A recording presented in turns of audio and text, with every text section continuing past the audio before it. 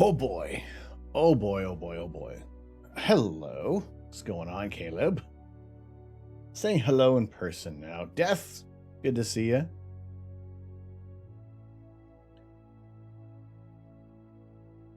Otaku, hello. How you doing? How you doing? Good to see you in here today. What is that? A tiny? That is so miniature. Well. Fiat, hello. Bonsoir. Comment ça va? Polish Stud, what's going on? Hello. Welcome in. Welcome in, everybody. It is a Monday evening. We may have some clear skies. We may not. It is the height of the Geminid meteor shower. We're giving it a go. We're going to see what we can do here tonight. My name is Tom. I am the Astro Canuck, and we are doing live astrophotography. We are hoping that these clouds are going to clear out, because it has been way too long. The forecast was showing green, showing some clear skies. Doing lurkies, you're listening to a true crime podcast. Ooh, excellent. Enjoy that, Muffin. Glad to have you in here. We are less than 10 days away for the launch of the scope that shall not be named. This is very exciting. I don't know what's gonna be going through my mind. It'll be very early in the morning when we're gonna be setting that stream up. But yeah, we're hoping the sky's gonna clear out. I also have I have a little bit of a different format, not a different format, a little bit of different cameras set up today. We can kind of see the outdoor camera is, well, it's not the usual camera, because my usual camera, is pointed out toward the east. It is continuously recording. So we can hopefully capture a few gemmed meteors. And it's so even if we miss it on stream, I'll be able to go back and scrub through all the video. The scope that shall not be named may have its name changed. Actually, thoughts on that? I remember hearing things about that. What's going on, Samsung? Your estimation for a good deployment of JWST? Well, hopefully good. Andy.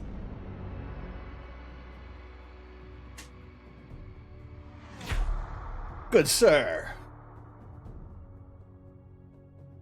How you doing? How are you doing today? Thank you so much for 13 months. 13 months! Holy potatoes, can you believe it? My goodness. Thank you. Thank you. On to the spike of appreciation. I still haven't figured where we're putting our Lego set from Sunday. But enjoy. We have a few animated emotes. For those who are subscribed to the channel, I've got some animated emotes in there. Doing good. Working and lurk today. No worries. How come when you said Fiat, when you said JWST, nothing freaked out? Did I not have it as caps?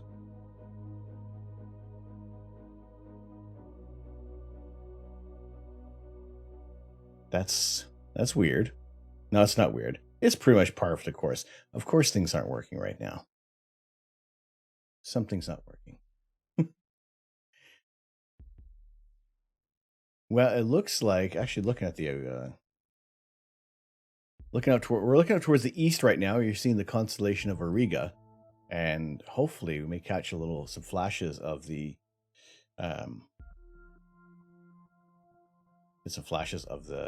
gemmed meteors in there.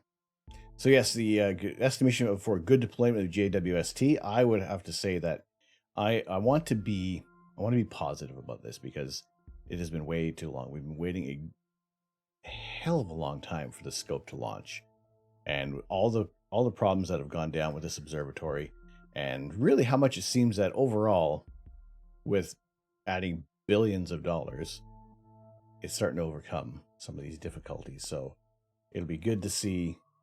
It'll be a relief to see it launched. Like I said, we'll be back watching that at about, probably start this room maybe 5:30 a.m. Eastern Standard Time. So it'll be a bit of an early one. So can't wait till it gets up and running. And the great thing is that we will start to get some initial views, some initial images coming through while it's calibrating, and then it'll be at that 6 months mark. 6 months mark is when the science actually begins. You remember telling your coworkers in 2014, yeah, dude, next year it launches. Next year, yeah. I did a project in university, and I had like launch dates, and then scrub it out, make another one, scrub it out, make it, and then 2019. I think I had a question mark with that. Well, clearly that was wrong. Brian, what's going on? Hola, ¿cómo estás? Third Rock, what's going on, dude? How are you doing tonight? Just got back from a nice walk, and it's a bit hazy in Metro Detroit, but Jupiter and Saturn and Venus were pretty. There were some great shots I did see about with the trio up in the sky, and right now, actually, it's looking not too bad. Here is, wait, let me get that over there. So we got our guiding going. Still a little hazy. A little bit hazy out, but I think we have possibly some good skies. Got a guy who wants to 2600. Let's go. Yes, Third Rock, get that shifted. Move on to monochrome. Brian, I'm glad I have power as well. There were a few people in kind of close to us in our area that were without power pretty much all day Sunday. So it's good that everything is up and running again. So let's see what's the so here's the scope. Hopefully I don't have anything mucking things up with the lights out there. That's the wrong one. See, I've moved my cameras around at the moment. Okay, so it looks like it's starting to clear up. It looks like we're getting our clear skies. We're anything. Right now, because we do actually have a significant moon just over to the south. But it's I think it's good to capture something. Now Caleb was mentioning he was imaging the Dolphin Nebula. Now, we probably won't be able to do this. Will we even be able to get this?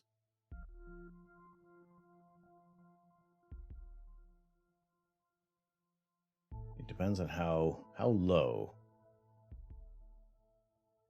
There is a possibility.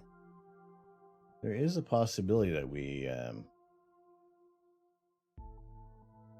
could go for the Dolphin. Now, I don't know how well it's always a possibility. I have to see. Actually, what I did do today at 17 degrees, what I did do today is I took images of my backyard. Don't do it. It's getting up there.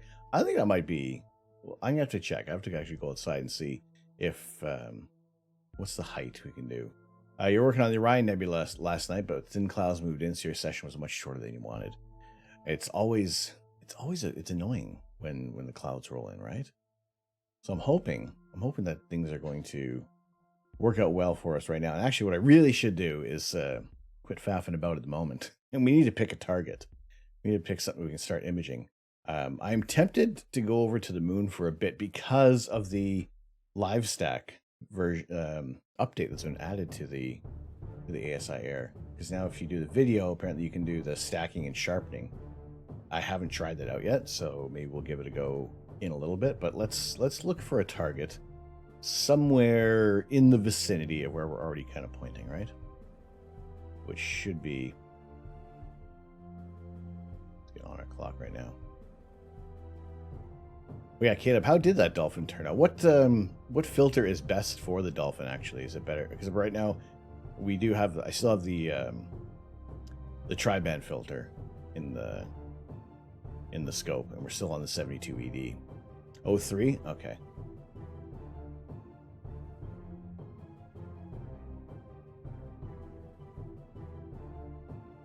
Let's have a look. Right now I'm pointing at Vega, which is sitting low in the northwest. So maybe if we go over to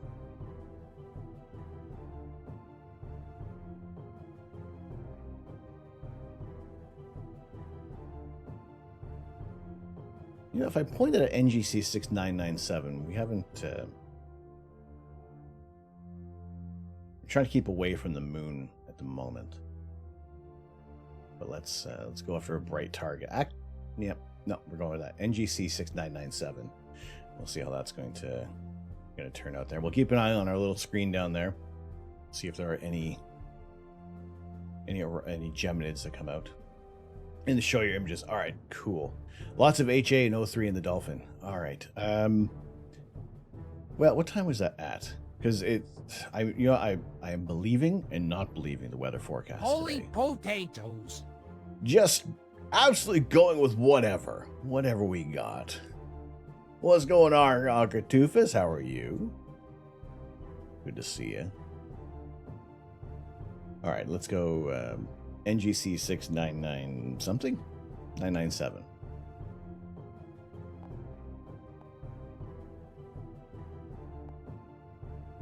Let's go.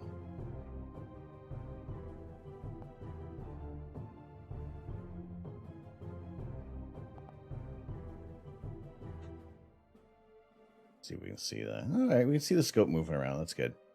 So the camera that I had was the over the shoulder camera that we were using for our Lego build, because I wanted to use the outdoor camera to record outside.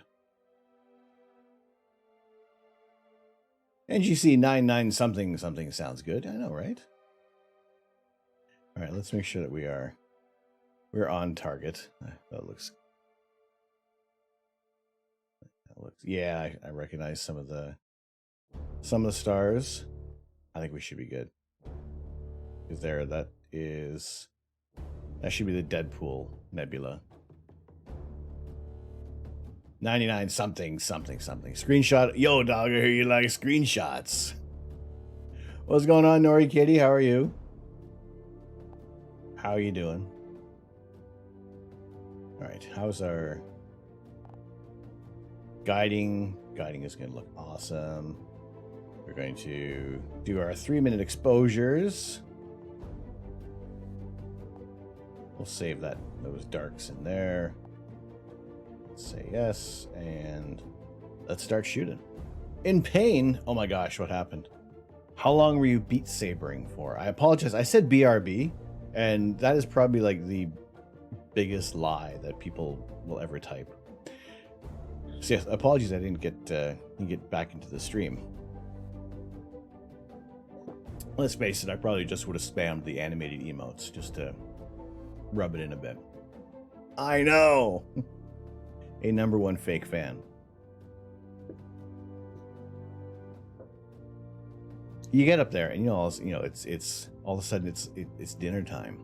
I had venison for the first time tonight. I still gotta let it sink in. We ate Bambi. Hello, my love. Hello, so adorable. Pookie.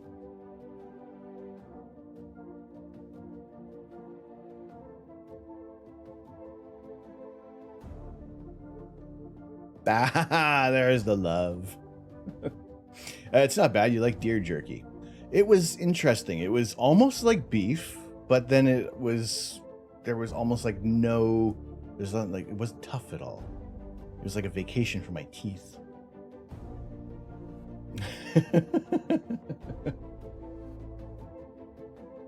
She can't punish me. I made her dinner. I made dinner. I am in the good books. Hopefully.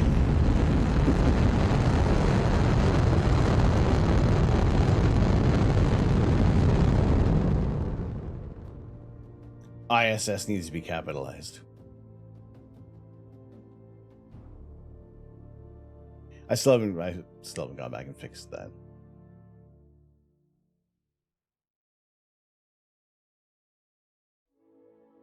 I don't think it catches when lunar is capitalized. Wait, hold on. I should go. Oh yeah, you know what else didn't go is when. See, that didn't trigger. What's going on? What is and what isn't happening here?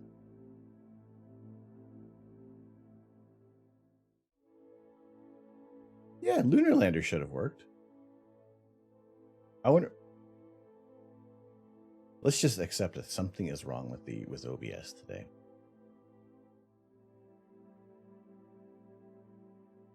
Let's start getting some images coming in here. But I'm glad that we have some clear skies tonight, and hopefully we might have a look at some meteors. Ah, yes, Discord. Yes, thank you. Let's see what you show me what you got. Where is my Discord button?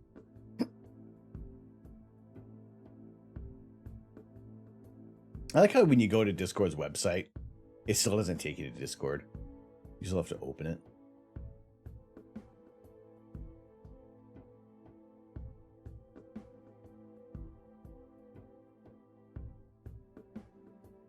Ooh.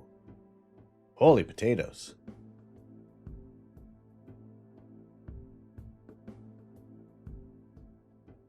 Dang, Caleb.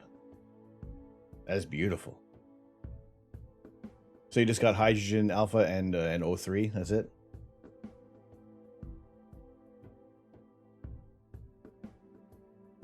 Yep, there you go. As yes. Read the caption, Tom. That's tremendous.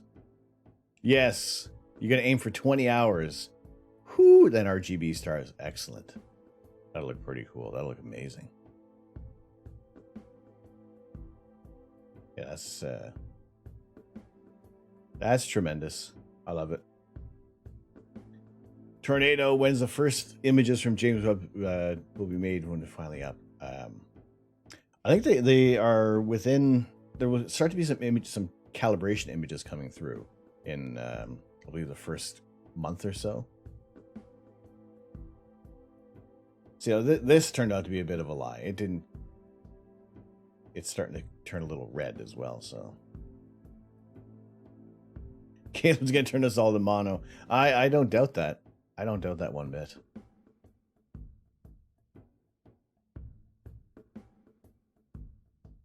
Ooh.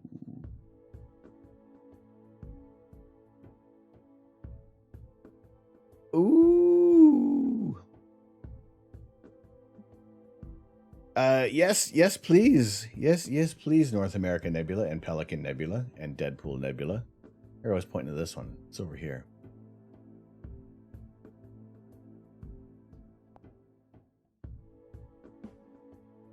We finally have some images coming through. You know how long it's been since I've had like an exposure of anything? It has to have been over a month now. This is ridiculous. You refuse to be boxed as mono. You will remain stereo. And you remain analog, not digital. Oh my goodness. Oh, this is wonderful. Even if the clouds roll in now, forget it. We have one. I've got one image. We have put the telescope to purpose. It is doing what it is meant to do. Now let's take a look at any meteors. Anybody? So if we are looking for any of the, a lot of the meteors should be coming from the lower left. If they're kind of emanating from the lower left, that's where the radiant is from the Geminids. If it's going in any other direction, if it's moving like top right to bottom left, then that's just another stray meteor passing through. So this is the peak of the Geminids, which is probably better come earlier in the morning. Vacuum tube for death to transistors. We will not be overthrown. You did get a meteor in the same shot as Comet Leonard when you shot it last week. You always love those moments. Was it? I did see an image. Was that yours or was that someone else's? I believe I saw it on Instagram.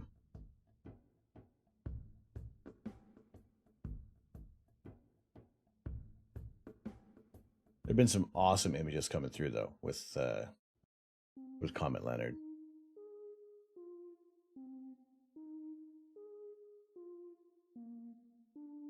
Oh, so last night I was hanging out in Bill Nash's stream for a while, and he was doing some image processing. And that was a beautiful shot. He had a lot of images from the coast. He was streaming with his Starlink, and yeah, he was doing some image editing. It's a beautiful shot from Bill. If you're not following Bill, follow Bill.net, or find Bill Nash on the Twitch. He's a member of Team Photography. Yeah, does some tremendous images. That's beautiful. I was watching him doing the edits on there, and like it was like this is cropped in of a much larger shot, but that would look amazing as an image on there. Discord. Let's go back to Discord for a minute.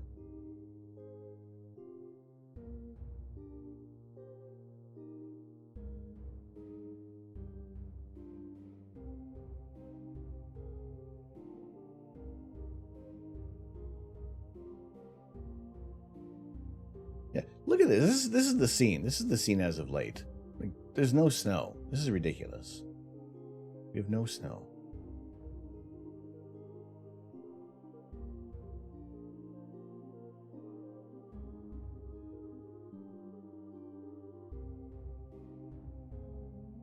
It's bananas. It is crazy. But we are currently shooting the North American Nebula. Guiding is looking really nice, actually. I gotta say, I didn't actually focus my guide scope. I didn't focus the guide scope. I apologize. But I'm liking what we're getting already. Just a little with 2 exposures right now. So we are like 6 minutes in on the North American Nebula, which I'm trying to think. I don't know if I've shot this one yet in the new backyard. I can't remember. It has been so few and far between with our imaging sessions.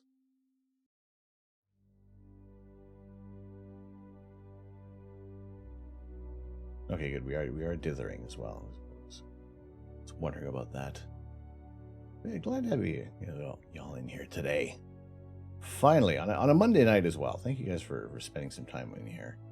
And whether you are here for a short time or a long time, it's much appreciated. Now we got a couple of updates actually. I need to I said I am halfway to 100 subscribers on YouTube. That is not the case at the moment. We are much closer than that. Where's our stats here?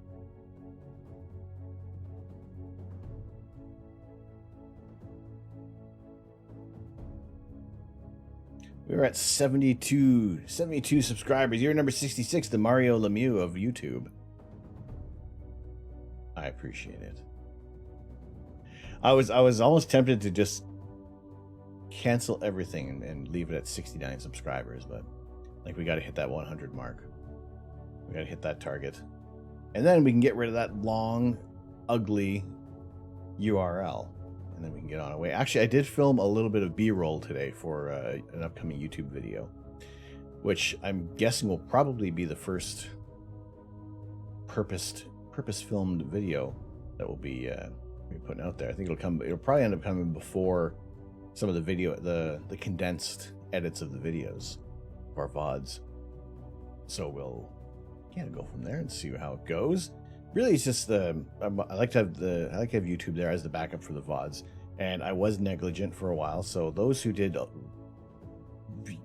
come and hang out in our pretty much from like September, actually maybe no, like almost all of July to September, those VODs are gone. So be the privileged few who can remember anything that happened during those times. But yeah, we're at 72 subscribers. That is excellent. I thank you guys so much for the support. And yes, we will be putting out some actual purpose-driven content on there, rather than just saving everything that we're doing here. Now, I want to see why certain things were not triggering. I feel like there's like videos that have been turned on somehow.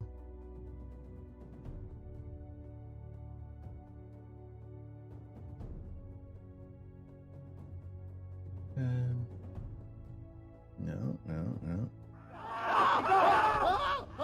Don't say that word. What do you do if you're doing astro and see a UFO? Do you tell someone, or is it better to keep it to yourself? M2K2, we will identify what that object is. We'll make it an IFO, and usually it's going to be a satellite, or it's going to be a bird, or the International Space Station itself. However, if you were talking about seeing little green men, there is a better chance of winning the lottery right now. I just got the 70. Thank you.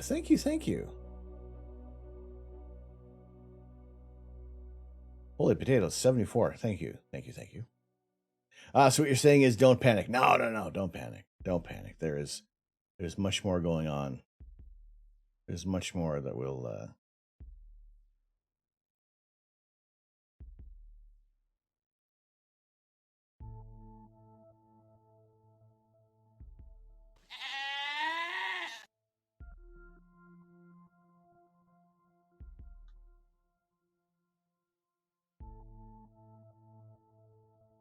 I have the Hitchhiker's Guide to the Galaxy on audiobook.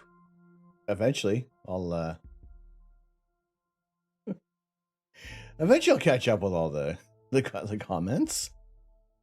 Oh, there's things that OBS is doing something funny right now. How are you doing, Quiglius? Certain things weren't popping, weren't triggering. So I don't know if does goat work? No, it's not working.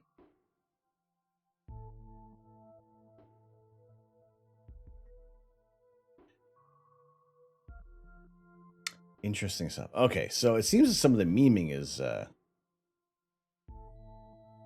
off the table for the moment. I apologize for that. I still need to watch Red Dwarf and Blake's. There's so much I need to watch. To get this view, what we're doing right now, we're using. Well, you can kind of see the telescope out on my back, on my deck, because the camera that we're usually using, we're pointing out towards the east and recording to try to catch any gemmed meteors.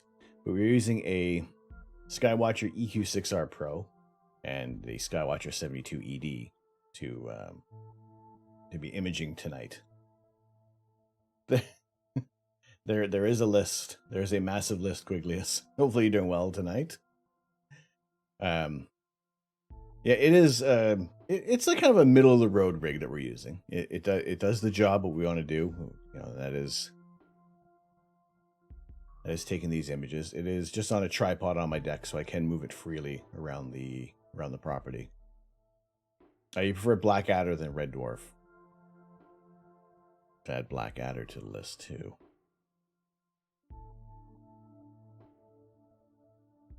You found Other Space to be very entertaining. Oh, really? A roof? No, okay. No, it's it's just on my deck, and easily brought in if the weather gets too bad. But yeah, right now we're doing some live stacking with the ASI Air Plus, and this is the North American Nebula, and the part of the Pelican Nebula, and as I like to refer to it as the Deadpool Nebula, which is, well, it's not its official designation. It just kind of sits there within the Pelican Nebula. But we're doing a live stack. We're gathering more data on this target to try to bring out many more details. Your mom's a big believer in the alien visitors, not in a butt-probing government conspiracy, but they built the pyramids kind of way, though. It seems that if there was any, I don't know, it's we had mentioned this before, how it just seems like it's a great waste of space if we're the only ones out there, but the fact is that space is massive, and our bubble extends about 270 some odd years in diameter. I wonder if you could raise funds for 12-hour access to a rental scope sometime, something in Chile for the Southern Hemisphere. I actually did have Dustin Gibson reach out to me. He popped in on the stream the other day, and I gotta get in touch with him about possibly being able to have some access to his telescopes out in California, where there is there's sometimes more clearer skies. So yeah, that was generous of him to offer that up. So right now we got our own clear skies, but I know there's a swath of cloudy skies coming up, and I'm like, boy. So we'll see. If you want to find darker sky, you have a lot of light pollution in your area. I am my light pollution. I used to be in a Bortle 8, and then I have now moved to a Bortle 3. So we have very little light pollution, which is offering us some very, very good views right now.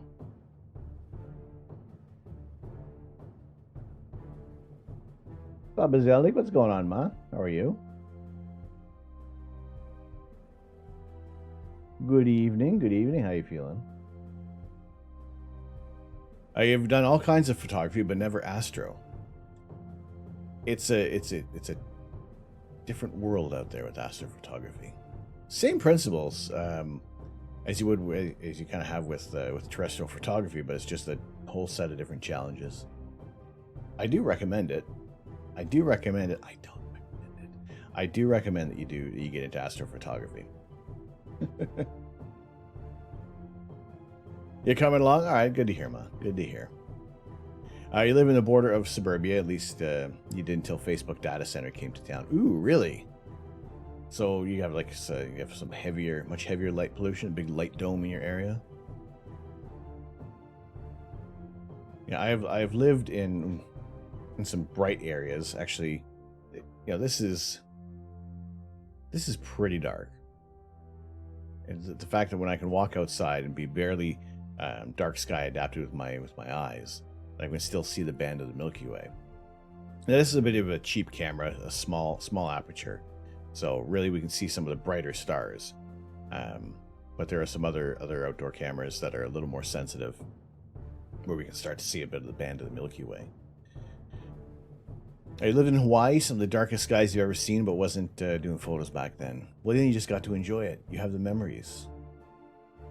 Because otherwise you'd just be shooting so many images that you sometimes, like, even when I'm imaging outside, I do like to sit out there and actually just kind of look around and just enjoy the views. You saw stars by eye and it was bright. I can imagine. I mean, it's just walking out here to a wall of stars is just so different from where I've lived in the past. And yeah, I count myself incredibly fortunate for what we're able to see, what we're able to do out here. And yeah, it's just what I like to do is to share these views with you guys. This is the North American Nebula and the Pelican Nebula. This is the direction that we're looking towards in the northwest, west-northwest. And it's this clump of hydrogen alpha and oxygen 3 that are fueling these areas of star formation and just creating some beautiful views for us to look at tonight. I remember when we used to go to be much darker at night about 10 or even 5 years ago. It's very noticeable when there are a great deal of light polluting businesses and just cities. I used to, when I lived in England, I was in a Bortle 5, and about midnight they would turn off the streetlights, and it was actually a very noticeable difference when as soon as those lights went off, everything just seemed to become that much brighter. The ocean seems to suck in some of the light pollution. Those reds from infrared light or the whites? Which one there? For the image that we're looking at right now, for here, any of the red that we're picking up in this image is from hydrogen alpha, and that's about the 650 some odd nanometer range in the visible spectrum. And so the filter that we're using on the camera is designed to cut out the mass majority of light pollution and only let through that HA signal in the red. And you're going to get some of the teal and the green, the teal and the blues from the O3 and the hydrogen beta. So it's really only letting through a very slim amount of the visible light, which basically brings us up to as kind of a true-ish color of what we would see. But for the most part, your eyes, you're looking at this, you're not going to see red. It is mainly going to be like this gray smudge until you start looking to some brighter nebulae with larger telescopes. You can maybe start discerning a little bit of color, especially in the green end, because our eyes are much more attuned to seeing green. What's going on, Beetle Rock? Howdy, how are you? I always wonder why some photos for Astro were red. It depends on the target.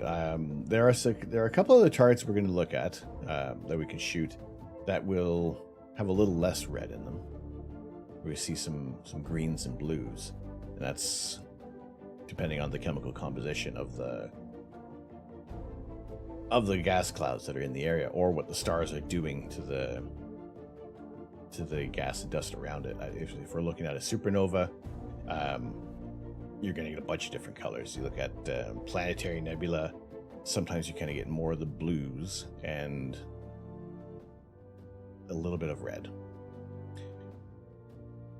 Most nebulae that look red in astrophotos look pale green to the eye, and it's just the inefficiency of our own meat cameras that we just can't discern those colors. We can't expose our eyes long enough. We can't, even if we put a filter in front of a visible telescope, or for a telescope for visual astronomy, you're cutting out so much of the wavelengths that your eyes just can't always make it out. I actually thought that all the red colors were people coloring them in fact in post. When you do see some of the modified color palettes, and that's usually with like that, if people are shooting with a monochrome camera, we're using a color camera today because getting a color image is just a little more interesting initially. But I gotta say, for a lot of the images that come through with monochrome, there is some beautiful, beautiful shots that come through. When you're shooting in monochrome, you kind of get those, well, the images from Hubble, which are the in the SHO palette, and those colors, the colors are mapped to in the RGB, they're just mapped differently than you normally would. Just that's because the sulfur 2 and hydrogen alpha are pretty much in the same vicinity of the visible spectrum. So if you're shooting with a color camera, it's a little difficult to separate those. So when you shoot monochrome, you can really focus on those slivers of the visible spectrum. From the colors, the nebula has the same tone as the... Oh, it is. Look at that.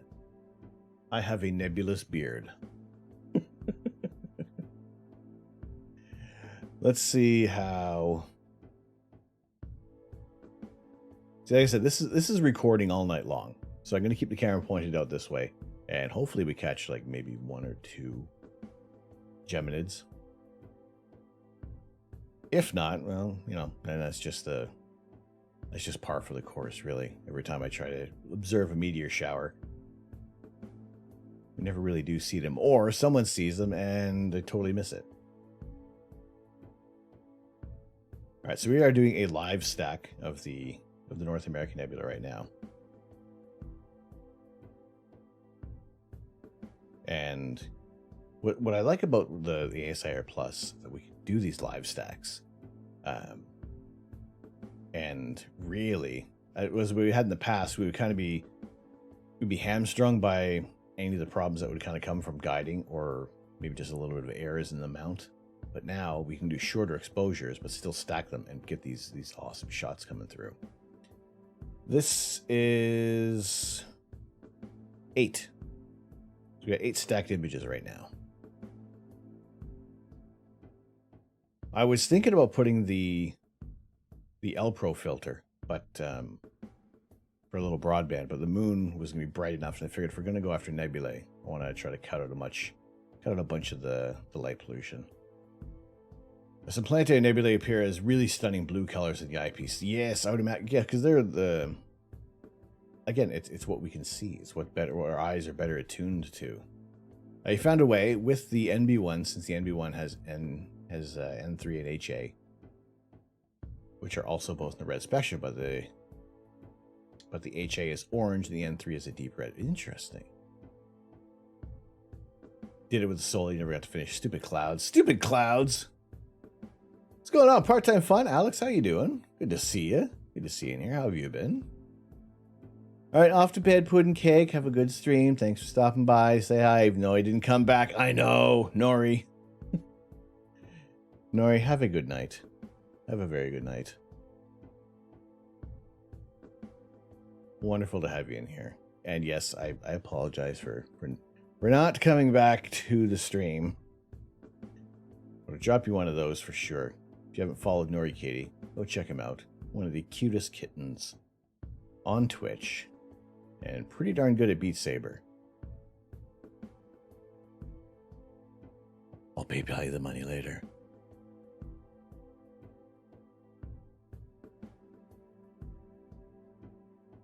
Yeah, for funny enough, as I was setting up tonight, I'm thinking, I don't remember how to telescope. It was, I'm like, where's this cable? What's this cable?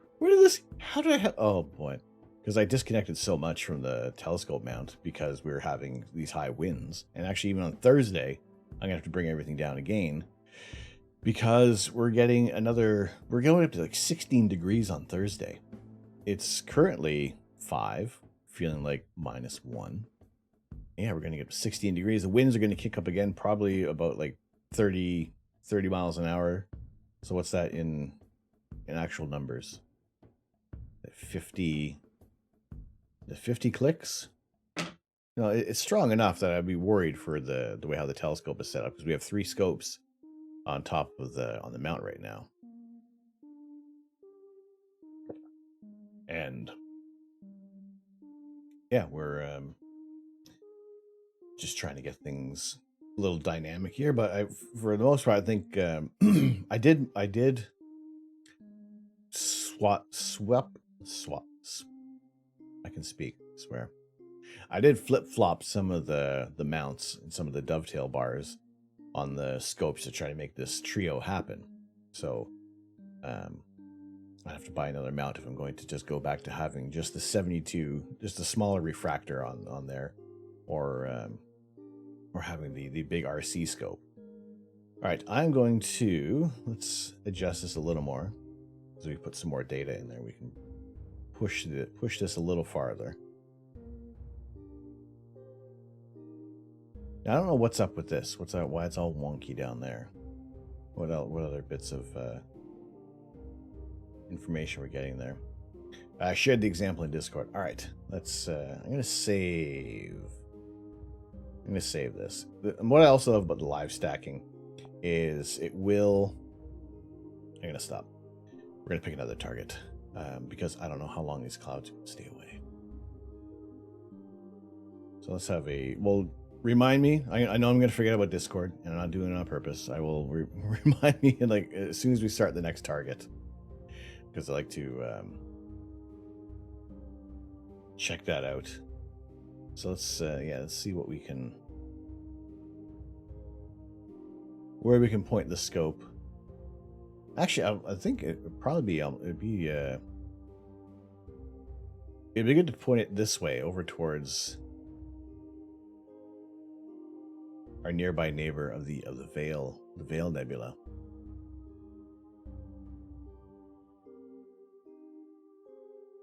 But to be honest, I don't know how to get the same results in Photoshop. Yeah, there are things in within PixInsight that are much better. Actually, where is?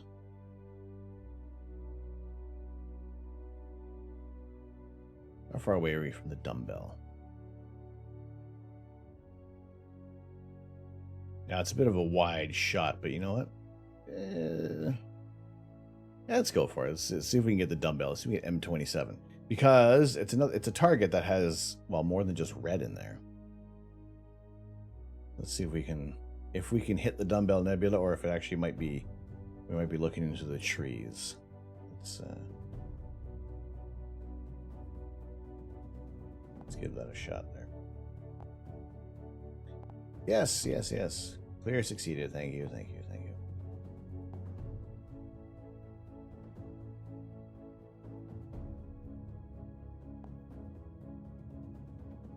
Let's have a look. We get the Dumbbell Nebula.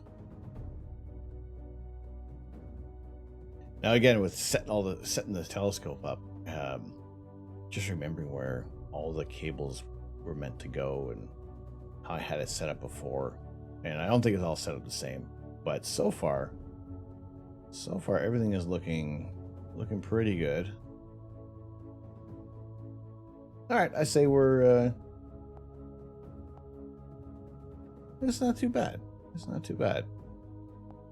Let's get a dead center, because I like to start the images how I want them framed up.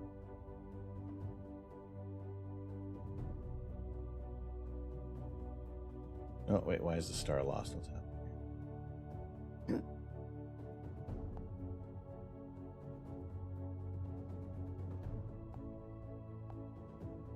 Let's try that again. There we go. Get our guiding back in order. I gotta say, I am loving the ASIR Plus. And I think after we do the Dumbbell Nebula, I'd like to go over to the moon.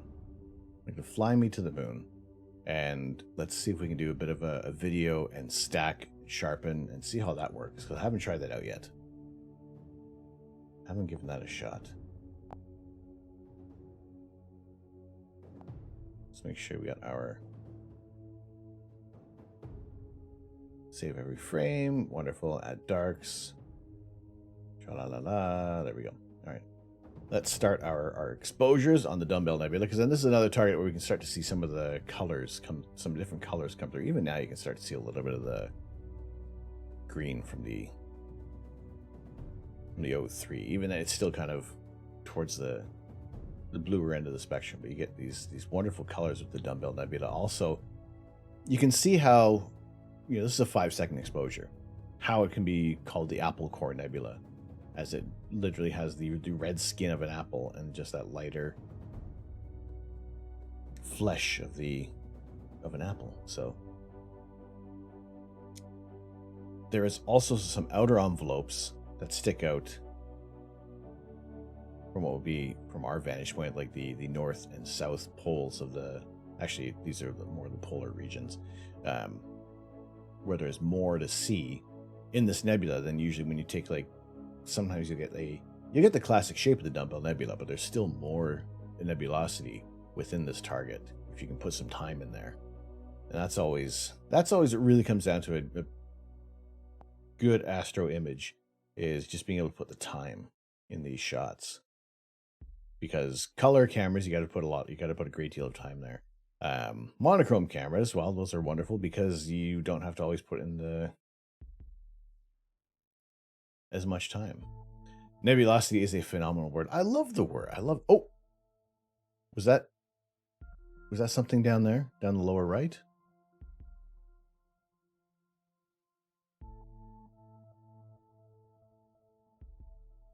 I've hit a clip button. I don't know if this actually works.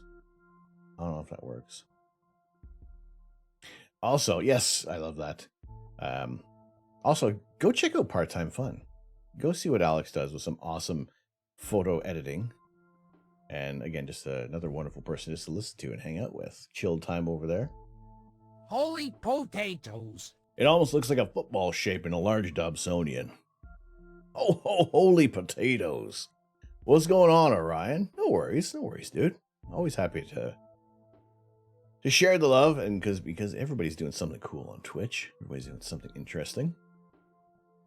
All right, now let's see if we actually caught a meteor down there. How's it going, Orion?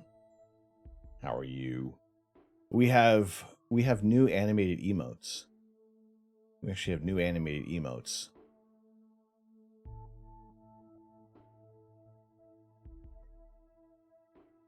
Are you tired? So you're going to lurking and do it. All right, no worries. Goth Fox, thank you very much for the lurk. Why isn't that? All right, something's up. I think something's up with Streamer Bot. Let's try this again. Let's reconnect this. Good to see you, Goth Fox. All right. Does any of the other chat commands work? Does GOAT work? Does JWST work? All good here. How go the skies? These are our skies. We finally have some clear skies tonight. Well, that seems to work. All right. So far, so good.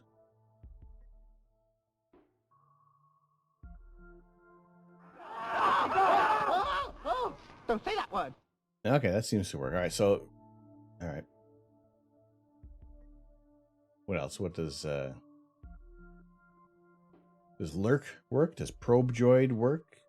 Goat? More goat? The goat? All goats. Speaking of goats, what's going on, Bill? How are you? We were just looking at one of your images from last night.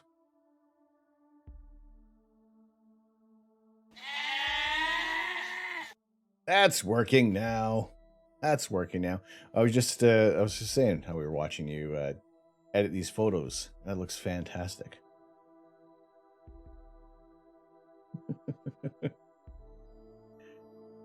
All right, good. Okay, look like I just needed to reset Streamer Bot, which was a little annoying. Yeah, no, that's cool. That's beautiful. Was that the only one you shared, or was there others from last night's session? Oh yeah. Last night was that's the wind took your Starlink. Oh no! What's going on, Kenny? How are you? There's one more for later. All right, awesome. Yeah, those are tremendous shots. It's very cool.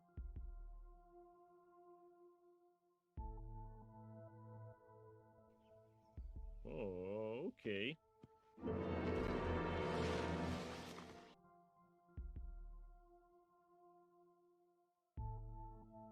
That works. There we go. That's so much better. Enjoy your time in the beard, Goth Fox. Yeah, doing well, Kenny. Doing freaking fantastic. Because we have some clear skies.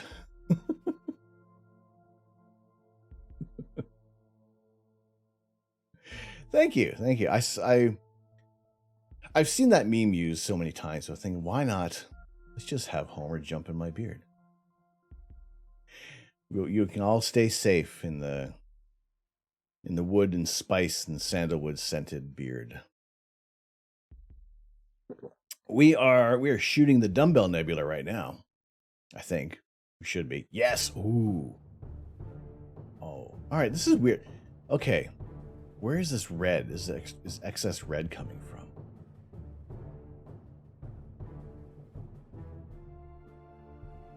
I don't know what's up with the... There's something up with the camera right now. But these colors are looking a little strange. It's also been a long time since I've actually done some imaging. I will not worry about it. I will not worry about it yet. So we are looking at the Dumbbell Nebula, and these are two. We got two stacked images on here. That's actually looking pretty good. I'm liking that. It's all the red Christmas lights. I wonder if it's the red light. No, that wouldn't be a problem. Maybe it is. The excess red can actually be HA or dark dust that comes out along your image. It just seems that it's the histogram looks different at the moment. I'm not sure what it is. I'm sure it's a reset of everything will set things right, but it's just, I don't know. What's going on, Astronomy Show? How are you doing?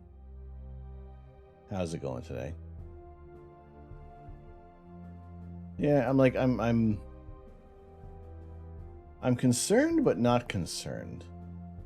But slightly concerned. But not concerned. I'm just glad we have some clear skies tonight.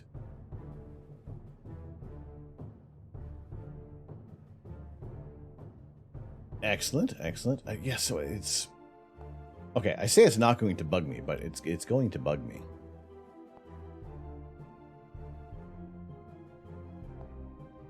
Like, where's all this? Usually, that's kind of like, it's just like a flat line until it starts coming up there.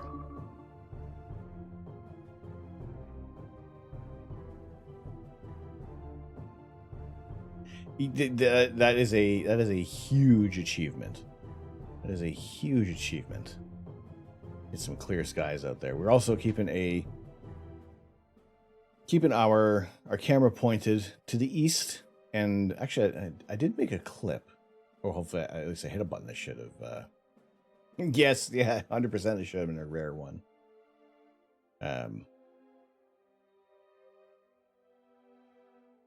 Oh, now you have me unmuted. Okay, Muffin. Yeah, hello. Hi.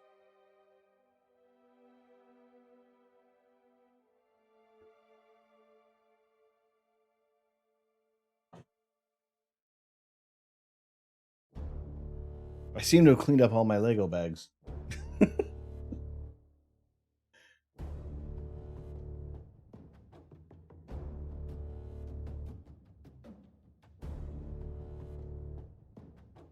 All right, let's see. Let's see if we actually caught a good astro image. Is just being able to put the time in these shots. Because color cameras, you gotta put a lot. You gotta put pre-tone time. Monochrome camera as well. As much time. Nebulosity is a phenomenal word. I love the word. Is that?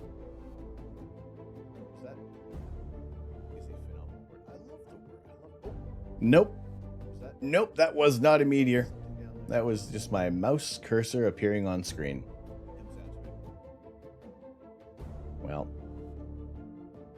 Well. Just so badly wanted to see a meteor.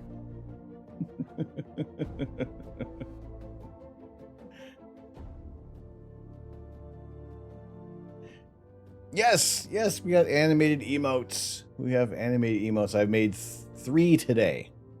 Well, oil beef hooked. That's true. I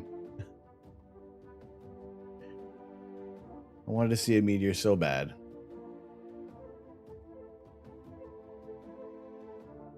Well.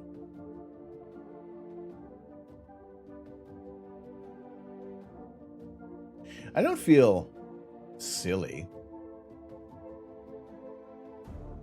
It's just good content.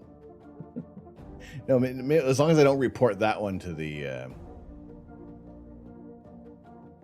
what is it, the UK Meteor Tracking Society place.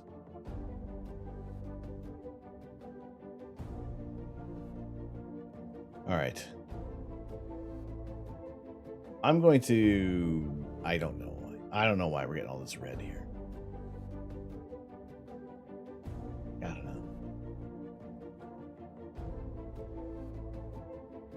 I don't know. I gotta... Probably just resetting the whole thing will work. What happened to our stars?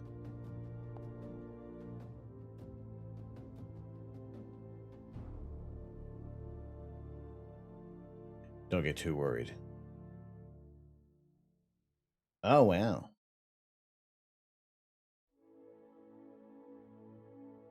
All right, so there's the there's those extra areas of nebulosity I was talking about on the dumbbell. Now they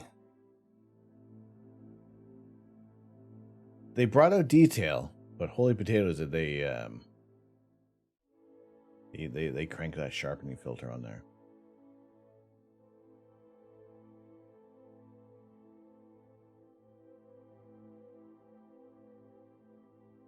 But you get the structure. You get the structure of the Dumbbell Nebula. Lots of red signal in there. All right. Well, it just seems that it's strange that for the way how everything's looking. If only I could set the white balance.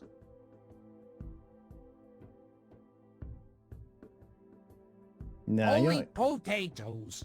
I'm going to say that it's something I've changed tonight. I have different cameras out there. I have another light. That's what it is. That's what's going on. I have tried something different, and now I'm paying for it. Although, if I just go like this, right? That's a little better.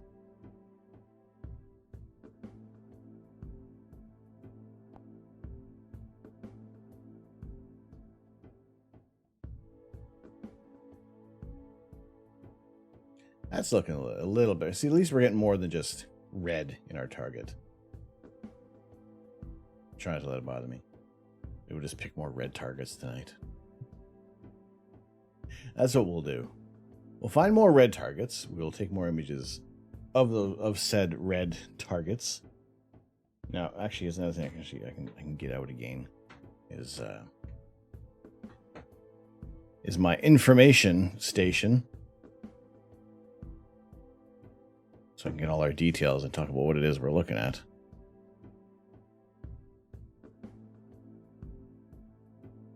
Watch Sky Safari need like an update. It's mono with chroma LRGB, 3nm HA, and 3nm O3 through an FSQ 106. Big time flex on that one, yes. Oh look, data file is downloading. This is probably gonna slow down my interwebs.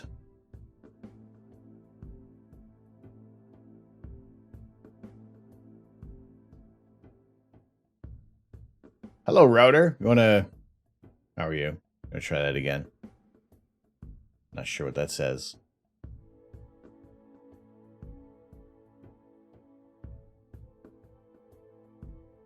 We are... Hang on. let's go over there. We're looking at the Dumbbell Nebula right now.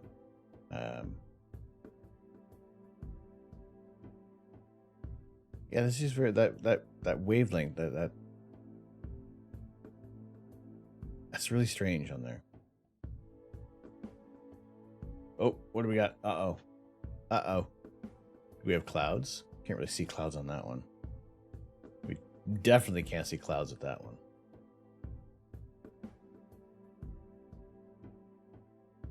Yeah, I'm going to say that it's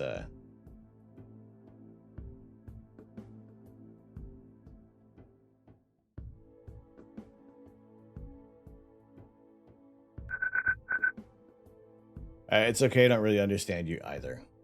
Well. Hello. Google did not help. I see. All right. Well, this is the Dumbbell Nebula. We're looking at this through my telescope.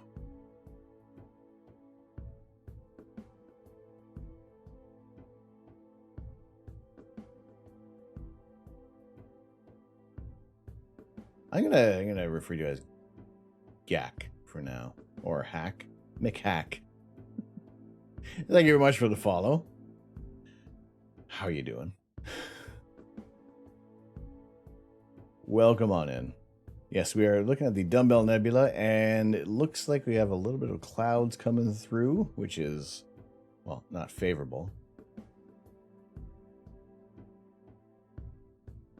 Yeah, you can see look at this this gradient here. We got some clouds rolling in, which is, well, it's not visible on this side right now. This is looking out towards the east.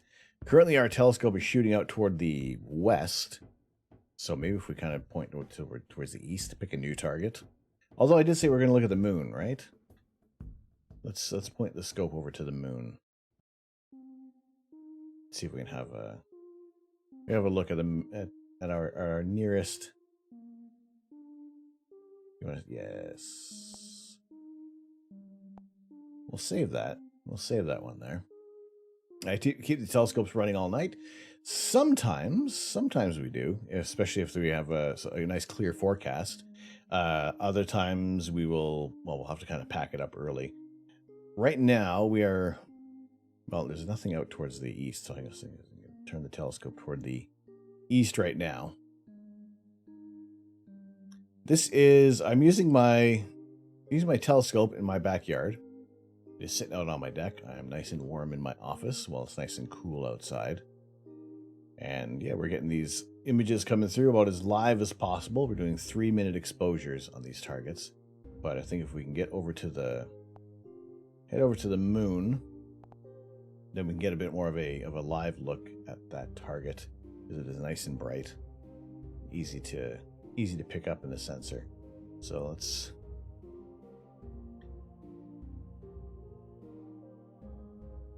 get pointed. Usually we're not too much of a fan of the moon because it does wash out a lot of our images when we're doing astrophotography.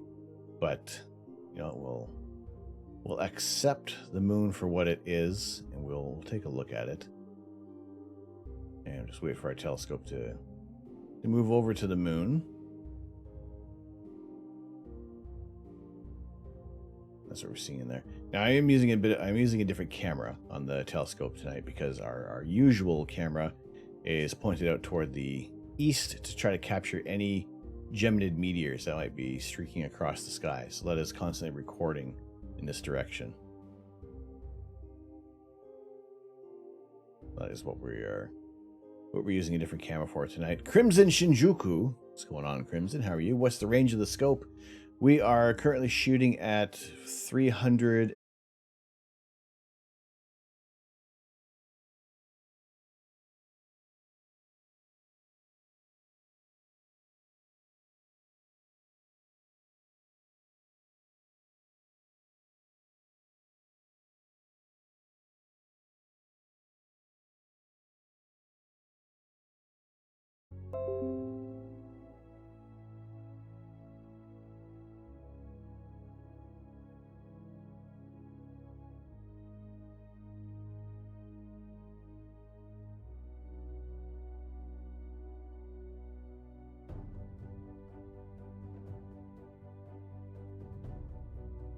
There we go.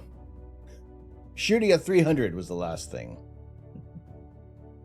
There we go. Oh my goodness. Well, that was unnerving. All right, let's do a quick shot. Are we on the moon? Are we pointing toward the moon? I hope so. I hope we are. Oh, we're just off a little bit. Okay.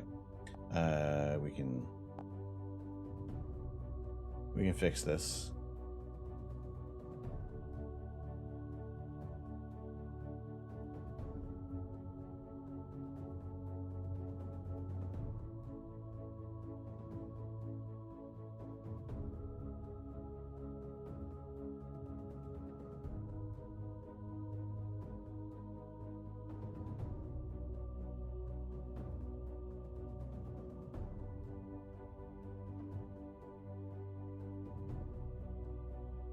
I feel like we're close. We're close to the moon.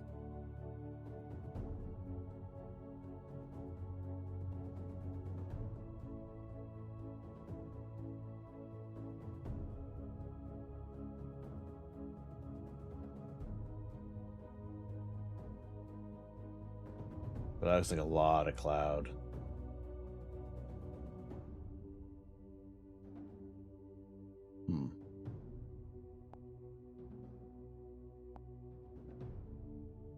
Let's try this again.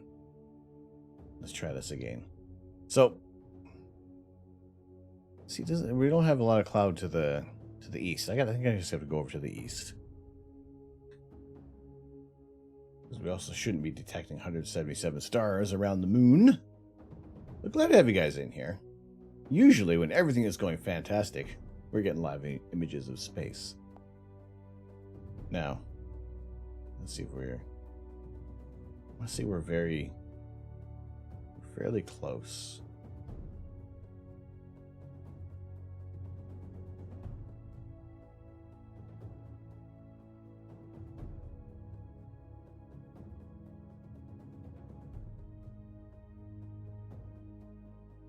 All right, want to go where it's bright, right?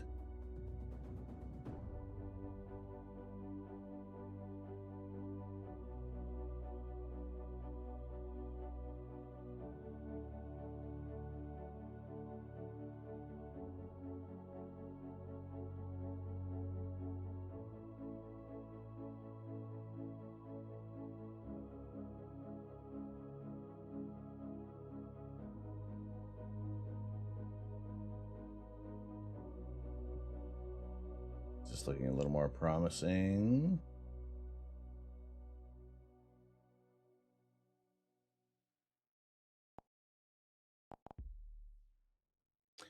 Yeah, when you're doing like the live shot, it's I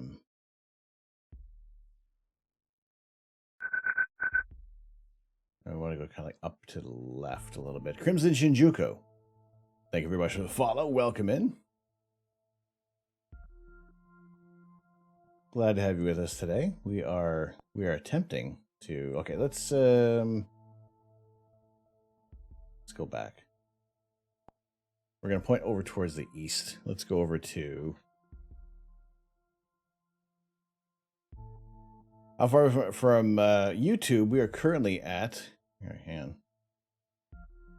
on. What are we at here? On the YouTube, we're at 76 subscribers, which is fantastic. I appreciate it very much. Third shot's posted. It was a sunset one. All right. You're so burnt. Been patching machines for the log bug all day. Oh, okay. All right. Well, yeah, hopefully everything else is working all right there for you.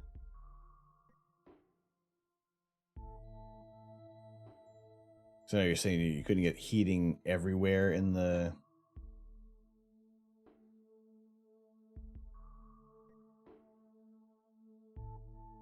camper van? All right, maybe it's also because we're shooting so low. Maybe I don't know. All right, let's see how we're kind of close to it.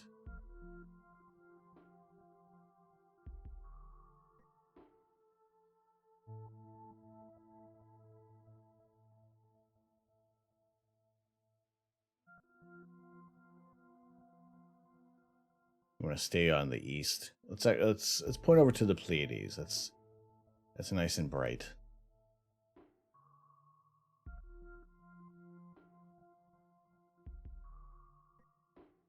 Let's make sure that we have that in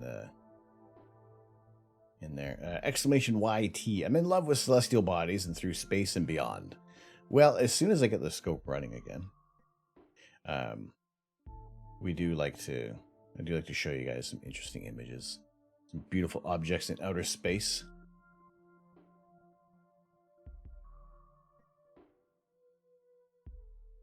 There's our YouTube channel. Now, I did say I did a little bit of filming today for an upcoming video, and that will kind of be our first purpose-driven video on YouTube. Other than great things of saving our VODs on YouTube is what I've been doing for a while now. Yeah, subscribe, I appreciate that. Thank you very much. There's multiple heating systems. One works fine, but you gotta be on mains power generated for it to work. The propane liquid propane gas is half functional. Only one radiator works. You can't get the engine to heat the cab at all. You still get some heat in there though, right?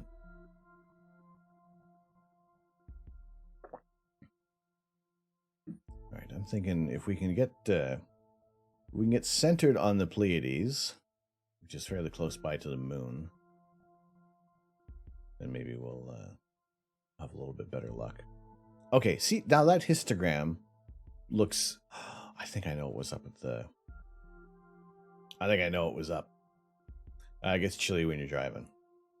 Well, then you just have to sing louder, right?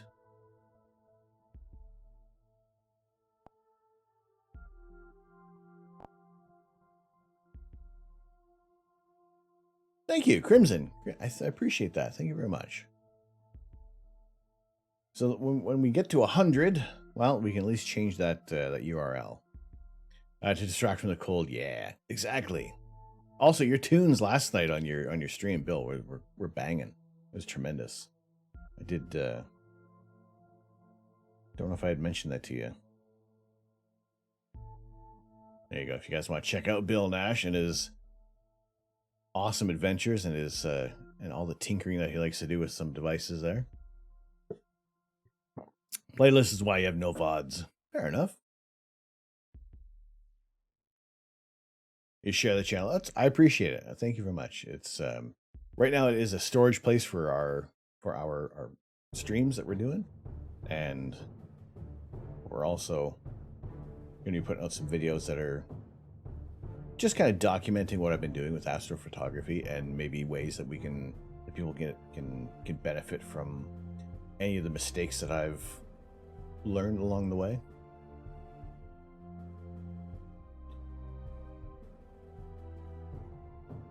So yeah, it's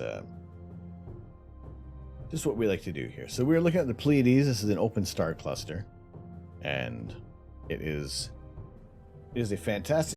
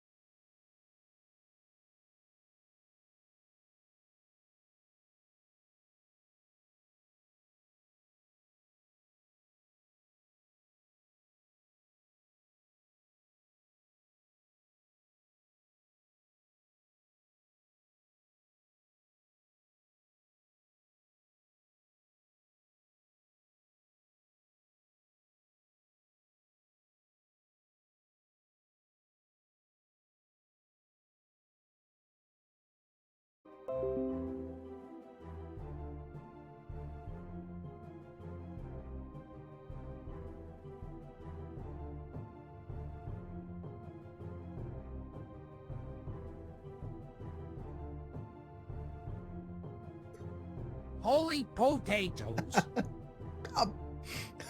We're back. Oh my goodness. No, I have no idea. We have it's good weather. It keeps saying OBS. What's up, Sonic Atomic? How you doing? Santato! Ho ho holy potatoes. All right. Everything Everything's going crazy. Overall, doing fantastic. Doing fantastic because we have clear skies. I do know, all right, now that I was getting that red on the camera, because I have a red light outside to try to illuminate the scope. And it was pointing into the back of the camera, and it was interfering with the signal. Now that I'm pointed out, actually, let me double check this. Ooh. Well, everything just went to pot out there, didn't it?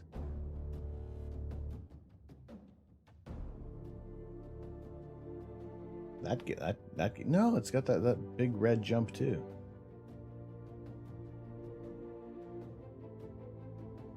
All right, can we throw out that frame?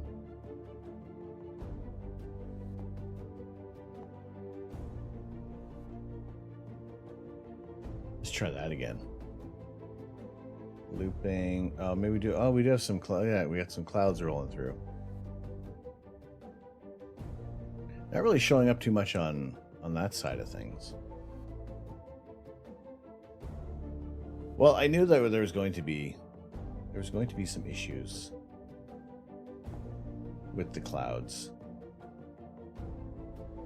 but I was really hoping we were going to get some decent clear skies tonight, so we actually do some more imaging than just a few shots.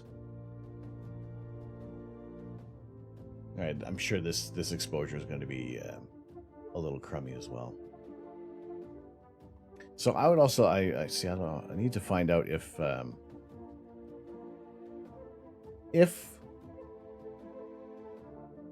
OBS cuts out again. Is it the internet? Is it my internet provider, or is it something with OBS? Would that be a problem? We'll see. We'll see. All right, so we're still guiding. We're still guiding, but we got some clouds rolling through. I wonder if I switch it to 3 seconds, at least keep the stars bright enough that we start getting some images. Or if now that we are on the Pleiades, that maybe we can head over to the moon and try to get a bit of a cheeky live stack of the moon and actually get some images coming through. Imagine if that was it, right? No, even those ones are.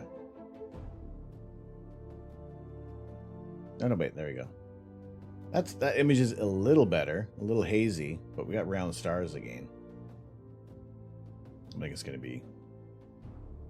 All right, clear sky. See if we can find that Tesla now. We can find it and reel it in.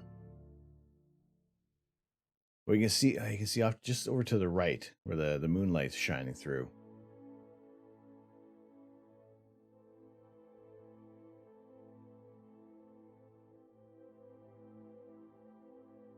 All right, so we got a little bit of. So here we're pointed at the Pleiades right now, but we do have Orion starting to come up above the horizon. So again, if we maybe point it towards. Actually, we haven't imaged we haven't gone over to the Horsehead, have we? I don't know if that's still a little too low right now for us.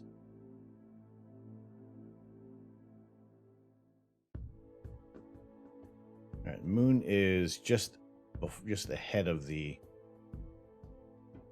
meridian, but we should be able to get over to the moon and try that live stacking feature and see if that works. So let's.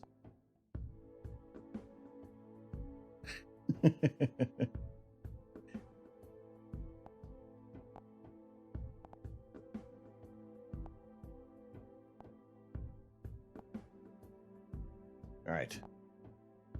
Over to the moon. Over to the moon. Okay, when that asteroid killed the dinosaurs, there was a less than 0% chance that an entire dinosaur got yeeted into space, right? So there's a less than 0% chance that Elon could hit a dinosaur with his car. Maybe.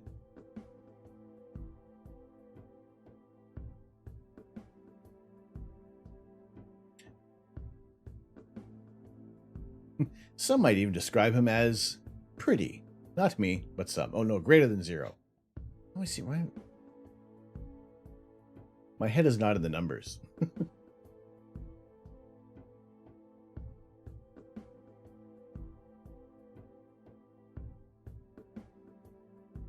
All right. Detected 2 stars. That's better. The less stars that it finds, the better chance we have of being on the moon.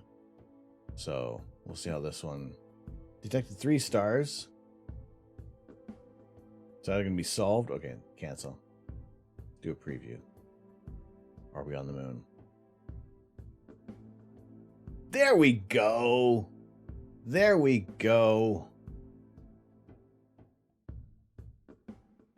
Hello, moon.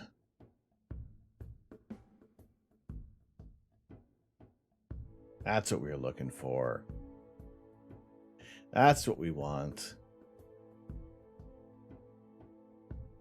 All right. So what we can do, we can go to this. We should go to live. What are our? Oh no, we're sorry. That's not that. Now our traditional way of looking at the moon. This is what we used to do.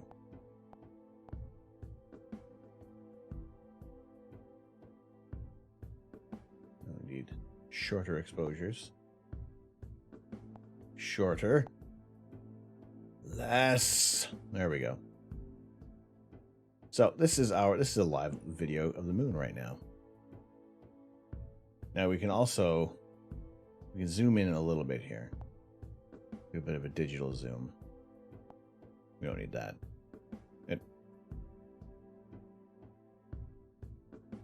I seem to be in the way.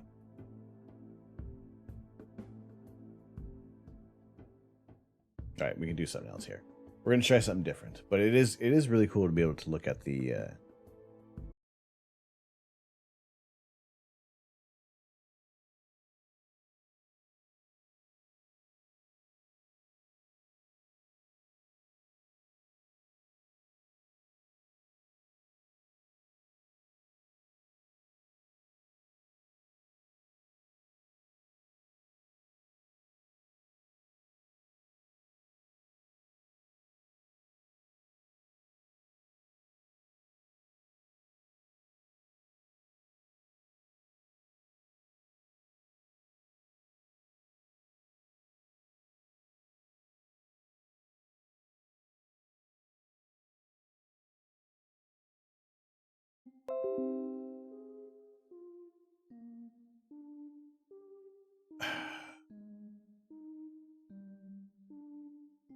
reconnection successful. Hey. Sorry. I don't know what OBS is doing today. It seems like the internet's working, but OBS keeps wanting to disconnect. OBS keeps wanting to disconnect on me. Sorry about that.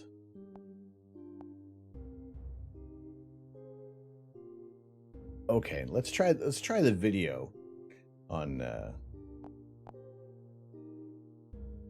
whoa.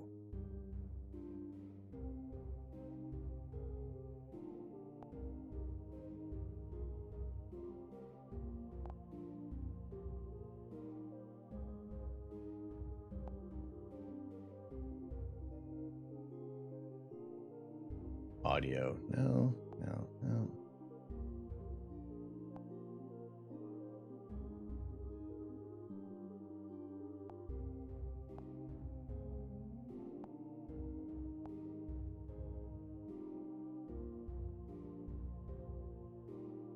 Let's turn all the looks like we had a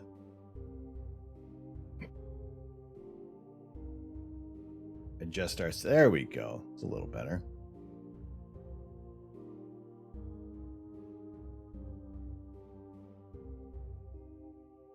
Gain 100 exposure. These are only options. White balance, red and blue.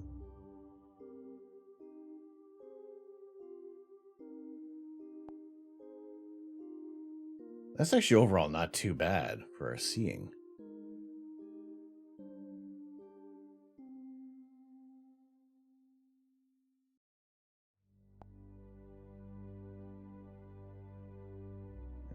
Maybe turn down exposure.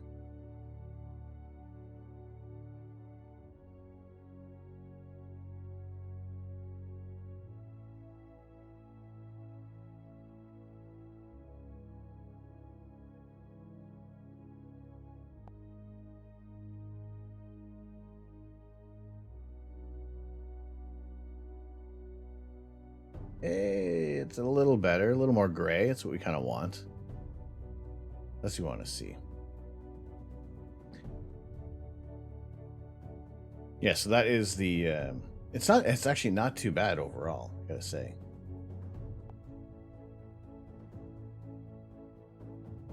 Like as the clouds clear up, we get the exposure time is really playing up there. Let's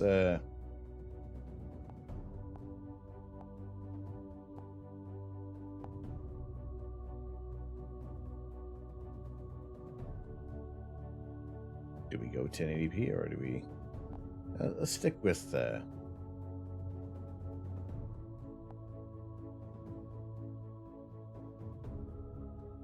stick with 720p. And I don't know, clear the sky, the less atmosphere you have to go through, the less wiggle you get. It's not too bad. We can see the clouds rolling through. We see the clouds rolling over. So we're shooting at 1280 by 720, about 30 frames per second. I don't know how long. I don't know. We'll see how this goes. I've never. There was an addition to the video feature on here. We actually do a stack and do a little bit of sharpening. So let's just do, I don't know, like a minute. This is a live shot of the moon right now. What's going on, Ramforth? How are you? As always, good show. Love it. Thank you very much. Appreciate it. Good to see you here tonight. I apologize. There have been some issues with OBS disconnecting.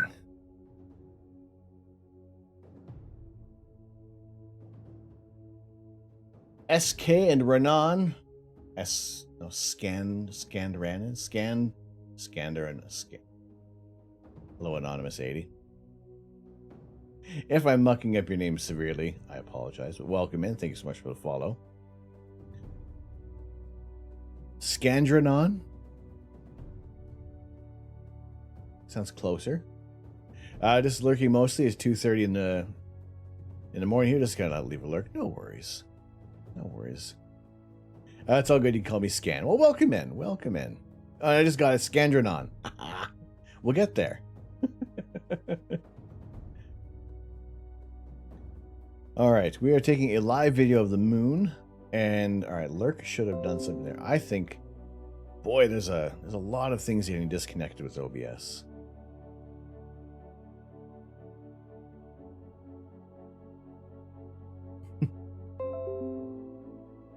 So we are using the ASI Air Plus, and we are also keeping an eye on the eastern skies, doing a recording to try to capture any geminids that may flash our way. But let's see what. Okay, so we have the MP4 saved. So can we?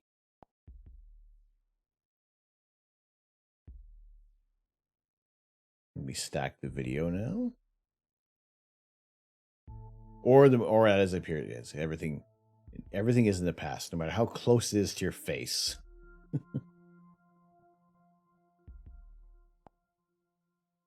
So exclamation kit will bring up the mass majority of what we're shooting with today.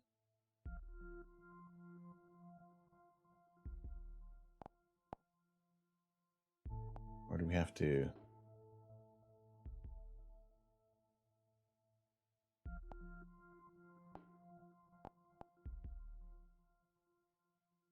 Oh, we've squished the moon.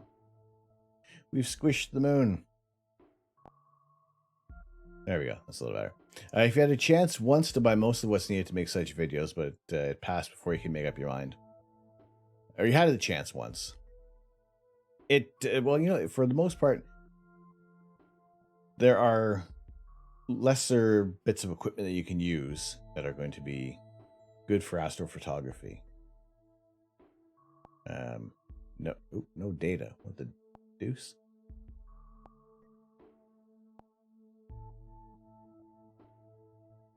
Huh. Okay.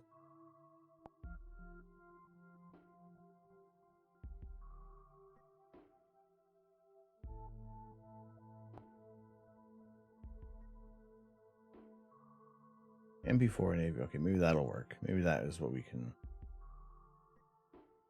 All right, let's try this again. I haven't tried this feature. Actually, I should probably even just. Someone else has done this feature. Someone else has done this before. But now we're a little overexposed. It's a little getting hot out there. But this has been a collection of equipment over the past 4 years. Probably need to use AVI less. All right.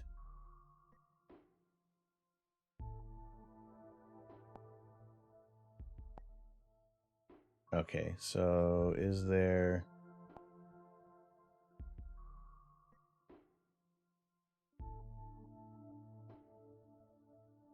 I thought you could save and adjust, or you do sharpening. You can do a...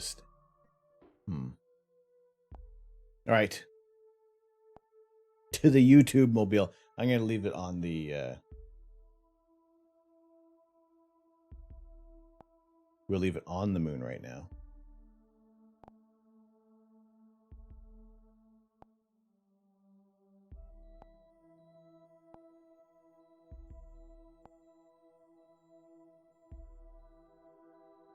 There you go. We'll keep our live look at the moon at the moment. Planetary stacking is way different compared to DSO stacking. The live stack feature might not support it. There was something on here. One of the latest editions.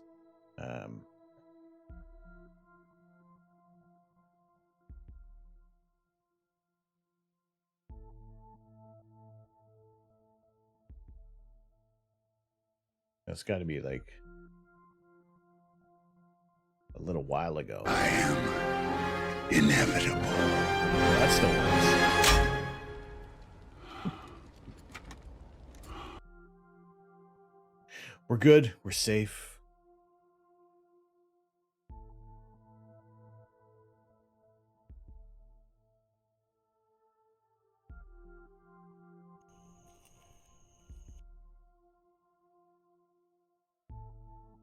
Oh, that's cool. That's a nice shot.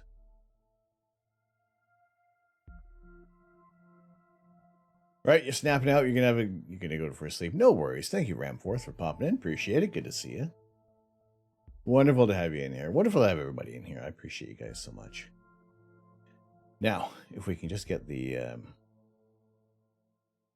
ASI air sorted out.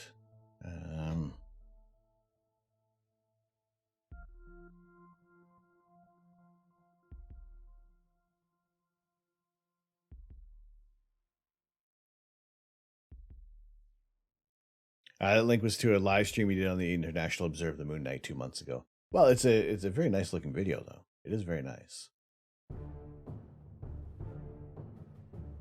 You're gonna join them and dip out. You're gonna have a sleep. No worries, Muffin. I appreciate you coming on in. Take care of yourself. It's always wonderful to see you.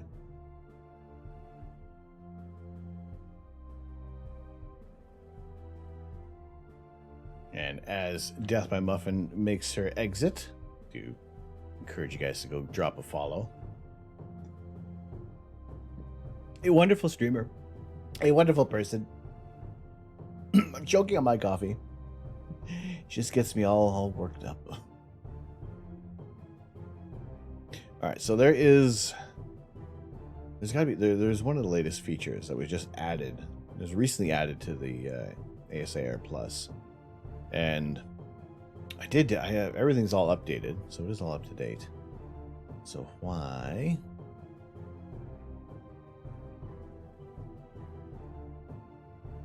am I not able to, unless Unless it didn't.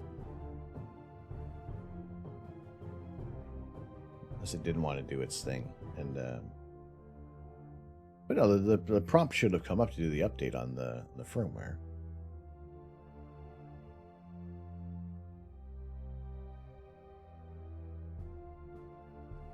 Let's see where they got that. Oh, sorry. Let's also go back to the moon. I was using a 6-inch. By the power of Grayskull, I have the mustache. 6-inch Criterion RV6 scope from 1978. Well, you see, it just goes to show that good telescopes can last. You take care of them, you look after things, it'll do you good. It won't steer you wrong. Now, to find out what's going on with this moon, I gotta see where the... Actually, probably looking on the Facebook page for ZWO will work a little better. There we go.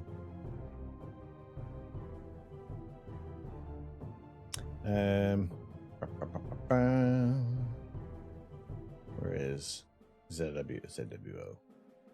Excuse me. Hello.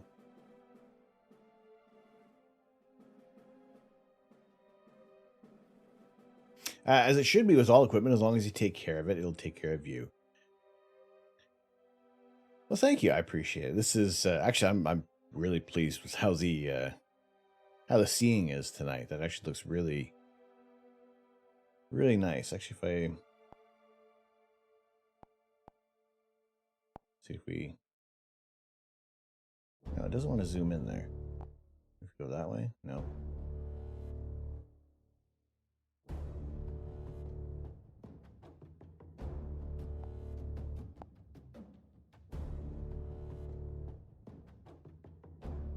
There we go. That's a little better there. I have a telescope that's 29 years old, badly needs recoding, but even so, it's a great telescope.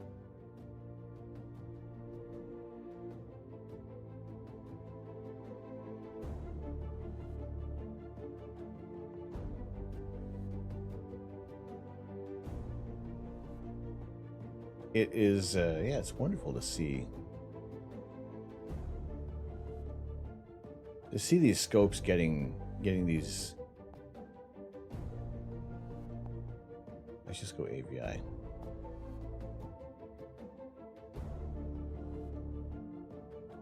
Brand new product. That's fine.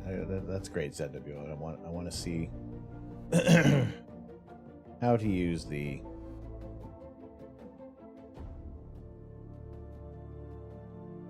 latest updates in the software.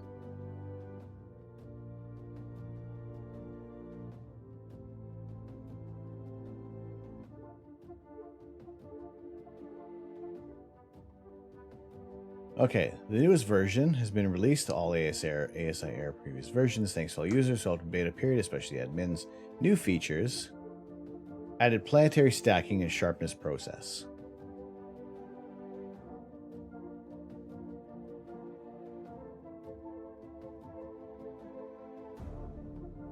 Which is what we're looking for. Unless, ooh, are we? Maybe I haven't updated it. Maybe I'm actually wrong.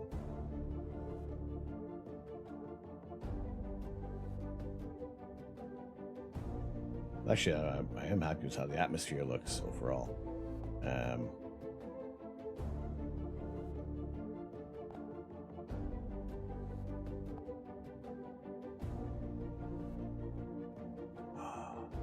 $1.7. Oh, 1. Uh-oh. Oh, nope, don't want to close that.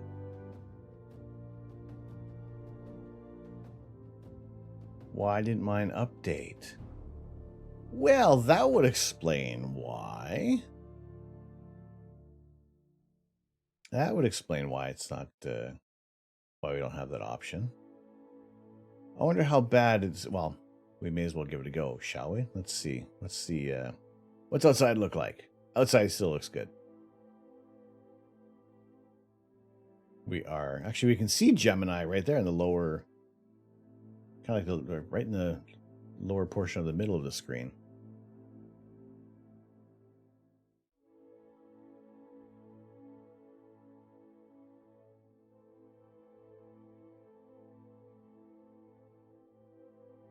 So that is where we would be expecting to see any meteors kind of coming out from that radiant, out from those two stars.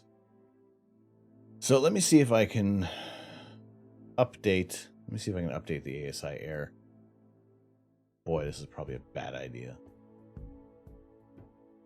This is probably a really bad idea. Let's spot another mouse cursor. Yes, shall we? Let's shall. Boy, look at all those meteors. Look at all those meteors. My goodness. This is probably when we're actually going to see a meteor.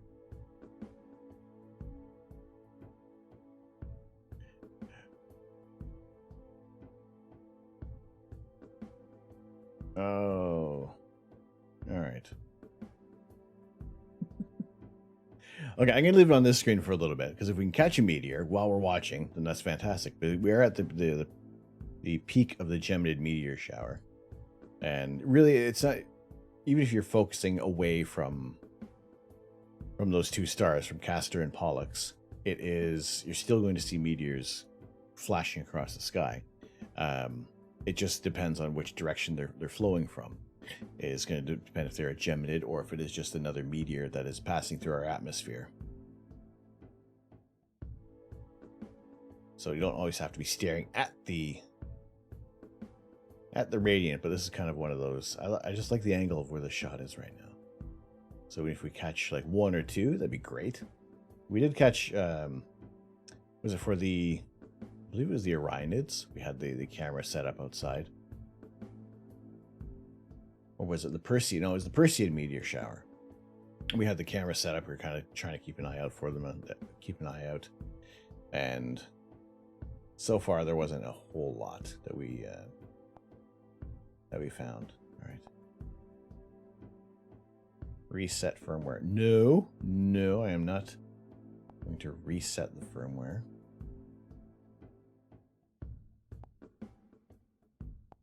So why does it... Do I have to go in through the Play Store? Yep. How long will it take to update the software? It shouldn't take too long.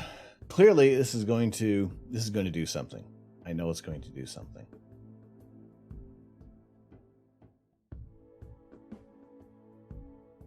I don't know what. I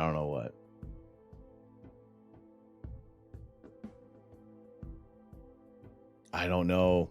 If I update it and everything works, then we can. You probably just want me to close everything, which will probably want to restart the system.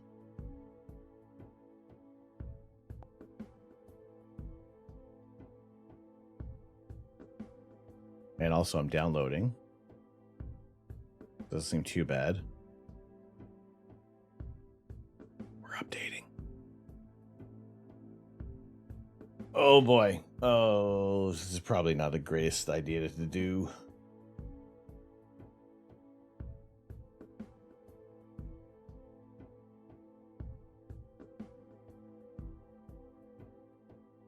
I don't know.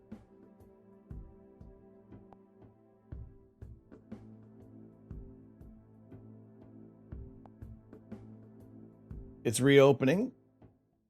It's reopening. I don't know. We live on the bleeding edge. I'm going to take the risk.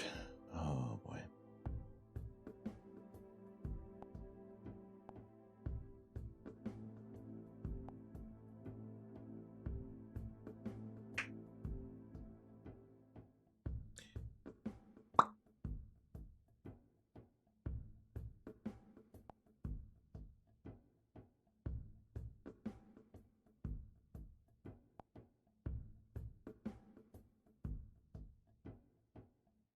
We are trying.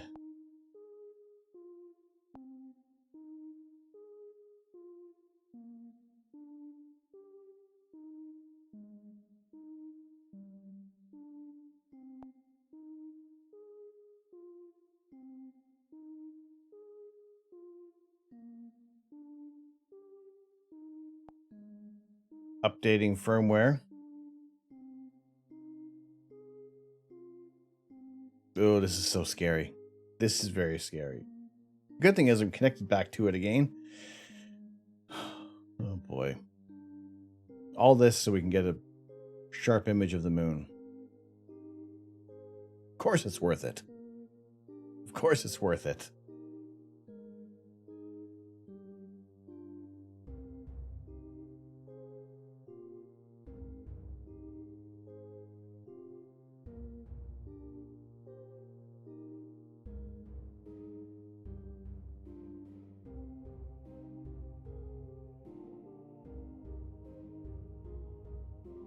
So far, so good. So far, so good. Boy. Just in case there's any information on here.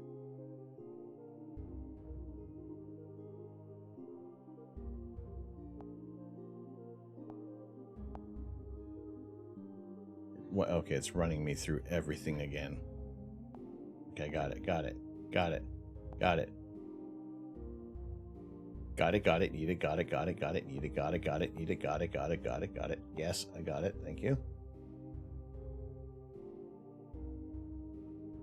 Oh yeah, that's right, we're on the moon. We're not gonna have guiding at the moment. Okay, camera cooling, -10, good. I think we're there. Okay, so... Okay.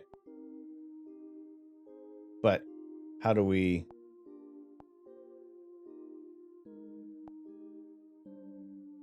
Oop. That's too low. Lower. Yeah, lower. Oh boy. 480p. Let's go do 720. Okay. Nope.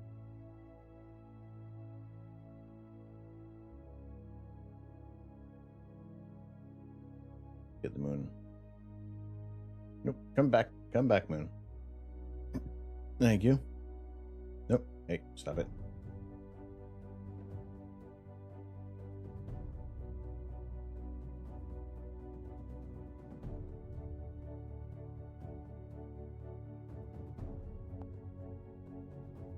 Mount. We are tracking. There we go. Oh boy, what's going on, Thomas? How are you? How's it going? Okay, so we have our video. Let's hit record. Let's hit record and see if there's an option. Something I'm missing. Because with the latest version, added planetary stacking sharpness process. So where do we go for that? If you want to run.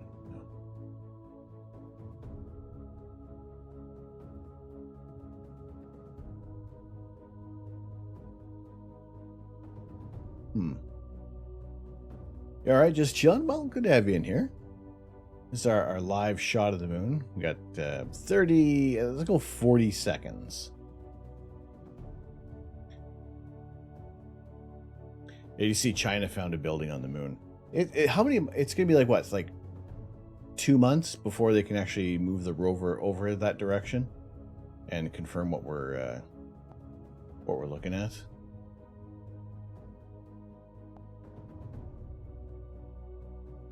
Aha! What does the more button do? Delete. Okay. So yeah, you know how there was those faces on Mars from like all the low resolution images, and then once we were actually able to get some high resolution shots, it was nothing. All right, solar or lunar surface. It is lunar surface. Stacking. Okay. All right. This is kind of cool. Hopefully everything works. Read and rank all frames. This is very interesting. But it is kind of neat that there's some excitement on the moon right now. Not that not that the moon isn't exciting. But to be able to see, to get the interest back up there again, you know? All right, let's have a Watch the hut be the crashed Indian rover. Wouldn't it be kind of neat though? Wouldn't it be kind of cool to actually you don't really like the rovers. We don't see them seeing each other. You know, they don't go and say howdy ho. So it'd be nice for him to be able to.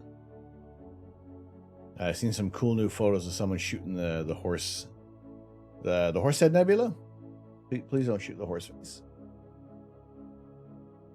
He said he left his camera on it for a week. There's some dedication to be the patience to shoot an image a target and add as much time as you can. It would be bizarre if no rocks at all were vaguely squarish in shape. They get there and it's like it was just the I don't know, you can't even see it. There's no atmosphere on the moon, so it can't even be anything mucking around with the atmosphere. Or watch the hut be Jabba. Just saw that Chinese moon image now. Interesting edges. It is. I mean, it's got people talking, and of course, we want it to be. You want it to be aliens or Transformers. We know it's Transformers. Michael Bay already made a movie, already made a documentary about it.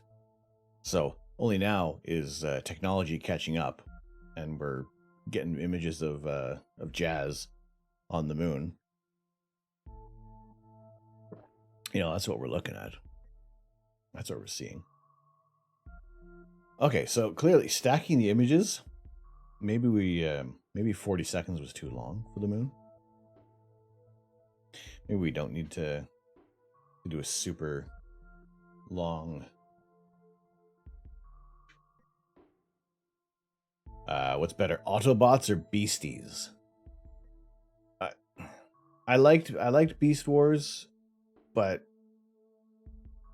they called them Beasties in Canada, didn't they? It wasn't I always found that weird that they changed the title just between USA and Canada.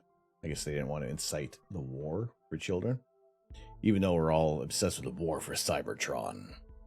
Technically, our atmosphere extends past the moon, but shh, that means no one has truly been to space.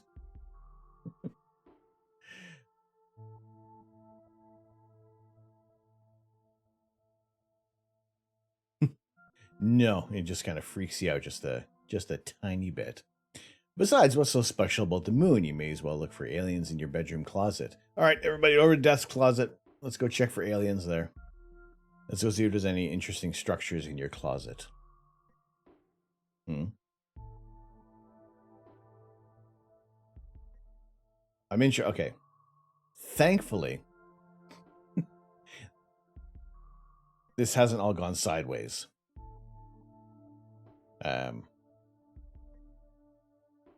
That we're actually able to. We're doing this. It's stacking. It's sitting on. Is it stuck on 58%? Okay, it's still moving. Do people ever do that? Do you guys ever do this when you have like your I guess the old dial-up days?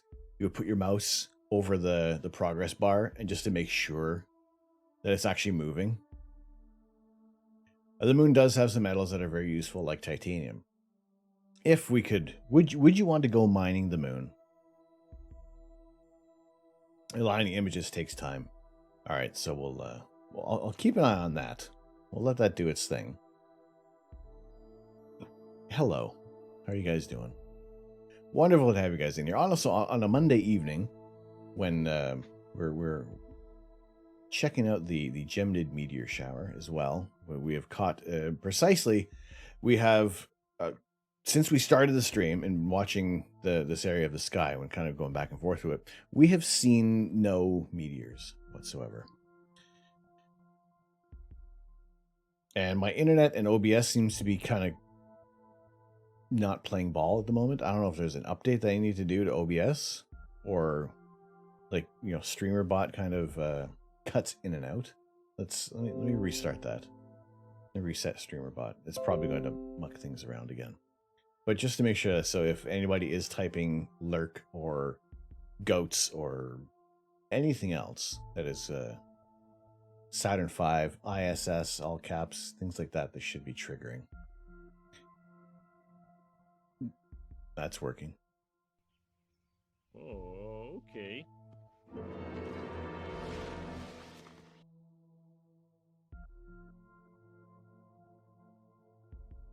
Appreciate it. Even if you're not lurking in the beard, stay warm. It's kind of cool out. Although Thursday we're getting up to 16 degrees. I don't know what that's about. That's crazy. Weather's all over the place, but I'm so glad to be able to sharing some live images of space. We are stacking the best frames of the moon right now. We're going to stay on this one. You know why? Because you guys are going to come along for the ride. I want to see what this new feature is that I, for some reason, neglected to update. Because as I was setting up the telescope tonight, I'm thinking, does this cable go here? What's going where?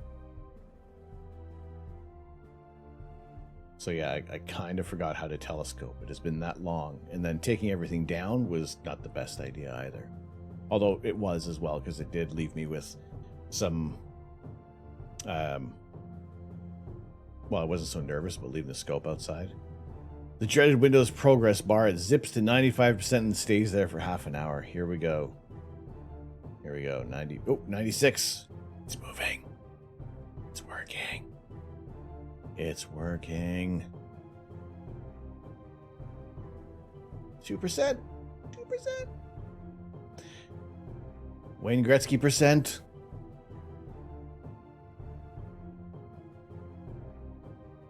Let's see. Going at it. Oh, here we go. Ooh. Ooh, that is kind of nice. Warship, what is going on, sir? How are you doing? How are you? Oh, no, let's sharpen the absolute out of the image. How far can we go? How sharp can we get? Where is the square? The square, it's on the far side of the moon, is it not? That's where the rover is. All right, so there. Okay, sharpness 10. So there it is without any sharpening and the stacking. That's not too bad. How crazy can we? No, that's not good. That's not good. That's way overdone. I like 10. Yeah, 10 leaves that to that's not too bad. That's not too bad. But how you doing, Warship? Good to see you in here, sir.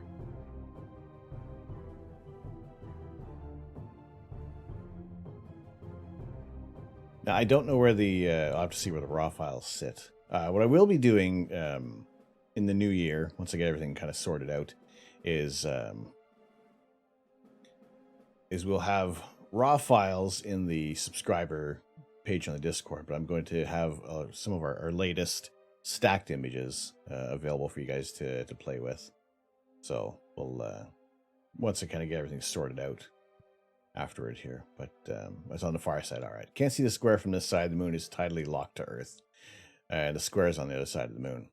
So we just have to raise enough money to take our own trip to the moon, shall we? Okay. What do we have now? Because this will stack with planets as well.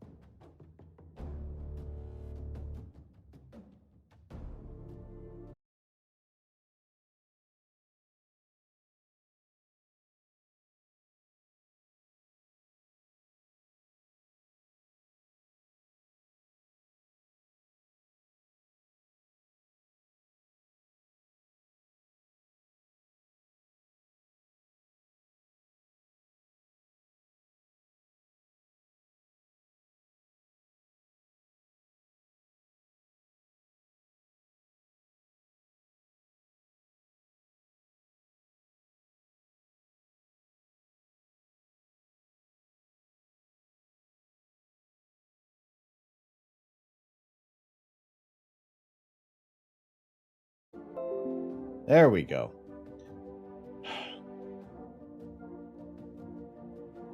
We're back. We're back. As best as I can figure that we're that we're back here. Oh my goodness. Uncle Bill, how are you, sir? How are you doing? So yes, trying to hit some of these shout out buttons and all of a sudden everything didn't want to work. There we go. Go check it out. Our friend the warship. Not that guy. Who's that guy?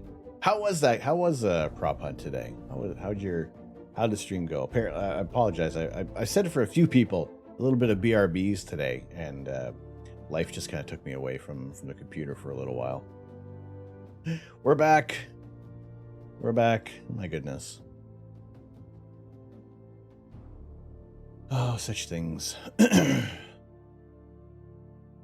So here's our stacked image of the moon. Prop hunt was heaps of fun. Excellent. I will venture to skim through the VOD there.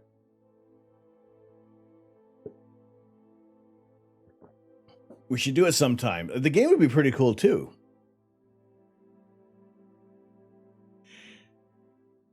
If we could just be awake at the same time, right?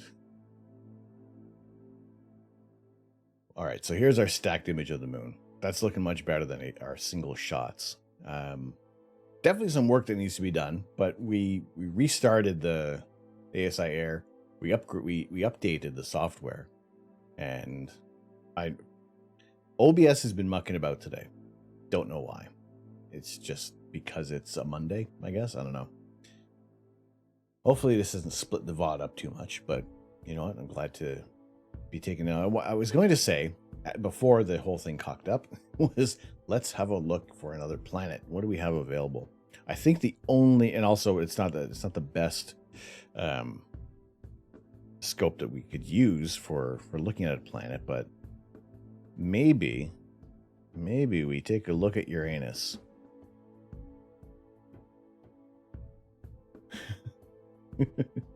After the sex, we can play prop hunt.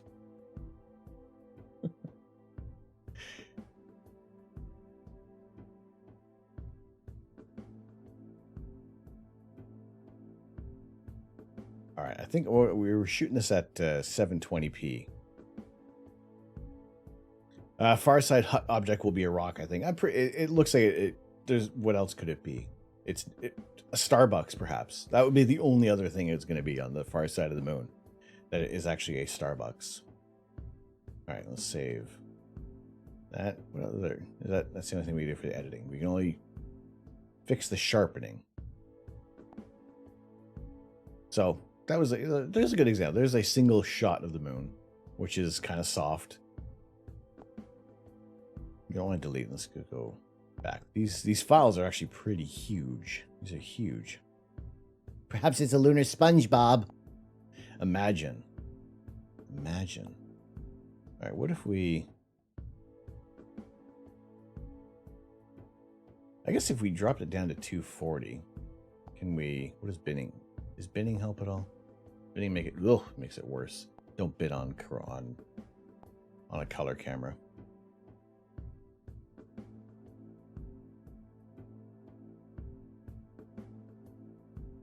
Okay, let's have a look at.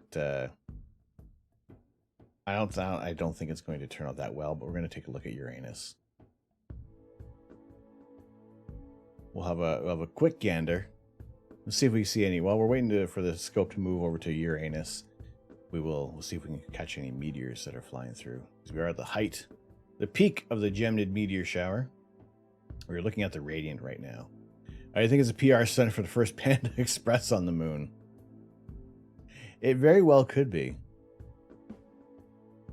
What lengths people are going to go through for some viral marketing, right? Let's quietly put a Panda Express on the moon.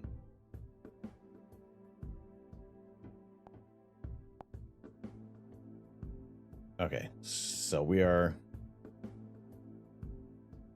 Well, run the video. Let's go over to our preview here. See if we can have a quick gander. Maybe need a little longer. Or there's too many clouds and we're not going to be able to see Uranus.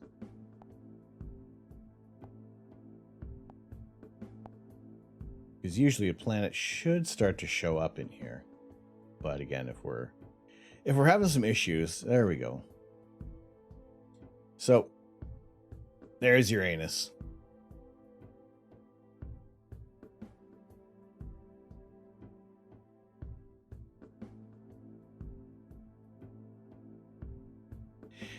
I don't know if shooting any video toward this planet is going to work. I don't think Jupiter's probably set by now. Well, there's Neptune. Jupiter is super low. Although maybe we have a better shot of capturing Jupiter. Perhaps Neptune. Should there be a black dot if that's Uranus? Maybe the sun shines out Uranus. We have found it. Okay, so I'm thinking with this scope, probably Uranus is not going to be the best planet to image and try to stack any video on here.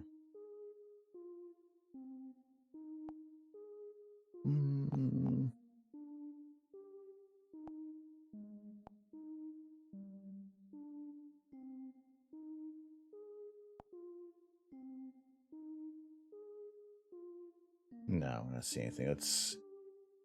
I'm kind of tempted to go over to Jupiter, but I don't think it's going to be pretty low on the horizon. Because here's what we're looking at for Jupiter. And because I have yet to get my backyard in BlueStacks, so we can actually get a good idea of in BlueStacks, in Stellarium. Not sure we have a good idea of where our lowest vantage point is going to be. Okay, no, I can say no. We're not going to be able to look at Jupiter. Neptune is probably a better bet. Neptune may be a little better.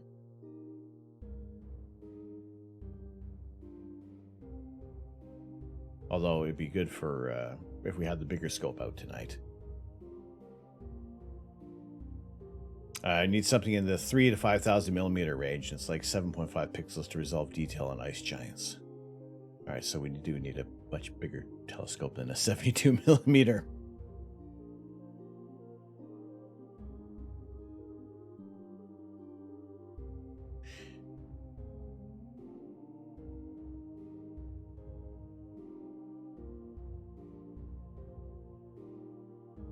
Hey, as long as you don't make me smell Uranus.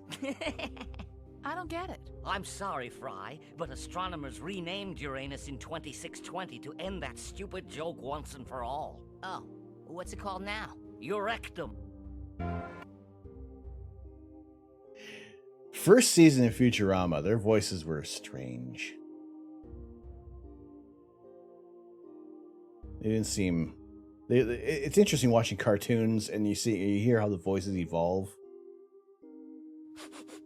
Pine needles. Oh man, this is great. Hey, as long as you don't make me smell Uranus. Hey, as long as you don't make me smell Uranus. In 2610, you named it to your rectum. It's even the useless on your C8. Now I'm probably gonna get dinged for that when I upload this VOD to YouTube. It'll catch it. And I'll just have to say, oh, it's for educational purposes. All cartoons are like that, though. Is the actors perfect their voices over time. Oh, you listen to like the first season of The Simpsons. The Homer sound, he's like nothing like how he is now. With Moon being so close, it's weird how we can zoom in on it better. I mean, it's also really seeing looking at all the craters on the Moon and then realizing that some of them are hundreds of kilometers in diameter. And then it looks so tiny from our vantage point. It's like, actually, it's pretty big. For you can fit most towns and cities in some of the craters on the Moon.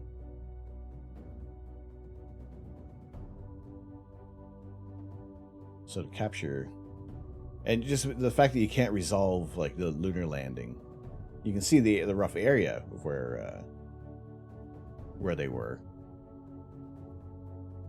You wonder if Neil deGrasse Tyson makes it into the Floating Head Museum so you can rename it in 2610.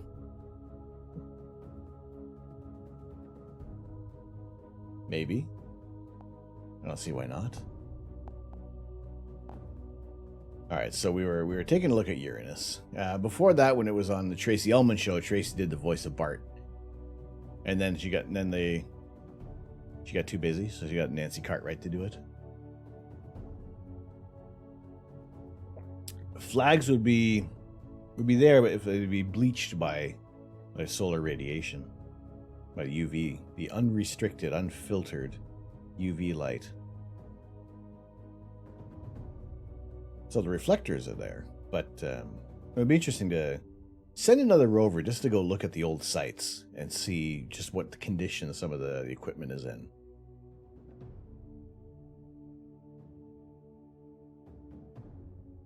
That'd be kind of interesting to see. All right, let's have a look at a target, shall we? Neptune, that's still not going to be. We're not going to be able to resolve something like that. But we'll keep an eye for next time. We got Jupiter. So I think we're gonna keep pointed out towards the east, mainly because I have a red light out there, and it's actually not good for imaging. That's what I've discovered. Because as soon as I turned it to look towards the east, that extra bit of red stopped. So, oh, there's a light on somewhere. Somewhere someone's turned a light on. Let's pick another target. Actually, you know what? Let's go over to.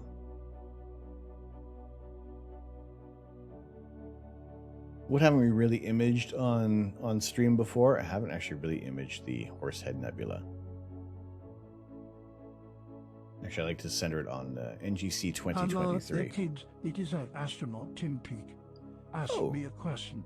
Oh, hello, Tim. Why, yes, we can.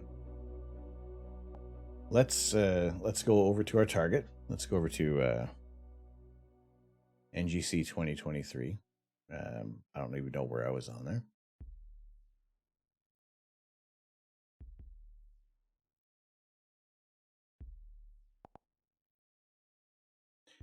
Lunar Reconnaissance Orbiter can image all the landing sites.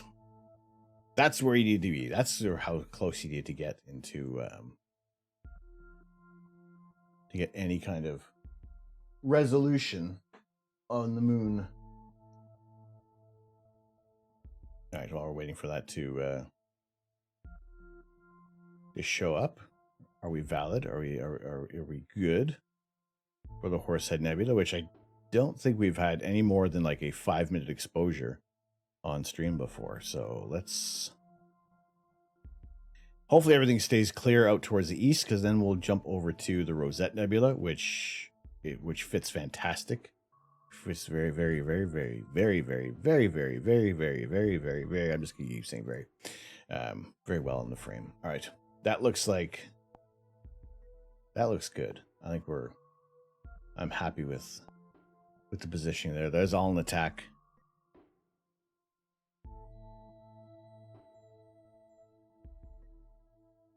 I think we're good. You found one of the landing sites in the Lunar Reconnaissance Orbiter image set. Have you now? That's do you have other images there? Are they shareable?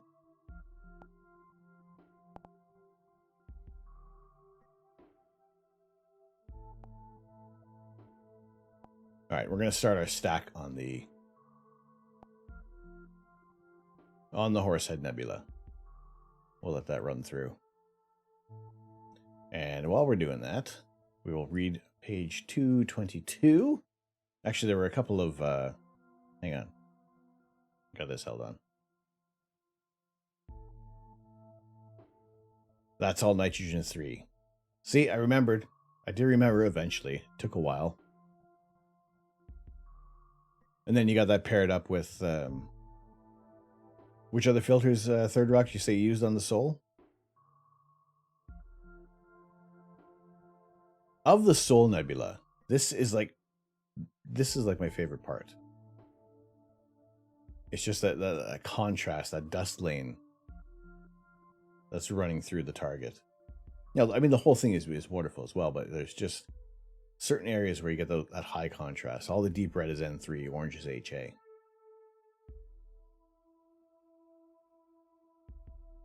That's very nice. And that's using that's utilizing PixInsight, right? With the NB1 filter.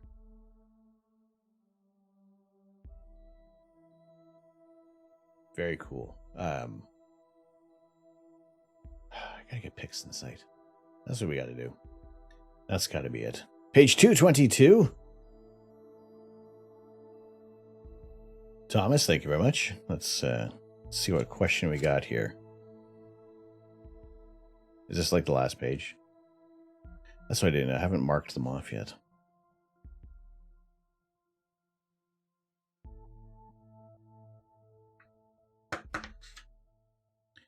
Okay, we'll move over to the next question there. Christmas list item?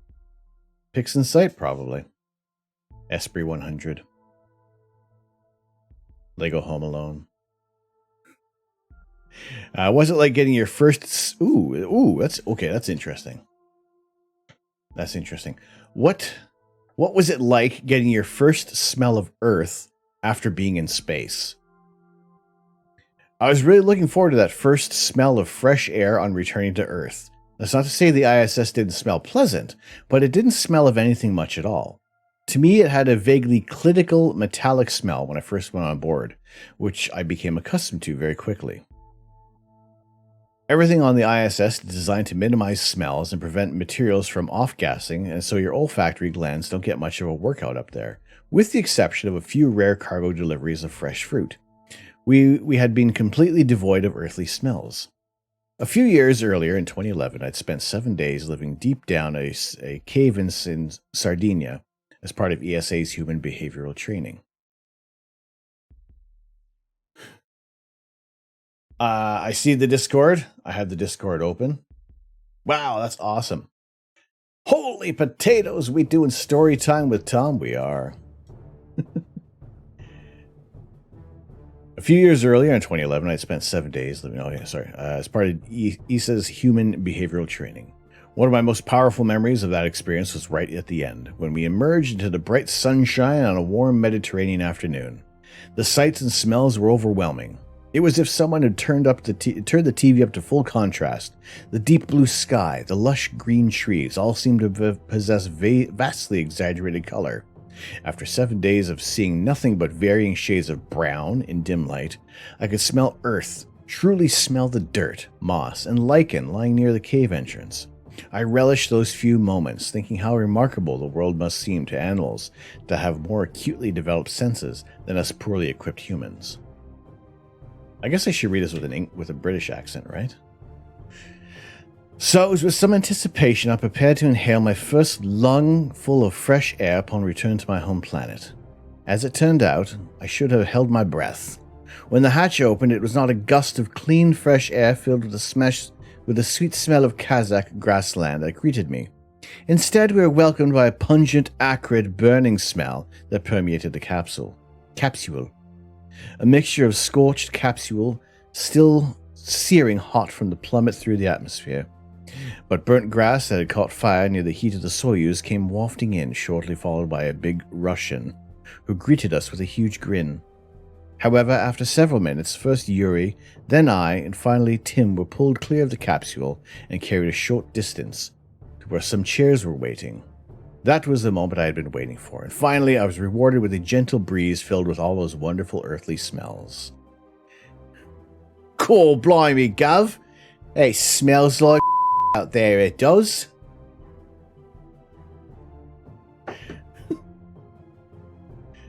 Wait, they addressed Tim, so is this someone else? Was this asking another person? Because I don't think Tim Peake refers to himself in the third person. Unless it was someone else. I don't know. Them good old smells. There's a book called Pillar to the Sky by William Forstchen. Highly recommended for space folks. They mentioned the stanky recycled air on the station as they had up in space.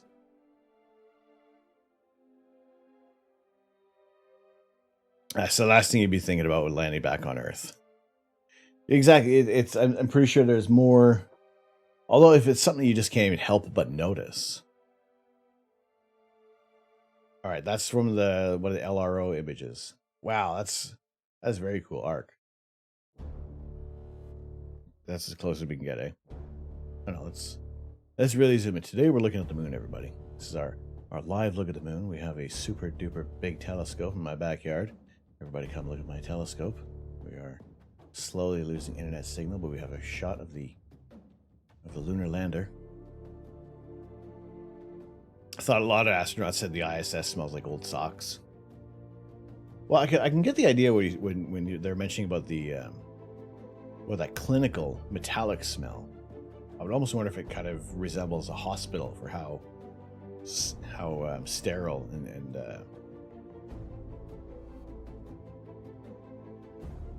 clinical clinical things need to be. So this is a image that Arctooth has had from the Lunar Reconnaissance Orbiter. So unless you are actually orbiting the moon, that's the only way you're going to actually be able to get some resolution of any of the missions that went on the moon there. Well, I have a small 72 millimeter refractor, which is only shooting at about we're at 300 millimeters, and we would need to be at 3 to 5,000 millimeters to. You can't even resolve it from Earth.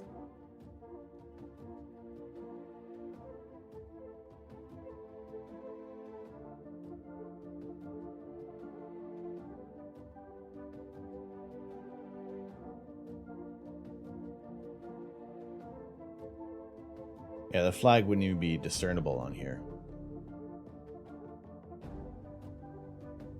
Enhance. Enhance. Enhance. Sharpen. Detail. Now, if this was CSI, we would be able to see that there's someone waving back.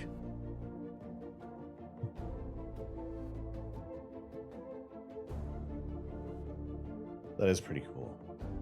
So that's in the Discord. It's in our Discord channel that Arctooth has posted there. So if you guys do want to take a look at that image for yourself, get a much closer view. Let's see how's our stack. Ooh, that's looking bad.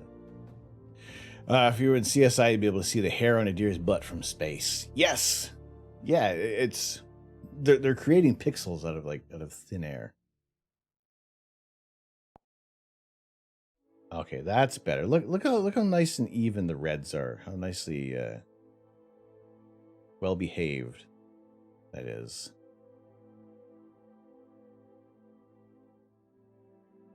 That's better. That's what I like to see. There's 6 minutes. There's 6 minutes on the Horsehead Nebula. Now we got a little bit. I can see a little bit of the gradient from the moon. Mucking things up here, but you know what? We'll ignore the gradient for now. We're seeing the beauty of the Horsehead Nebula, which has been one of those targets that I haven't really been able to capture it for quite a while. And it's just for the way how my back garden was situated in the UK. I wasn't able to get many images of Orion. So yeah, we were looking at the Horsehead Nebula.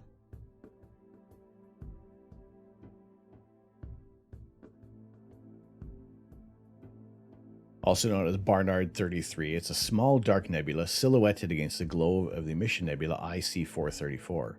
Only by chance does this dark nebula resemble the head of a horse, but its coincidental appearance has led to becoming one of the most photographed objects in the sky. Now, I do see a lot of people have this as their profile pic, and rightly so. I mean, it is a absolutely gorgeous portion of the night sky. And you start going, I think there's a little bit of a reflection nebula here. There's the flame nebula, the Horsehead Nebula. But the more time you get on these targets, you can realize that the flame nebula is much more immense than what you're seeing in most photos. So again, if you can start putting some time on these targets, then you can really start to resolve more of the fainter nebulosity around these areas. And that comes down to your patience. How satisfied are you by pointing your telescope at the same spot night after night and not want to see? I like to tour around the night sky. The odd time we will go and look at targets and have some lengthier processing times available on them. But also, pardon me, if we can look at these targets and show you guys about as live as possible as we can, then it'll satiate you a little bit, give you a little taste of our galaxy. And right now we got 9 minutes on this target. That's not a lot. That's not a lot of time, but it's enough time with the filter that we're using, the little amount of light pollution that we have. We're able to start to resolve some of these. No joke, it gets boring, but the results are worth it. I go back to the time when things went sideways and we were locked down in the UK. We had 2 weeks, 2 straight weeks of clear skies, and that was ridiculous. That was unheard of. And I didn't want to say I was getting bored with the imaging, but it was a different experience. Just pointing at this, I was pointing at the Whirlpool Galaxy, Pinwheel, and the Owl Nebula, as well as the Ring Nebula. I was shooting them at 1500 millimeters, and I was also, silly me, doing 10-minute exposures with this camera, no cooling. I think the Whirlpool Galaxy turned out the best out of the 4, but I think I went overboard with the. Also, I was shooting at f12, so I think it was even difficult to start to get any light gathering capabilities from my Mac. So, is a lesson learned. I probably should have gone for half the time of the exposures, and I probably could have gotten some better results overall.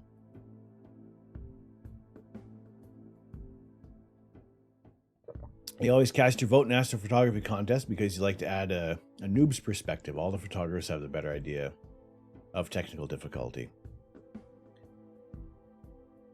I think it's I love seeing everybody's take on processing, because everyone has their own different technique. None of them are terrible. We're all at different levels, and people are learning in different ways, and it just kind of, maybe it depends on where you get some of the information from. Maybe you just want to just have at it and just see what happens, and then kind of pick and choose what little tidbits of information that you want to use. Did they come out with any new cool cameras or telescopes yet? There can always be an improvement in glass for refractors. But for the most part, a lot of the technology of the telescopes remains the same. Cameras, I think there's probably a bit of a delay in some of the progress in technology, just because of supply chain issues. But the idea is that you want to have, if you could have a camera that has a massive well depth, so you're not oversaturating your pixels, but again, you also have a very large sensor. It kind of comes down to really what you want to shoot and the combination of your camera and the telescope that are going to play well together. When you move, you're going to buy something nice. But prepare for the clouds. Prepare for clouds. You spent the last few days explaining how the camera works, though a change in the gain, offset, and exposure length does to several people. Now, I could probably see the unity gain on this camera is 100. And I would have to look at the sheets to see what would work out better. But I could probably even drop down the gain on here. The more daring photographers choose tougher targets, you think? There is a target that I do want to go after, actually, and it probably would be better with a broadband filter. Although, let's see. We'll keep the Horsehead Nebula, keep that running for now. We only have 4 images stacked. We got 12 minutes on this. I really don't want to do anything less than like an hour on targets, but we're also playing with the weather right now. although it still looks decent. I don't know what's up with my internet. I can see the OBS kind of going green, orange. So if we are buffering, I do apologize for that. I do see some dropped frames. But yeah, we're going to keep an eye on, like I said, recording. So we'll keep an eye on the sky and we'll review the footage in the morning, see if we actually captured any meteors. Because right now, there's nothing. We haven't seen anything. So I'll leave it on this one. I'll leave it on this camera for a little bit here while we capture some more photons from the Horsehead Nebula. And then I will also check a target, which is in Orion. Yeah, there it is. No, is it in Orion or is it in Monoceros? Yeah, any which way, it's in Monoceros. But it's a beautiful target.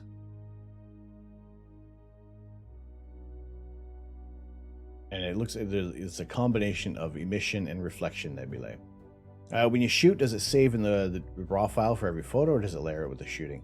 It saves as, when you're doing the live stack, you can tell it to save each image. So it'll be the FITS file, so it'll have that raw data.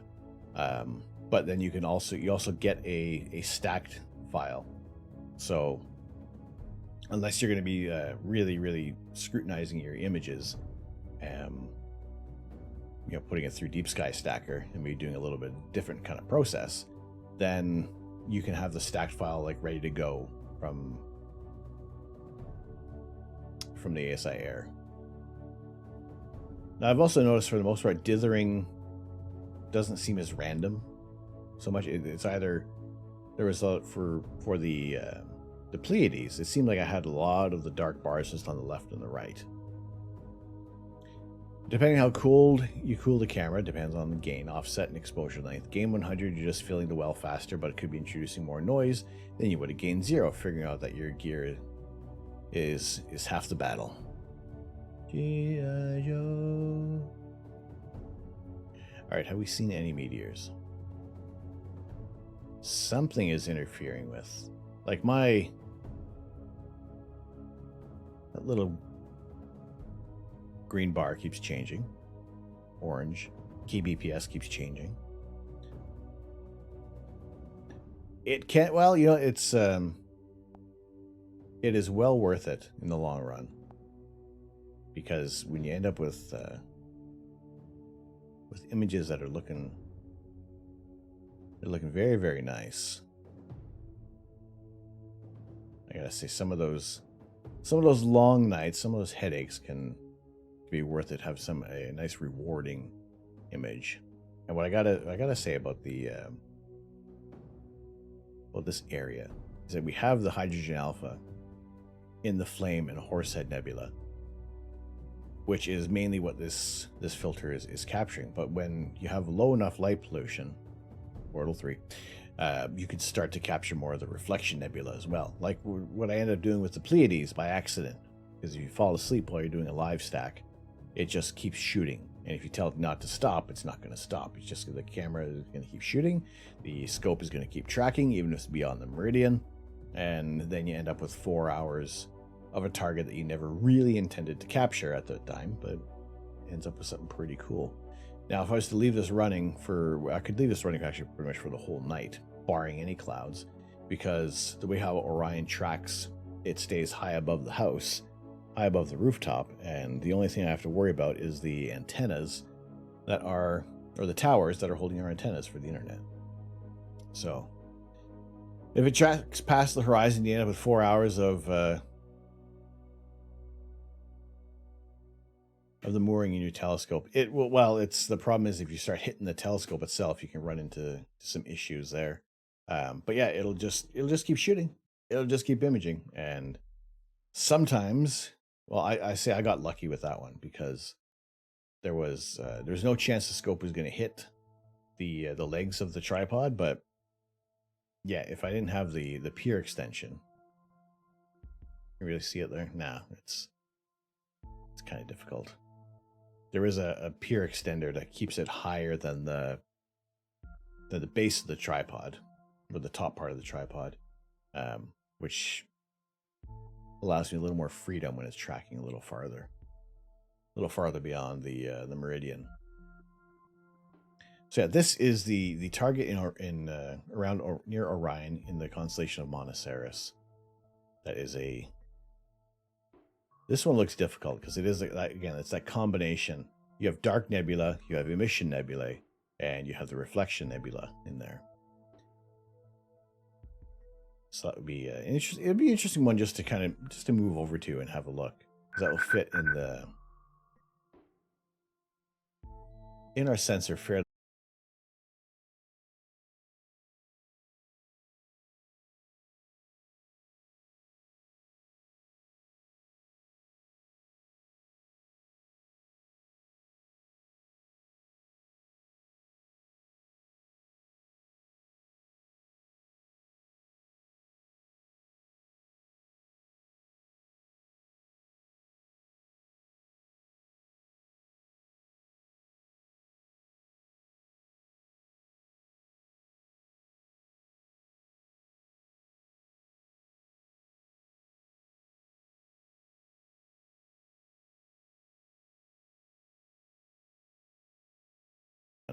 Should be back. Okay. Hello. Hi. Up. All right, so it seems that we go out for 40 seconds.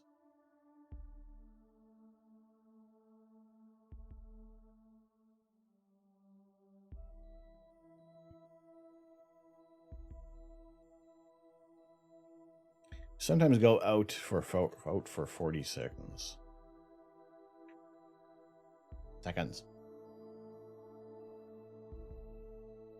Boy, oh boy.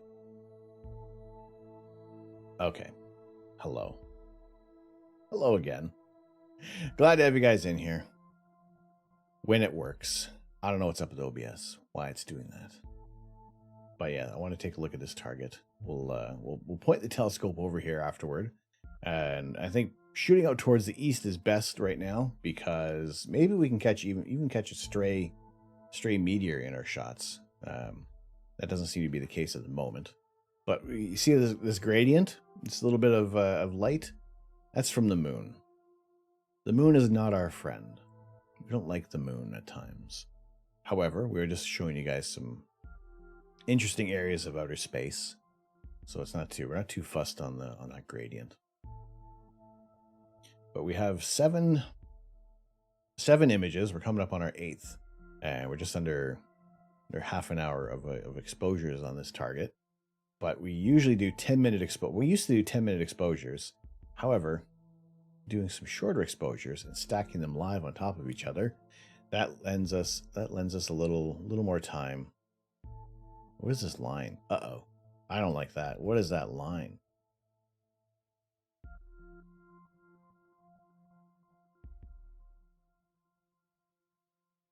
Oh, that's probably a satellite.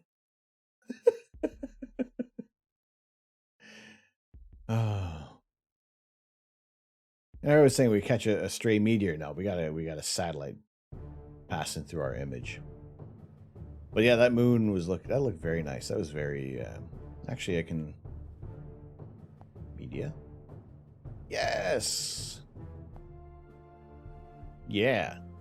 That was the moon from earlier on tonight. That was video was taken, it was stacked. All right, let's not get too close on that there. But it's that's looking very nice. Now there was that lunar reconnaissance orbiter image, and that's from this area here. Is where the Apollo 11 lander mission landed. Now if it's one single satellite, I wouldn't say it is SpaceX, but it's probably SpaceX. It seems that is the go-to. That is the go-to anchor on there. So this narrow patch of nebulosity extends a degree south of the bright star Zeta Orionis Alnitak, the leftmost star in Orion's belt. Amateur astronomers often use the Horsehead as a test for their observing skills. It is one of the more difficult objects to see visually in an amateur-sized telescope, requiring dark skies with excellent transparency. Although William Henry Pickering was officially credited with its discovery in 1889, the Horsehead Nebula was the first recorded on photographic plate taken by Wilhelmina Paton Fleming at the Harvard College Observatory in 1888. The first public description of the Horsehead Nebula was given by E. Barnard in 1913 and was first cataloged by him in 1919. Refresh. If you're on the computer, just refresh the whole stream there, huh? Because that would. I think there's been a few times when the software is cut out.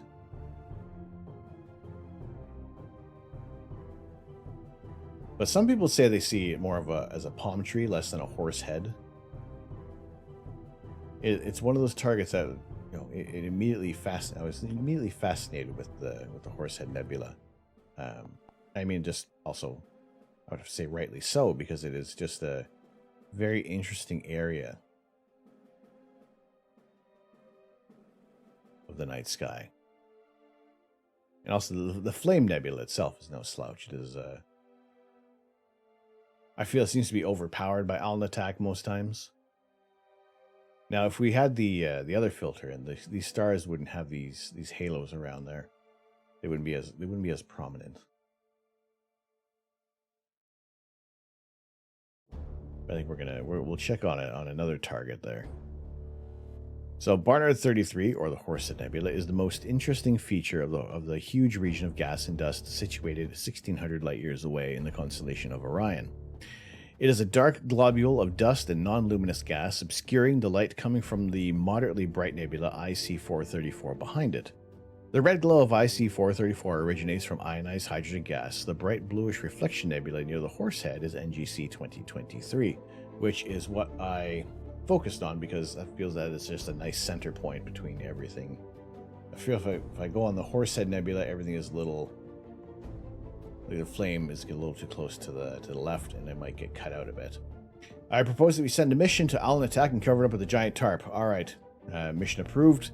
Your funding is in the mail. Just report back to me every 2 weeks. We'll make sure that we get that star covered up. Now, I guess I could even we could reduce some of the exposure time, but we still start to get even the less brighter stars are still beginning to form these comas. And that's mainly, you get that with the O3 end of the filter in here. What are the ways around it? I haven't looked into it that much, to be honest. You can probably mask things out, play around with your settings.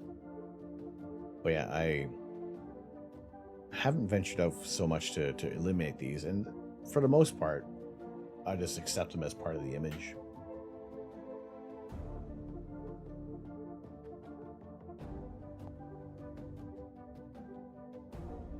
All right, let's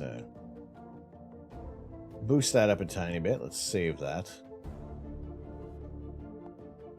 and we'll stop the stack because I want to check out that other area of nebulosity. Actually, I did say we were going to go over to the Rosette Nebula, which, aside from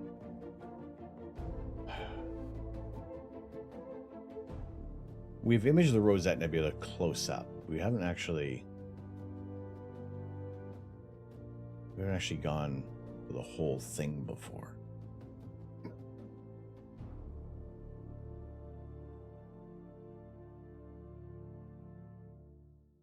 We can go to the crowd pleaser or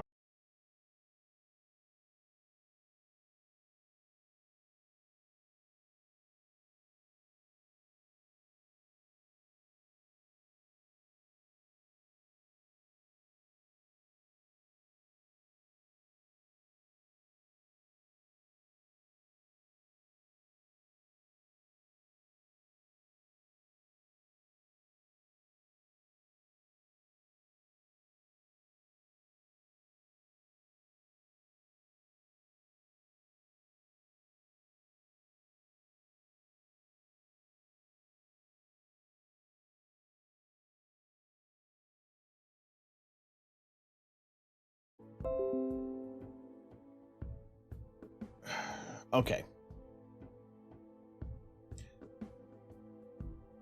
Messages from me. If I'm disconnected, if OBS is disconnected,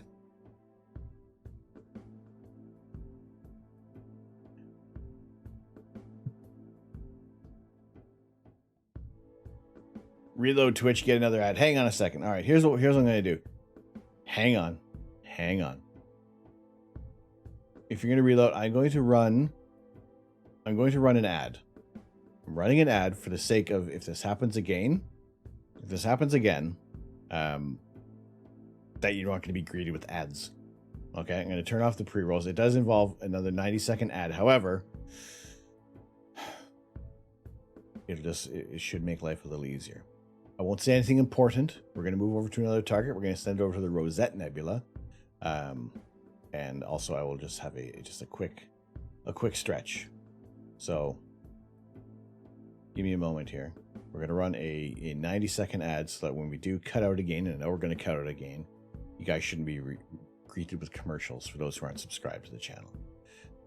So just bear with me for 90 seconds. I'm not going to say anything important, anything terribly important. I'm going to run over to the Horsehead Nebula, and yeah, we'll be back in 90 seconds. Hopefully.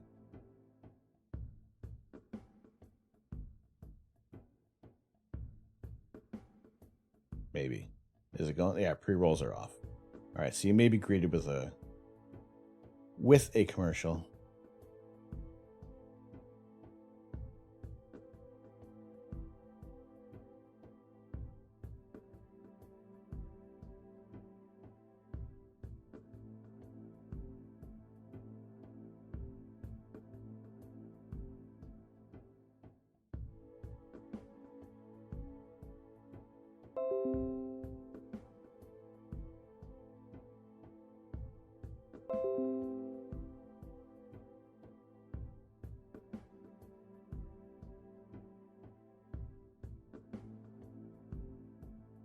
Alrighty.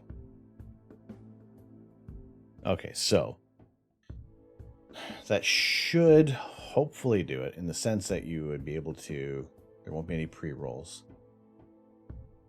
There won't be any pre-roll ads for the next 30 minutes. So if we do cut out and you guys have to refresh, there should not be any ads rolling through.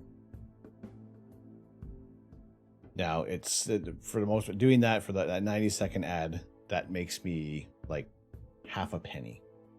It's more, I run an ad at the beginning of the stream, and really should do is kind of take regular breaks as well, so that we can keep these half-hour pre-rolls off, so that people don't have to sit through any ads if anything does pop up. This is all Twitch's algorithm, and if I can do what I can to eliminate as much of those ads for you guys, I'll try to do that. And I know it sometimes might be annoying with the 90-second ad, but if I can get that away, you guys can enjoy the stream that much quicker. Brauscht! Welcome to the observatory. Thank you so much for the follow. How are you doing today? Appreciate you coming on in here. We are going to start our image of the Horsehead Nebula, and that is going to be on NGC 2244 is the portion of this nebula that I'm going to focus on, so we can get as close to the center as possible on this target. And here we've saved that. We saved our image of the Horsehead Nebula. Now we're going to go close by. Yeah, we'll exit that. It's fine. Over to the Horsehead Nebula. I said NGC 2244. There are many cataloged items within the Horsehead Nebula, and I haven't actually really imaged the Horsehead aside from like at 1,000 millimeters. So we were zoomed in with great detail on the Horsehead before, but now we're going to have a nice wide field view of the target. Hopefully. That looks good. I think we're good.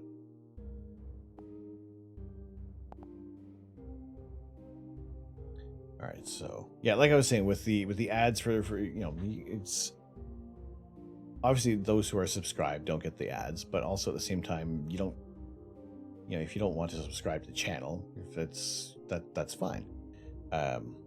If I can eliminate as many of the commercials as possible for you guys, or any breaks, any hiccups that might happen, then there's slight ways around how Twitch runs things. So yeah, as long as I can try to help alleviate some of the headaches that come along with Twitch and how many times they run ads, and I will try to do what I can to help you guys out there. But other than that, glad to have you guys in here. Top of the hour. My name is Tom. I am the Astro Canuck. We are taking live images of outer space. You can kind of see my telescope on the deck. This is the area we're pointing out towards. We're looking out towards the east, which is where the radiant of the Geminid meteor shower is going to be occurring tonight. So far, we haven't caught any meteors on camera, although I am recording this area. So hopefully we see, we'll catch some on the replay later on. I'll scrub through the video tomorrow so that we can see if we get any of these targets showing themselves. Otherwise, I was thinking about trying to get one of my DSLR cameras out there on an intervalometer and just kind of snapping photos every 30 seconds. But I don't have a lens with a wide enough angle at the moment. This is the widest angle lens that I have. So we're, yeah, it's not, we have a 70 millimeter lens, but unfortunately I can't get any longer than like a few seconds. And it's also, when you're zooming in on 70 millimeters on the night sky, it's actually pretty tight on the, you want a nice wide field of view when you're trying to capture some meteors, or you just want to be able to maybe get lucky with one of the portions of the sky that you're shooting, that you can get a meteor passing through. Now, where is Comet Leonard? One of the most recently largely photographed comets at the moment, but I think it may not be available for us until early in the morning, which unfortunately we might be running into some clouds at some point. I don't believe that we are going to be we're going to have too much luck with the weather for the whole night. Although it'd be great if we did. We did have more time with the target with our targets. Now it is 10 o'clock. We have passed that time when there was going to be some clouds. Now here's what I heard Chuck say it's gone too low now. Really, you got to be at some different latitudes.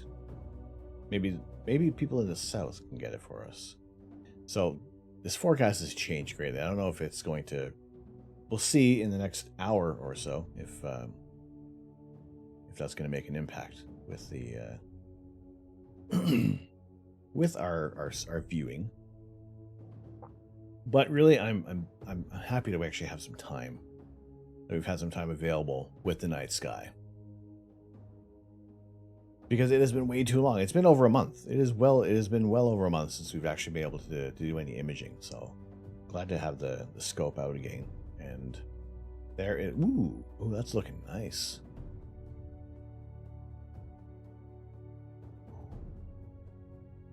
The last time I imaged the Rosette Nebula at this focal length, and with this scope, I had an hour with this camera. Clearly, I'm already thinking that this is looking better than how that one did.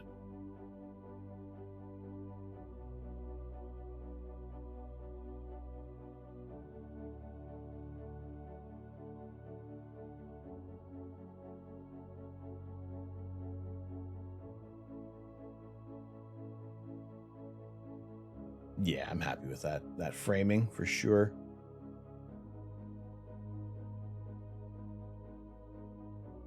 Now, I've also said the Rosette Nebula also resembles more of Australopithecus, with the sloped brow and the larger eye sockets. You see, there's one eye socket. There's the nasal cavity, another eye socket, and then just kind of the top part of the missing the lower half of the jaw. But that's just me. It has the colloquial name of the Rosette Nebula. There's also some other smaller Rosette Nebulas. All right, the internet seems to be doing that thing again. Again, if we do cut out, it's about a 30-second delay before we're back online. So OBS will will try to reconnect after 10 seconds, and then a second time after 20 seconds, and then we're back. So, but because I have the pre-roll ads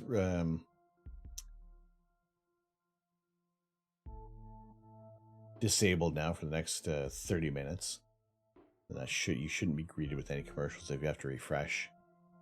Now, for those of you who might be thinking that things are a little farther behind than usual, the current time is 10:09 p.m. at 10:09 p.m. It is 9 minutes past the hour, and if it's anywhere earlier than that or later than that for you guys, then maybe hit the refresh button on your browser, and that should bring you back up to speed.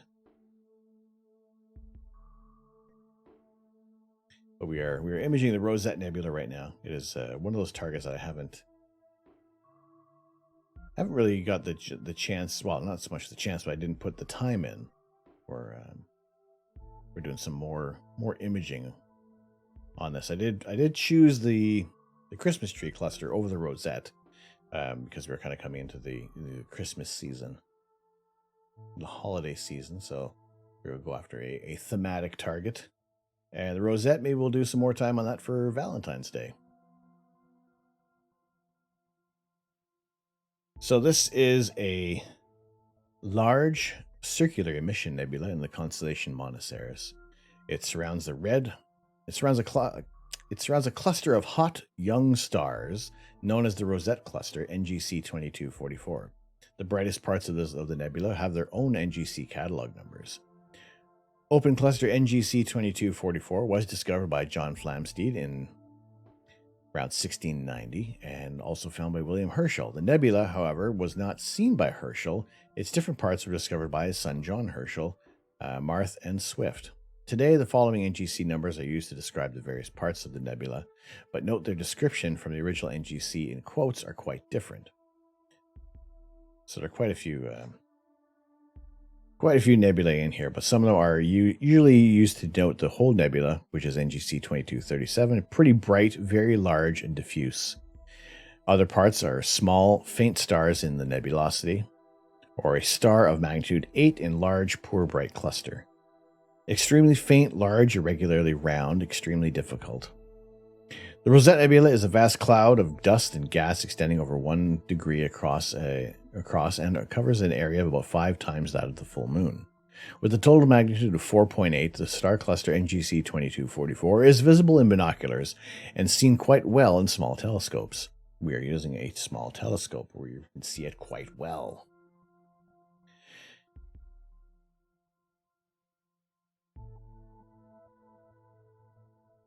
The cluster appears about 24 minutes across. The bright star at its southeast corner is 12 Monoceros. The nebula itself is more difficult to spot visually and requires a telescope with low magnification at a dark site. Good sky transparency and a wide field eyepiece will show a faint circular glow in the diameter with a central hole containing NGC 2244.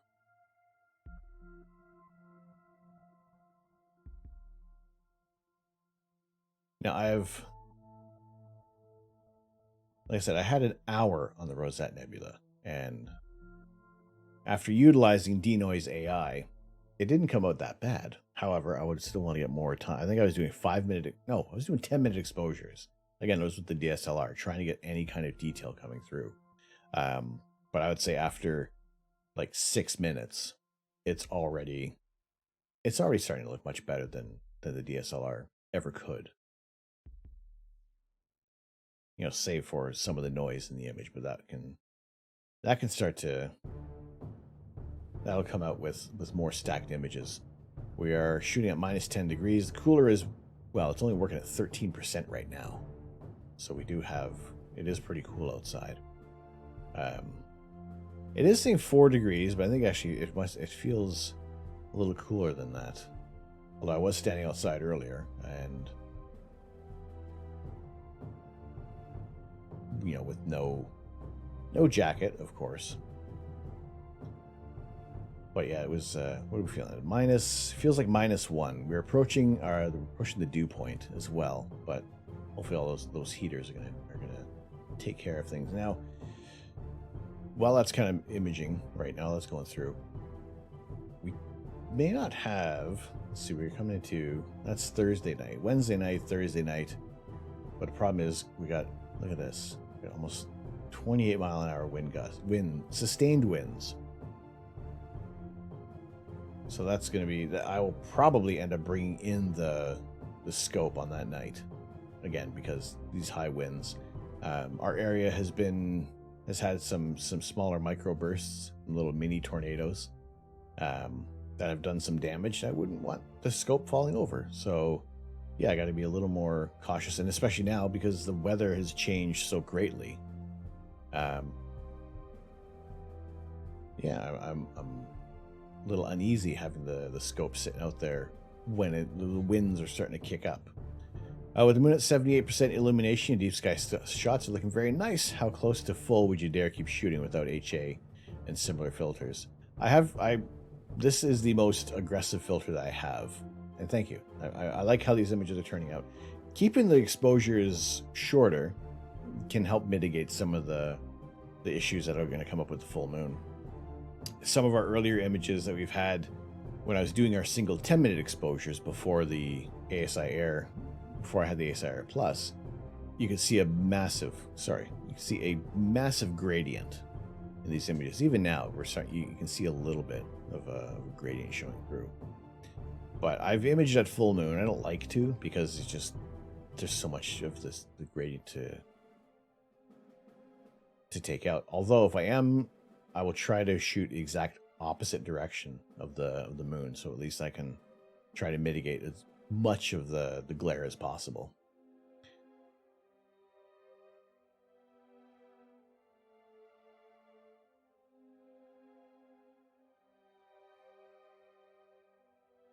I had a good laugh a bit ago. Luxie, since we're mono now, we can get a real nitrogen 3 filter. He shows her the cost. Her press F.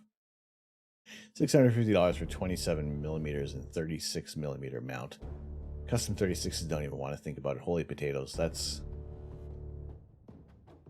bananas. Classic HA03 red-green gradient. Classic. Well, we got, what are we on? We're almost up to 12 minutes on this target. And like I said, it's already looking better than my DSLR ever could. Now, while that's imaging, I want to show you guys actually what I've recently acquired, and I would imagine that some of you may have seen it online before. Is this little guy right here?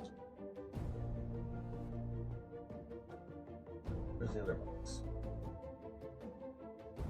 I don't know where the other box went. The Delta Hub Carpio. There's no sponsorship with this. I'm just trying something out because, trying to mitigate any issues with back pain and arm pain that kind of comes with sitting at the computer all day. So far, I'm liking it. It's interesting. It's nice and soft. It does move fairly well on the desk mat, but I'm gonna put out a review for this a little later. I'm gonna give it a couple of weeks with it, but it's an interesting feel, gotta tell you. So it basically it just sits in the palm of your hand. It just basically sits like that as you're working, and that's your that's your wrist rest. And let me knock my water over while I'm doing this.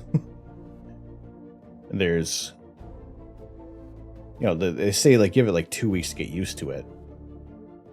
But yeah, it's so far. I mean, I've used it for like what, 24 hours? Not even, like just a full day. But I'll keep things updated on that, and whether it actually is worth the money, or maybe nothing really improves and everything is just still sore because I sit at the computer for way too long. Hello up there. But no, it's an interesting little bit of comfort.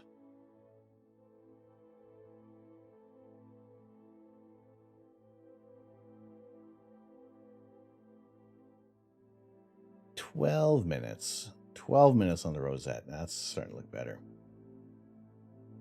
I need to upgrade more, get an ergonomic vertical mouse. I looked at those. I looked at that. I don't know. About. I guess you're keeping your arm in a more natural position. Do you use the vertical mouse, or have you used a vertical mouse before?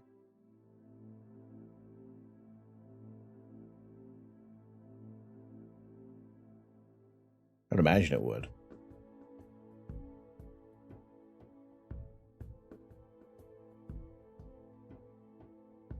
I almost hit the stop button on there. Also, I need a place to put this. I need a... Where on the shelf? Where in the background are we going to put our Tatooine homestead? Like, isn't that like the cutest sandcrawler ever? It's fantastic. Land speeder is spot on. There's nothing you're ever going to change about that.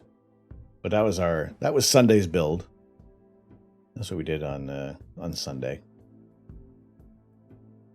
So next Sunday's build is going to be a Christmas themed Lego set, because, you know, we are in the holiday season.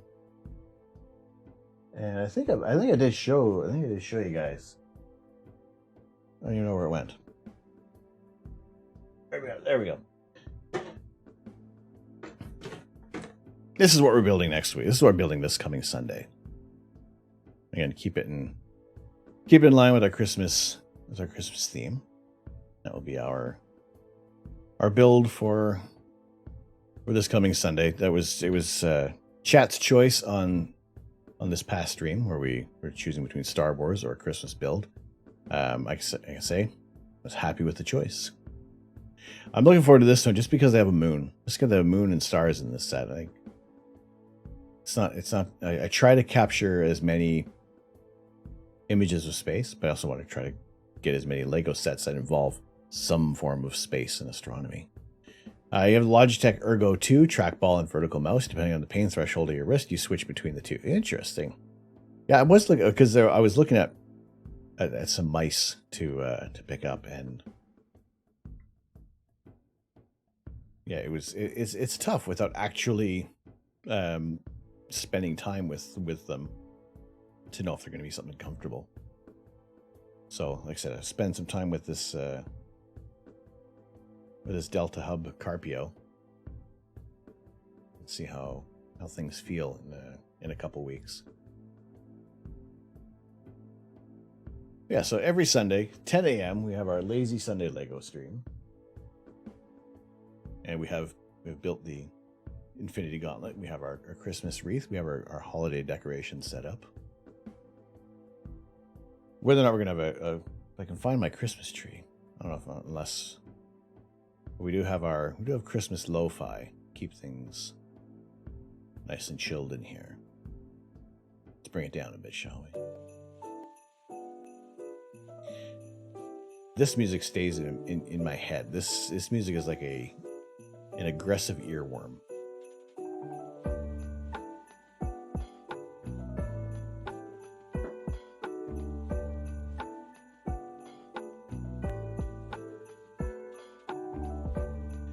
Clear skies, a good scene. It better have calls for me to wrap it up. No worries. Astronomy show. Thank you so much for tuning in. I appreciate it. appreciate it. Glad to have you in here. And this is our current state of the Rosette Nebula.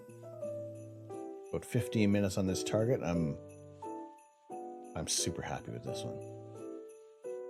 This is a satisfying target to image. Yeah, have a good night. We'll see you soon. And hopefully we get some clear skies. Some more sustained clear skies. So we can actually do some collecting some images.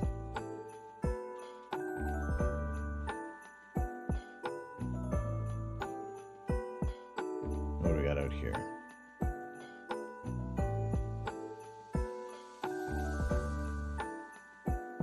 I'm just waiting so I can flip over this. I don't want to say I just saw one. I don't want to say I just saw a meteor, but it was probably just another mouse click.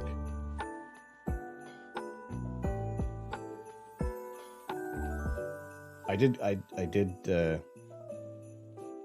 quickly clip that just in case.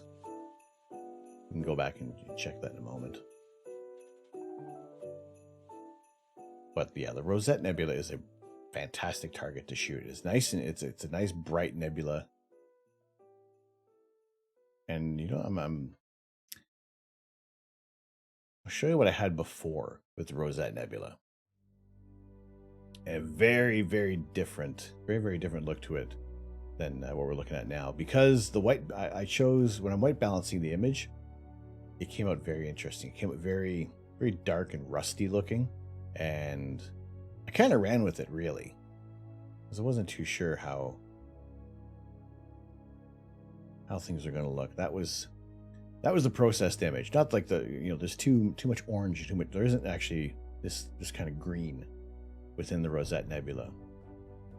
But it was pretty interesting how I ran with it. I was thinking, it's my image. It's a little bit of an artistic choice on how everything looked, but now this with the reds and the and more of the almost kind of like teal colors that are within the rosette. What looked like a vein is this. Sorry. These dark veins are the dark nebulae within the rosette. That's these sections here that are kind of like in front of the stars. So it's causing the you're essentially seeing it in shadow. Even like this section here, where essentially that gas and dust is in front of all these this area. So this is going back. This whole section here is about 30 light years across. So it is a massive structure out there. So to try to get, like, we've taken some images of the rosette before, and at much longer focal lengths and greater resolution of the target, but trying to get a little bit of a feel for depth in these targets where this is sitting out light years ahead of this section here. So I know a lot of things out in space do tend to feel very very two-dimensional, very static. But then there's also other times when, depending on the angle that sometimes what people will image these targets, it will be, it can add that kind of bit of the depth to things. Let me see where we do. There is a tweet. Oh.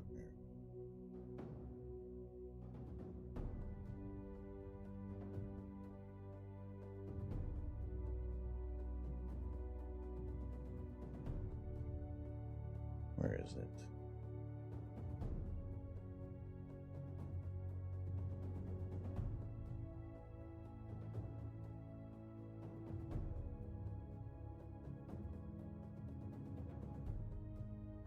No. Should have remembered his Alex Roig's Twitter handle.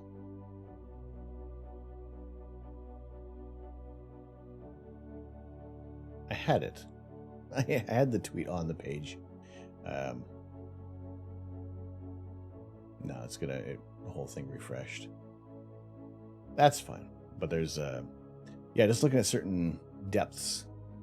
Actually, here. Where do we have gallery shared folder? Is it in one of these?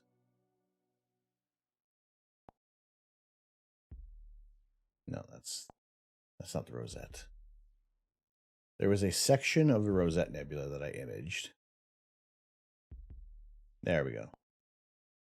So here's the Rosette Nebula, but shooting it at 1,000 millimeters. So we're at about 3 times the focal length, and you just see how, you know, the comparison between these two. But there's more detail because we have a much larger telescope imaging this section. But you can just see that this is sitting up in front of this area of nebulosity. So if you kind of like travel through the nebula, there is that depth, which, like I say, you kind of don't always, excuse me, you don't always get to see. So that is with our larger telescope, our 8-inch reflector. We can dive a little deeper into our targets. So kind of compare that against, you know, there's the same section, but it's just not as, it's not as sharp, it's not as resolved. You know, the other one was a single 16-minute exposure, and this is about 21 minutes right now. But again, we're getting like the whole view of the nebula.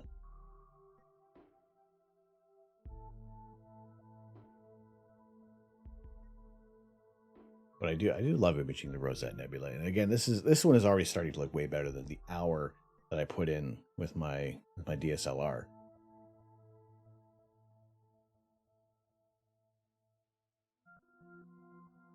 So the open cluster NGC 2244, this area here, is associated with the nebulosity, having recently formed in the nebula itself. Ultraviolet radiation from this hot O-type stars energize the nebula, causing it to fluoresce. They heat the surrounding gas to a temperature around 6 million Kelvin, generating large amounts of X-ray emission seen by the Chandra X-ray Observatory in 2001. Stellar wind from this group of stars has swept out a hollow at the center of the rosette. These stellar winds exert pressure on the interstellar cloud and compress it. This leads to star formation, which currently is still ongoing in this vast cloud of interstellar matter. Astronomers announced the finding of a very young star with a Herbig-Haro jet in 2004.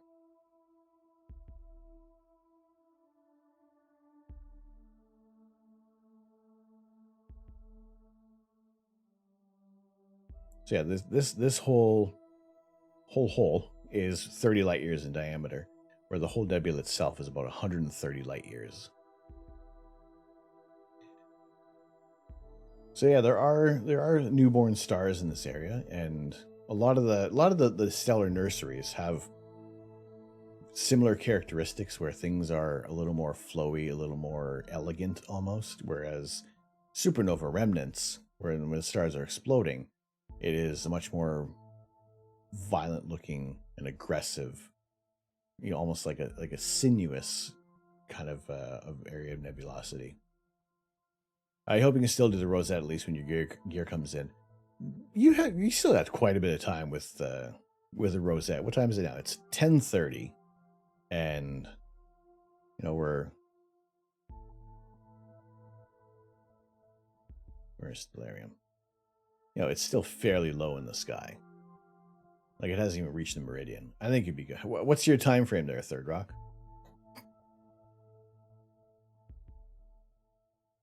What is the or you say what it was? It was like what? Well, I want to say it was like 2 months, or was it less than that?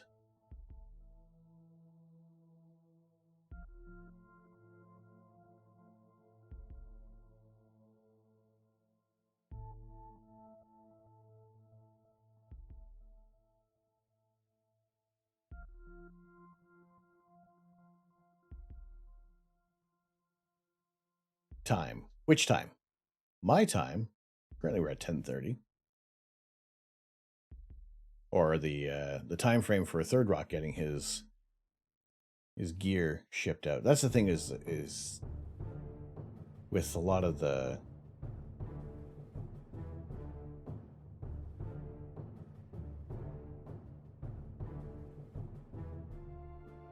telescope equipment just seems to be taking forever to come out. All right, did we actually capture one this time? I'm probably going to say no. It was around like this area, I think.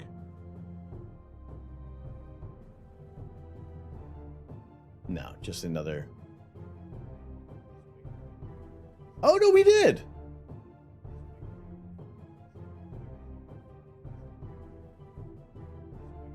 There we go. We got one.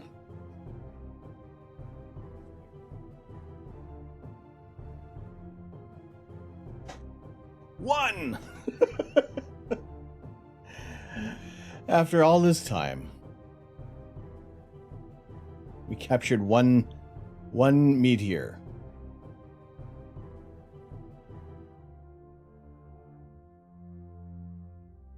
I'll take it.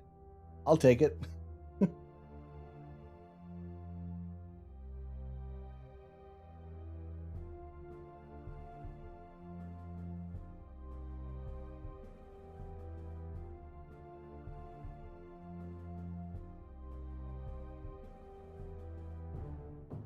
Interesting.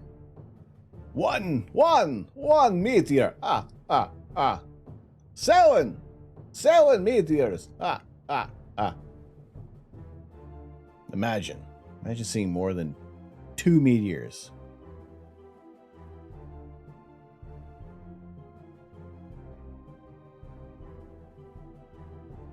See, I have a problem with wireless mice. With wireless anything now. I like everything to be wired. It's just that if the batteries start dying, that's it. I had a wireless keyboard. I had a wireless mouse. I've gone back to all the wired connections because if the batteries start dying and you don't have, forbid that you have like the Apple mouse where you got to plug it in on the bottom of the mouse. What genius designed that? So the idea, if you're charging your mouse, you can take a break. Tell that to every single employer who's saying, why aren't you working? I'm charging my mouse. That's exactly why I picked the cheaper wired version. It's funny how how much cheaper wired versions can be.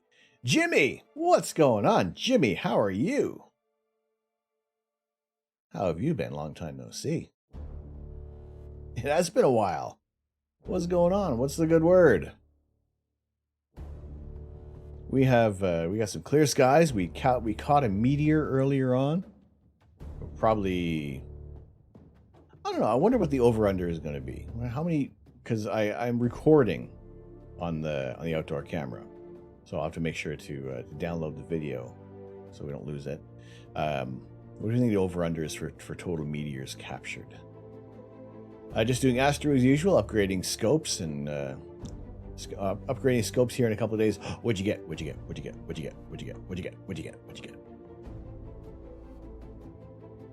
The mouse essentially uses AA batteries, so it won't end up as e-waste because you can't charge batteries.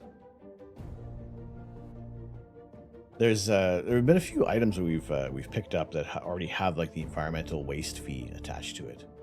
Mead 70mm quad is coming soon. Interesting. How long have you been waiting for that? Going on to wide field. We're doing some wide field tonight. We're a little close on that. We're live stacking the Horsehead Nebula at the moment. We have imaged quite a few targets tonight. I just sold your other scope today. Excellent. Everybody's getting some success selling things. That's awesome. That's wonderful. Yeah, have the skies been kind to you? Because this is like the first time in about a month that we've been able to do some imaging. You know, actually, I was saying to a few people I was possibly going to stream Elite Dangerous tonight, but then the weather improved, so we're shooting stars. We had 3 days in the past month. Well, that's still better than what we've had over here. We have the well, you can barely see the scope at the moment, using a different camera tonight.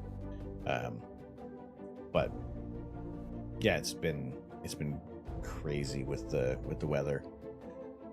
Everyone's switching to the secondhand telescope market because it costs you an arm and a leg to buy new nowadays. And you know, for the most part, like, people will take care of their equipment. Like, I don't want to.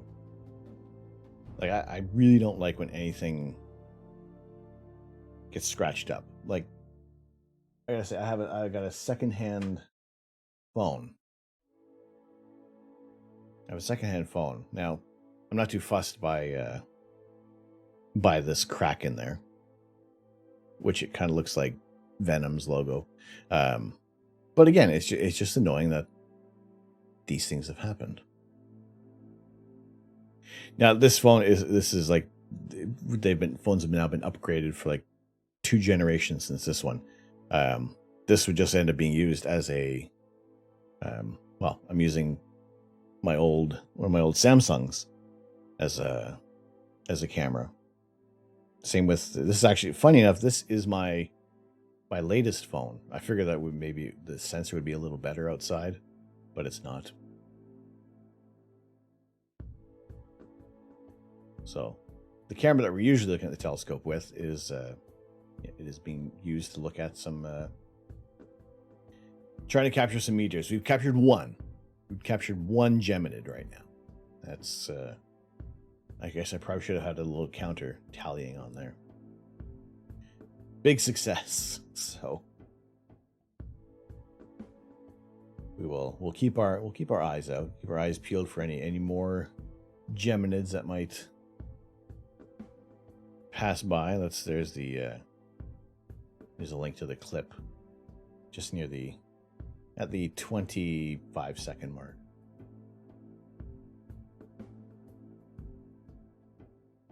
But yeah, I love seeing the progression of a live stack, and you know, you don't always know. Ooh, that look a little lighter. We have clouds.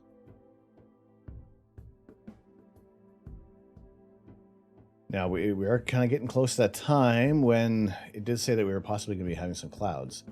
You need to get a new super sampling resolution mobile cameras to get decent low light performance. I was looking at the Wisecam version 3, which seemed to have some decent results, and there were some other people who had shared their setups with the Wisecam, and it just looked that much better.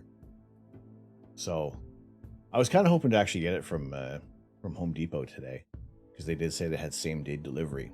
And then once I gave them my postcode, they're like, no, no, we're not getting to you that quick.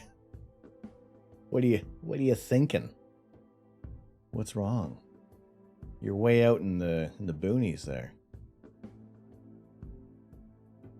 I think you recommended that a couple of months ago. They're excellent. There were a few people, and I'm going to say that, yes, Jimmy, you were most likely, highly probably one of them. And yeah, I was like this close to getting it today. But then Home Depot was like, no, you're not going to get that today. You can get it Thursday. Like, no. I'm not going to drive into town for that. Basically, they binned the camera for better low light photography. It's amazing how far like mobile phones have come as well. It'd be great if I could have had some better low light. Well, I did. I put my. I probably should go and actually turn it off. My headlamp is out there. That's what's giving that little red light. And even then, I've stretched this to like absolute terrible proportions here. But it was actually causing problems, because as it was pointing into the back of the camera, I was getting this extra bit of red glow. So as soon as I pointed the camera out towards the east, all that red glow went away. So yeah, we're basically shooting everything in Orion and Monoceros tonight.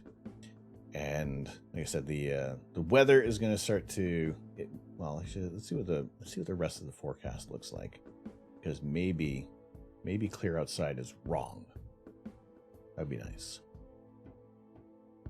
And what happened to the satellites today? I don't know.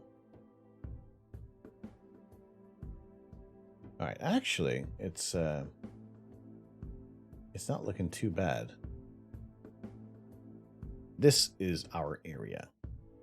This is the Grey Bruce Highlands of Ontario, and that is the main section that we want to be looking after. Make sure that we don't have any clouds. It's looking like it's actually supposed to be clear. A little bit of cloud coverage. That's like 3 in the morning. Where is now? Where is 10 o'clock? Okay, so it looks like we're actually probably going to be clouded out for a couple hours. And then it clears up again.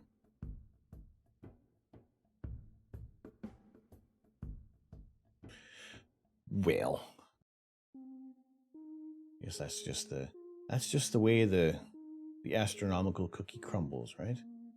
Although it is fairly inaccurate to what Clear Outside is reporting. Not that I always trust exactly what Clear Outside is on about, because sometimes it's way off. And right now it looks like depending on things, it might be, who knows. But we'll keep an eye on the weather. It did look like the rosette was getting a little lighter there. But again, we're starting to get a little more of the nebulosity on the outskirts that we haven't really captured before. And I gotta say, even at we got 33 minutes. No, 36 minutes on this target. Still looking better than anything we've ever imaged before. I'll let this one run out, and then we'll see what our options are. Yeah, wonderful to have you guys in here today. We have 3 new animated emotes. We actually had those slots unlock earlier today. And those are our 3 animated emotes. I'm already thinking I got to fix that last one there.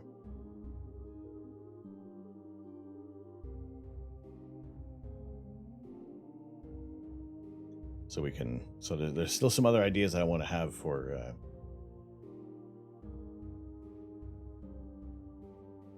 the emotes, but yeah, we'll see about. See, I want to try to have them all different from what's already existing, essentially, or at least maybe have something that's a little more animated. So we we have any subscribers. You got a little sprite trying to run away from the black hole. That's the other thing I was trying to think about, how to animate a black hole for an animated emote. You know, how can I animate this one? Abaddis. A badass. Welcome into the observatory. Thank you so much for the follow. How are you doing today? We're imaging the Horsehead Nebula. Jimmy! Oh, there it goes. Well, there goes the Horsehead Nebula. That's gone.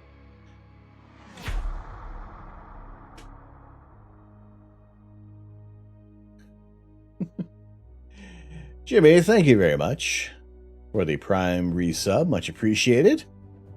Thank you, thank you. Thank you.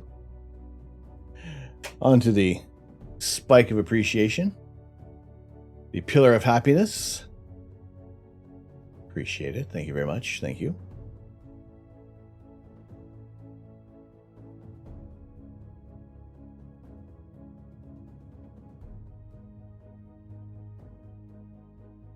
Selling your 6-inch f4. Oh yeah. You said you got that sold today, didn't you?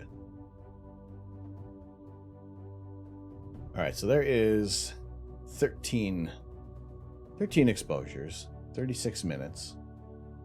Sorry, 39 minutes. Apologies. You got $1,000 for that, the moonlight and the coma corrector. That's not bad. That's not too bad. You happy with that one? The thermal paper subs on the receipt spike is the greatest thing you've ever seen on the internet for a while. Well, thank you. It's that physical manifestation to remind myself of just how much support you guys will give to the channel, and I appreciate it very much. And that's what I love to do, is just to share the night sky with you guys. These images are coming from my backyard. My scope is, well, it's kind of a little in darkness at the moment, as we have our camera pointed out towards the east to maybe capture some more geminid meteors. But we are taking these images of outer space, stacking them live to try to bring out more details. More, because if you look at how some astro images start off, it's not very interesting. You need to adjust your image a little bit. You need to bring in some of the histograms. You need to do a little bit of processing on there to bring out some of the details. But when you do, it is a beautiful sight to see.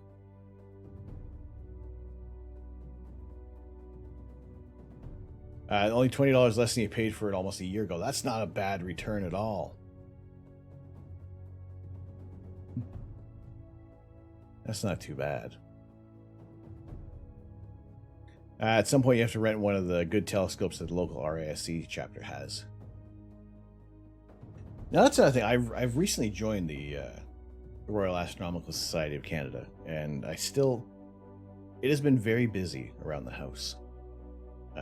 Holidays notwithstanding, but just still getting used to the rhythms of the place. We've been here about three months now, almost. Pardon me. And yeah, it's a little bit of a different life living in rural Ontario. So, still taking some getting used to. We're trying to get on track as much as possible. You've already got a print prepared for a spike mask. Excellent. Using a clear,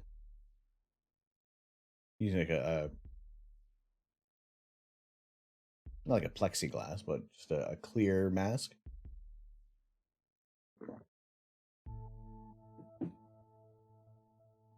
Okay. All right.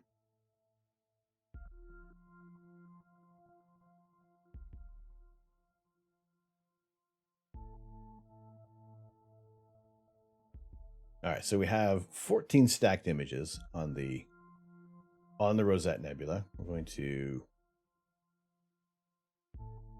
stop that exposure. Now, for how smooth this image is looking for just over 40 minutes.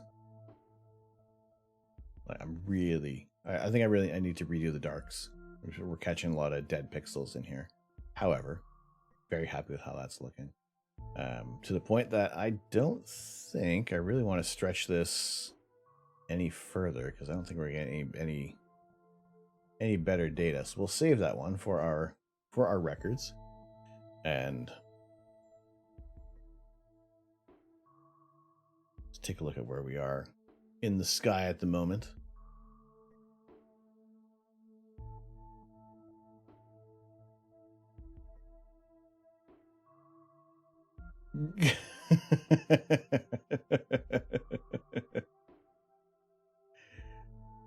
Yes, I see your spikes are as thick as mine. I'm your father's brother's nephew's uncle's cousin's former roommate. What does that make us? Absolutely nothing.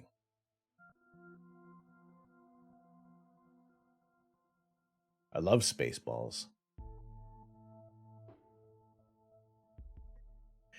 No spike, no problem. Just cut up a couple of USBs or use some...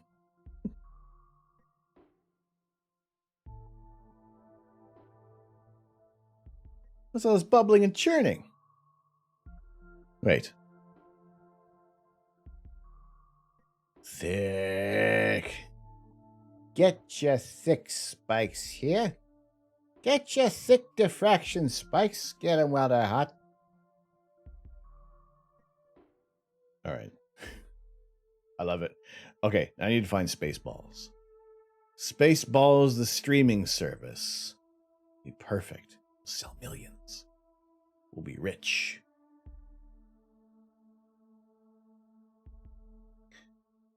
We'll all meet again in Spaceballs 2. The search for more money.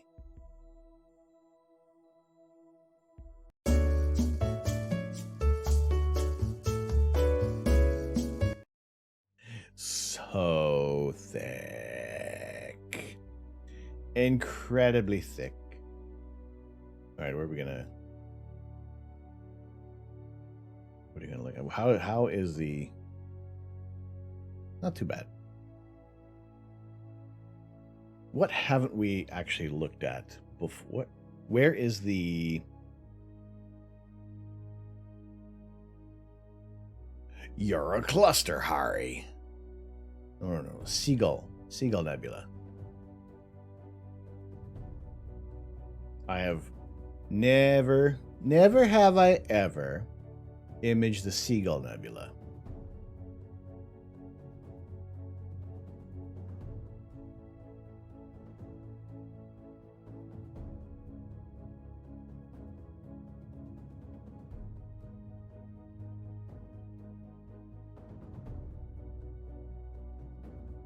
Yes, so there's so much.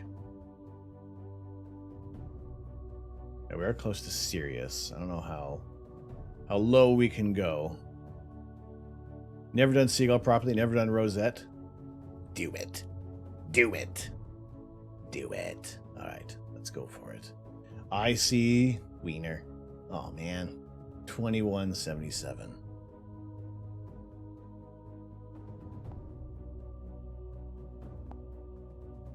Yes, exit the data.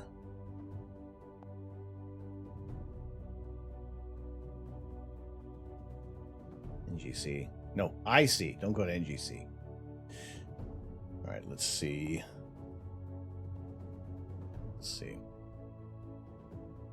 Now, it is largely a reflection nebula. However, it does look like there is some HA in there. But also, we've also realized that reflection nebulae kind of show up here with this filter. Auto ascend. Ooh, maybe not.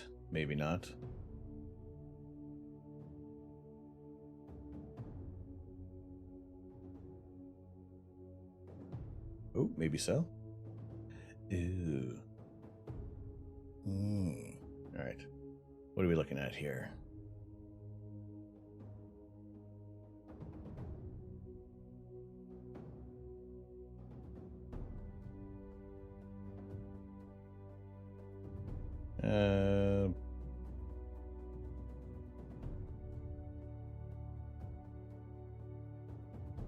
Okay, I see.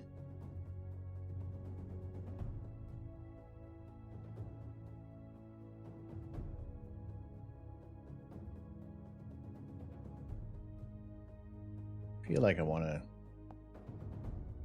reposition there.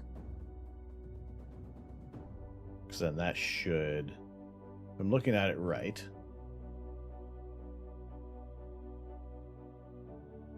It should be this star here that we've focused on.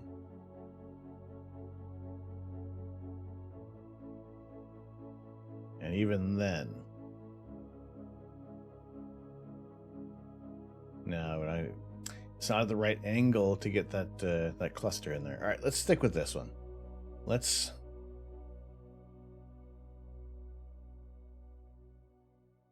stick with this. I want to do star color on the Rosette and LRGB and SHO, just one SHO. Just one.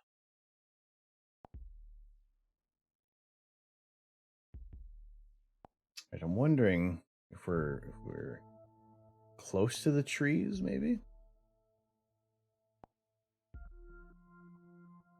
Oh, it doesn't look too bad.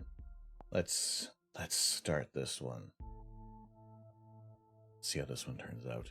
Never have I ever imaged the Seagull Nebula. Because I haven't had this low of an option for the eastern sky.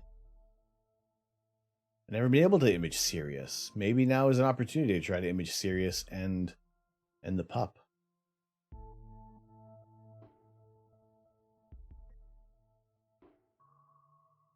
Actually, I have to get even closer.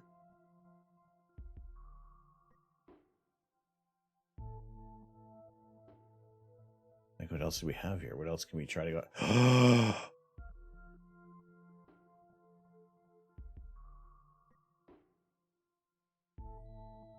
Biodin's beard. It's very tiny. Very tiny with this one. However, it might actually, Thor might even just be too low. I won't know until I either try it or oh look, what's this? What do we have here? That's probably gonna be too low. I don't think I can get the dolphin.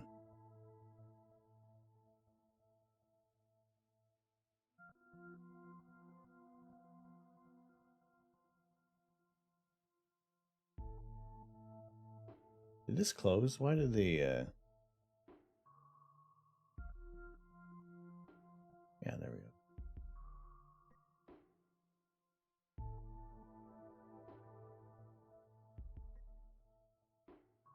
Don't know if we get the dolphin. Let's go. I'm gonna go for the sea. We're going for the seagull. We got about another minute to go on this one, and we'll start stacking more of these images together.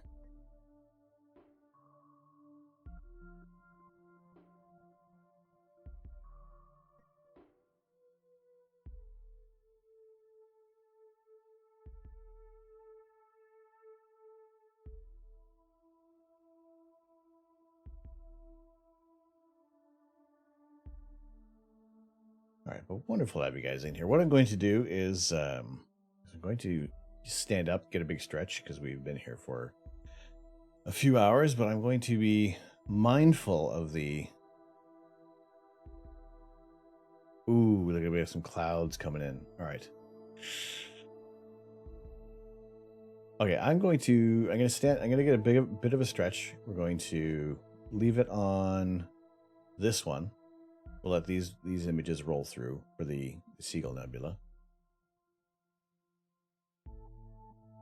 Let's see how this one looks. How did this turn out?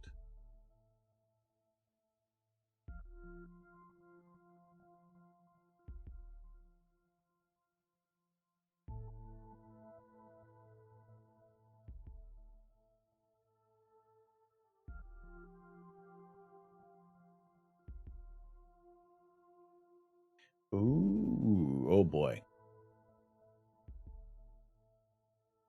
Okay, nice round stars. Excellent.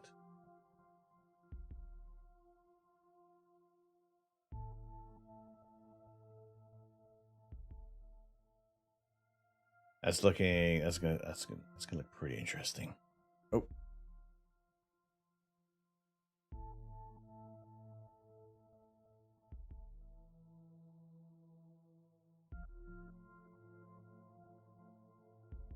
Are we still going? Is this still good?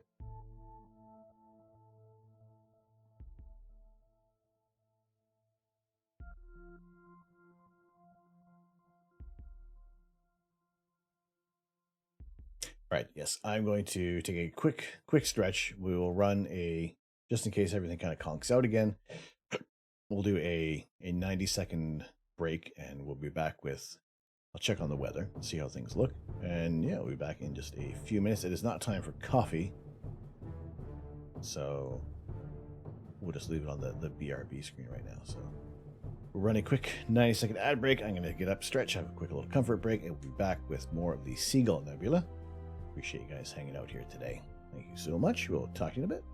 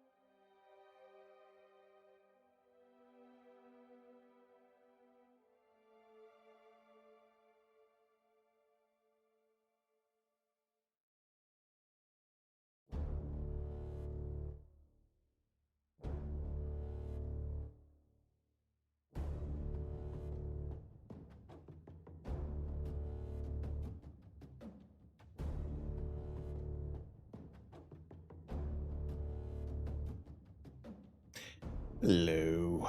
Hello, hello. Good evening, good afternoon, good morning, wherever you guys are. How's it going tonight? My name is Tom. I am the Astro Canuck. We are taking live images of outer space. We are doing multiple exposures here, live stack of the Seagull Nebula, a area of the night sky that I've actually never imaged before. It's a combination of emission and reflection nebula. Now the thing is, we may be running into a bit of into some clouds. As you can see some, and if we have some low-lying clouds out there, that's going to start to impact our images, what we're trying to see at the moment, which is a little unfortunate, but you know, the main important thing for looking out at this area is to catch some of the Geminid meteors. Now I know we have some clouds forecast to be rolling in around this time, maybe for about a couple hours. Blocksmith Forge, how are you doing? What part of the sky are we looking at? We are this, actually that's not the area. We're looking out at in the constellation of Orion. We're looking at the Seagull Nebula. And this is an emission and reflection nebula, which I have actually never imaged before, just because largely due in part to where I used to live and just how much elevation was available and just clear shots across the horizon. So we're giving a shot at this. I want to see how it's going to turn out. Now we got some clouds rolling in, which is a little unfortunate. However, earlier tonight we've had some decent images coming through. That's not one of them. That's an older image. Yeah, some images from tonight. We've had the Rosette Nebula, which is another beautiful target, which we haven't had enough time to image before, as well as the Horsehead Nebula. Going after a lot of nebulous targets tonight because the filter we're using is best designed to capture these targets, to capture that red in the hydrogen alpha. Now, we don't have a great deal of light pollution, but it does help with cutting out a lot of light pollution, but it also helps with bringing out some more of those details. The North American Nebula and the Pelican Nebula we started off with earlier tonight. Again, another one of those targets that it's been photographed many times before, but I always love to image these targets and call them my photons. We have put the time to get the scope set up and point everything and make sure that all the equipment is working properly. And it's been a while. It's been so long since I've actually been doing any photography. I've forgotten how to telescope. I was setting everything up tonight, and I was like, "Is this cable for this cable?" Where hopefully we don't have many more breaks in between imaging sessions. Is the filter adding a color to bring things out? It's removing. The red that we're mainly getting from these targets is in the hydrogen alpha, and that wavelength in the visible spectrum is closer towards the red end at 656 nanometers. And this filter will also kind of cut out a great deal of the wavelengths of light in between, which is where most of the light pollution lies. More of the interesting areas are in the far red or in the far blue end of the spectrum. The Dumbbell Nebula this is one of the other targets we kind of abandoned earlier on in the night just because of some imaging issues. But it is a wonderful planetary nebula to image. It does have a couple of bicolor properties to it because you have hydrogen alpha and doubly ionized oxygen, O3. And that's what this filter is designed to capture, are those main two emissions, as well as hydrogen beta, which makes it a tri-band filter. So you have a little bit more towards the blue end of the spectrum and kind of a little bit edging into the green just ever so slightly. But those are our targets for tonight. Now we are close to the Orion Nebula as well, which is another great target to shoot. This was from a earlier session, but the same kind of deal. We're taking these images. You take single images, and the program will stack it on top of each other to eliminate all the noise, all that graininess of a target, and just leave you with a lot of everything else that you want to have in the image. So that is what this filter is designed to do. The colors that you're seeing are registered in red, green, and blue. So without any modifications to the color palette, these are the colors that the camera is interpreting, and just what wavelengths these gases are energized at. So that is largely how you get these colors within the Orion Nebula and the Running Man Nebula, which is always nice to see these. I always love the combination of the blue and the pink, because when you're seeing anything with red, is mainly leaning towards the HA side of things, hydrogen alpha, which is one of the more abundant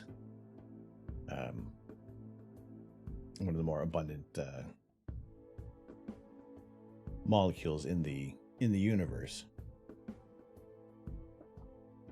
or sorry, atoms in the universe. Whereas anything that's kind of like blue is you're getting starlight reflected off of the gas clouds. So it's always interesting the combinations that can kind of come out in the night sky. And like the Seagull Nebula, there is a combination of reflection and emission. All right, good night, Ma. Have a good night. Have a good sleep. Holy potatoes. 5 a.m. does come pretty early. Have a good night.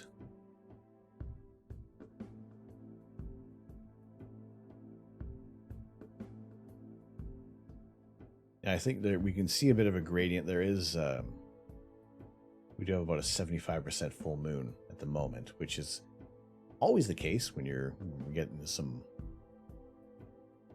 you get some larger. Usually when we get clear nights, it usually falls on a full moon or an almost full moon. Rarely do we get it on like a new moon, when the moon itself is even causing light pollution, which is a little annoying, but you know what? That's just the kind of thing that happens out here. So whenever we don't have any, the moon is the only source of light pollution that we kind of have at the moment. So yeah, I do want to try to mitigate. I was going to use a broadband filter tonight, but I opted for leaving in this filter because we are closer to a full moon. Cuts out some more of that light. Yes, we have a bit of the gradient, but it shouldn't impact the image as greatly as normally would. But when you're doing long, see, you can see how it's a little grainy in here. The more images that we add, the more 3-minute exposures that we do, it'll start to get rid of that graininess. Actually, we've stretched it a little bit. If we can kind of bring it back a little bit, it looks a little smoother, because we're not amplifying that noise that comes with the sensor heating up. So the more we can put into this, the smoother the image will be. And you're balancing out that, sorry, you're not balancing out, you're improving that signal to noise ratio. Inherently, all digital cameras and all cameras are going to have noise to them, depending on the exposure time, your gain, or your ISO, but while it still amplifies your signal, it's still going to bring out the noise in the image. But the more you can shoot, you eliminate that noise, and you're just left with more of the signal, and it's just a lot easier to process as well for post-processing purposes. Right now, all I'm doing is just adjusting the histogram. We're not adding or taking anything away, but it is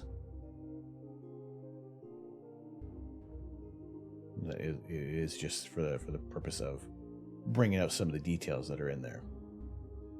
Whereas when we're taking it to Photoshop, we are highlighting other areas of our target and trying to keep our darks dark and our reds redder. So there's always we'll do some image processing on usually on Saturday nights, but nights like this, our non-regular streaming nights, is to some of the other times that I really enjoy it, because we are doing what I've wanted to do on this channel for so long, is take live images of outer space, and we are keeping our camera trained out towards the east in hopes of catching some more some Geminid meteors. And these meteor showers are named from where in the night sky the meteors tend to radiate out from. Now, these ones usually, these are going to come from as if they're radiating out from the constellation of Gemini. And when the Orionids are having an outburst, it is coming largely from the area of the Orion Nebula. But we've caught one tonight. We've had one. Well, I am recording the video with the outdoor camera, but as far as just kind of switching over to this camera and having a look, we've caught one. One was a false meteor because that was just my mouse cursor going across the screen. So we will Low Order Bit. Thank you very much for the follow. Welcome into the observatory. Thank you. Thank you for joining us today. We're keeping an eye on the eastern skies for any Geminid meteors that might be streaking across, or perhaps we are going to catch some of them we're going to review the video tomorrow and see if there's any other ones that we may have caught or missed tonight. Hello, fellow Canuck. Hello, fellow Canuck. How are you doing today? Welcome in. Welcome in. Glad to have you guys with us here today on a non-regular streaming night because we have some clear skies here in southwestern Ontario.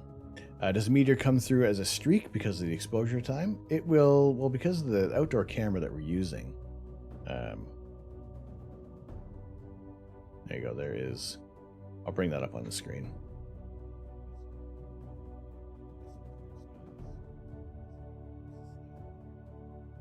You look right over here. There we go.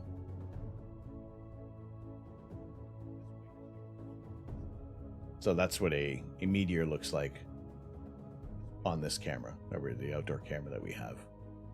If you are imaging it with the with your telescope or your camera on a tripod, it does appear as a streak, and it kind of appears as a almost like a spike or a javelin almost, because of as it's coming in dim, brightening, and then fizzing out.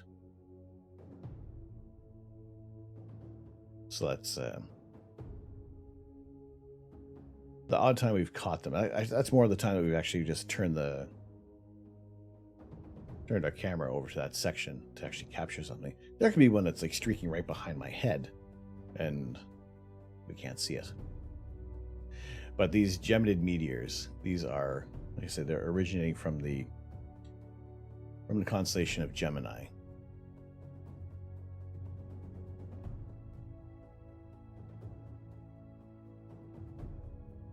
This is where you would expect the radiant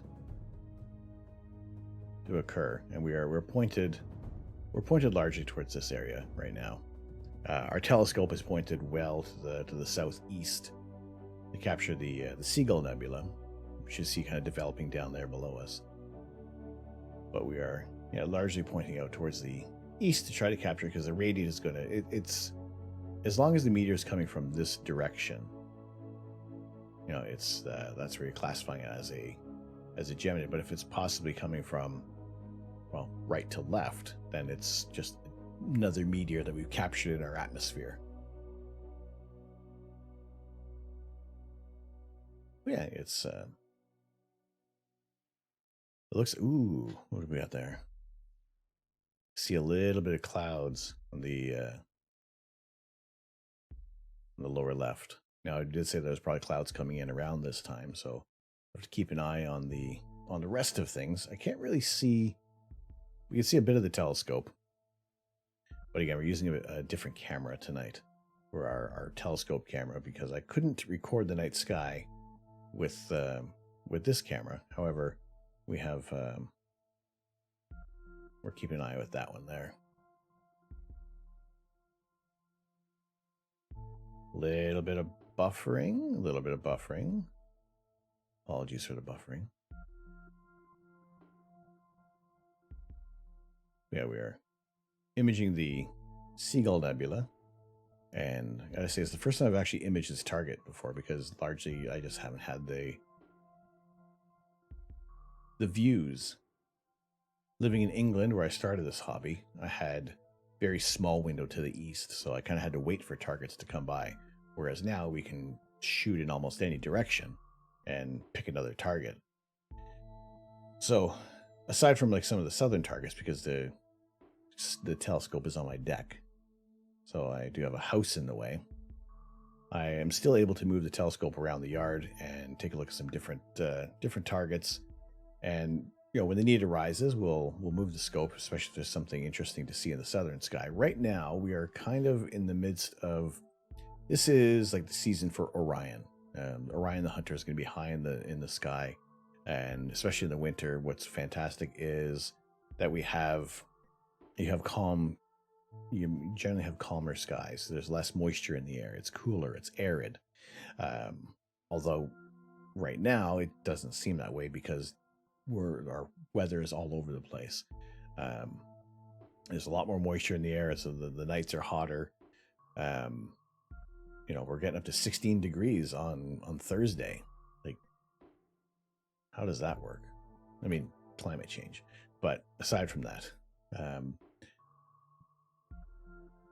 we're dealing with the weather as it comes. But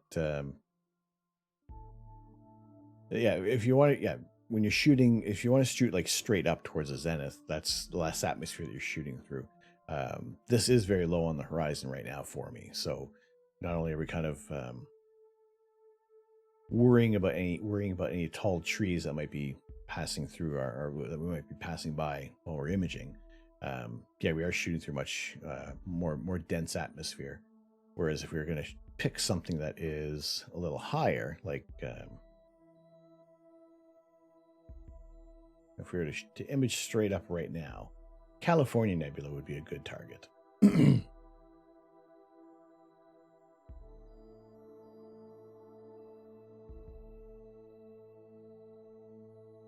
The Fossil Footprint Nebula, another good target to image, which I don't think I've actually imaged that one.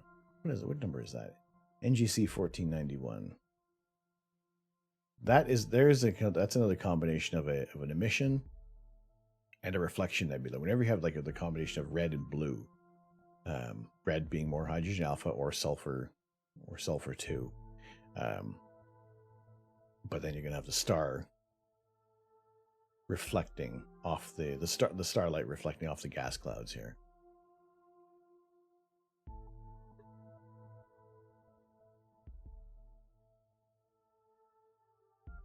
Heart and Soul wouldn't be too bad right now. Where are they sitting? They're in the northwest now. But yeah, if you can, the less atmosphere you're going to be shooting through, the better your results can be with imaging. But because everything is traveling from east to west, depending on what you're shooting for.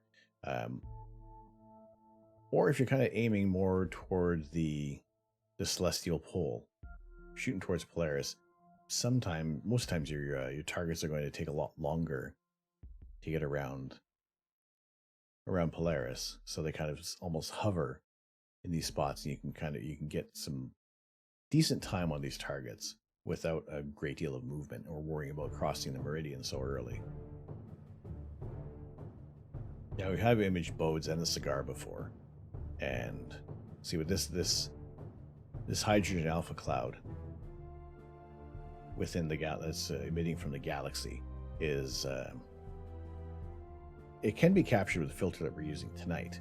However, you essentially want to use a dedicated HA filter. Let's head back over to there. And we got we got clouds rolling in.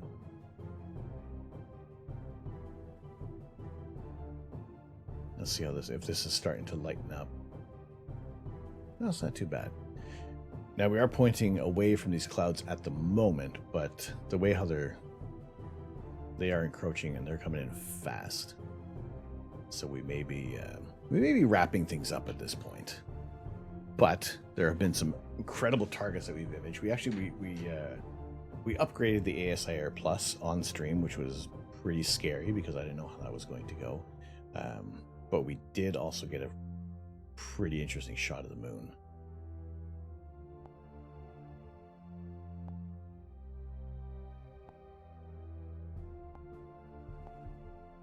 That was, I was pretty happy with that one because it stacked the moon and we were able to sharpen it a little bit, get some better details in there.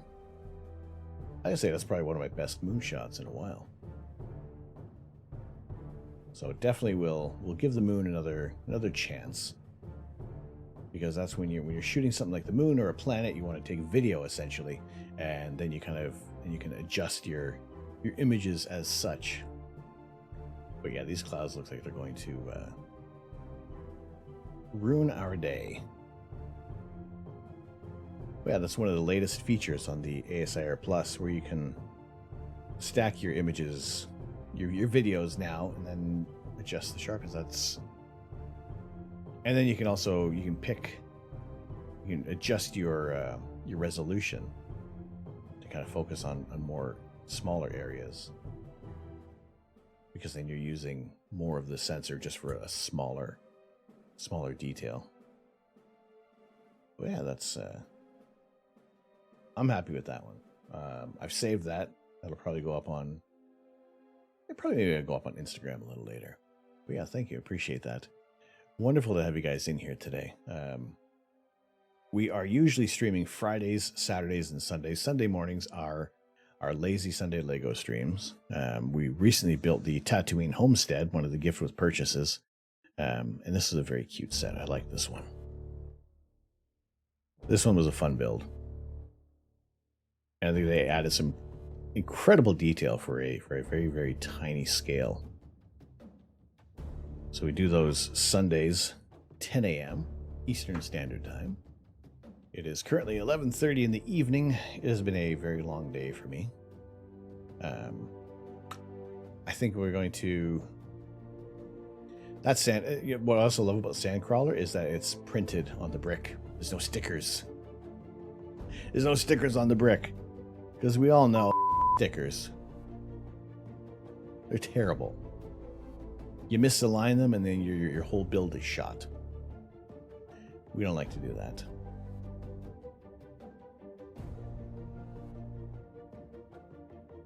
I like printed bricks. Printed bricks make me happy.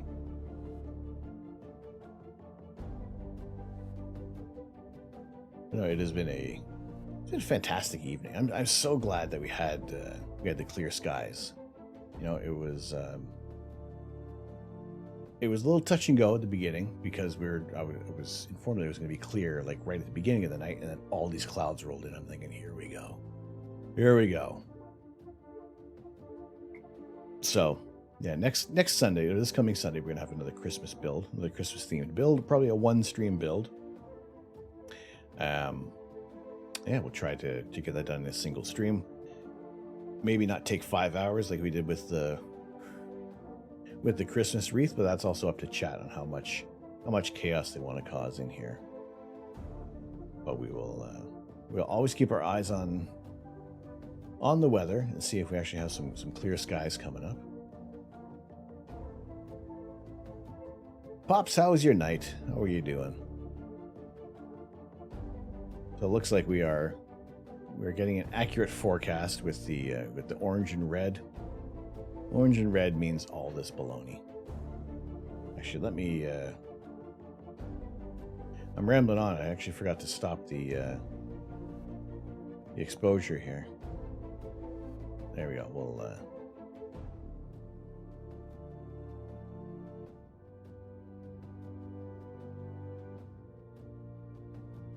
It's okay. I'm happy with that. We'll save that one. Let's also slowly bring our temperature, or our camera temperature, back to 0. We'll let that do its thing there. Where is the Lego Saturn V? It's still in the closet. I still haven't rebuilt it. It's still disassembled. It's back. Well, it's not totally disassembled. It's just in its separate pieces, in its separate sections.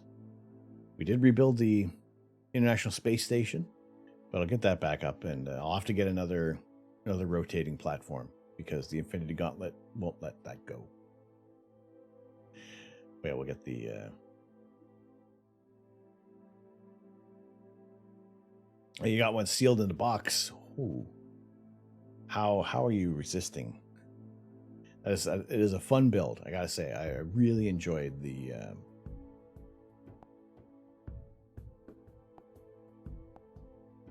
Saturn V build.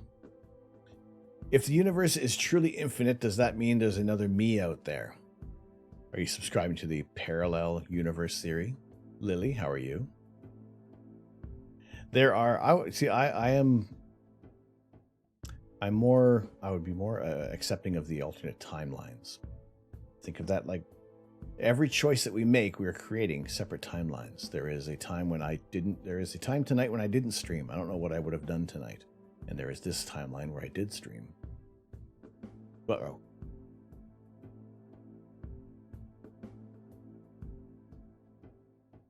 Nope, just...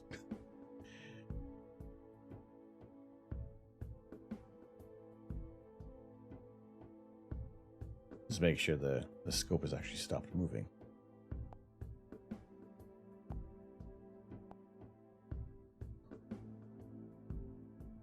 All right, that's that. That's done. We'll let that let the camera come back up to temperature. But I don't know if I subscribe to the multiverse. I mean, almost there. You figure there might be something. What's beyond our visible, our observable universe? Alternate timelines are cool. Makes backwards time travel seem a little more viable. You subscribe to the theory that there are only so many ways to stack atoms, so an infinite scale, there has to be another stack of atoms like me. Well, you look at people. Look at people. How many people sometimes have these similar features? You get celebrity lookalikes. You get doppelgangers.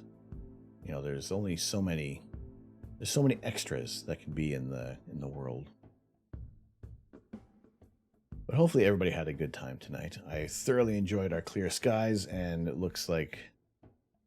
Alright, we have clouds coming in and out, but at the same time, it is getting late, and I'll keep an eye on the... I know this camera is going to keep rolling throughout the whole night, so we'll see if how the skies went. And probably I'm going to turn off the scope and everything, like there aren't going to be any more clouds. But that's just the way how we have to deal with things when we're doing astrophotography. Well, glad to have you in here, Blocksmith. Wonderful to have you in here. Where are we going to send you guys off to tonight? Who are we going to go over to? Who are we going to say hello to?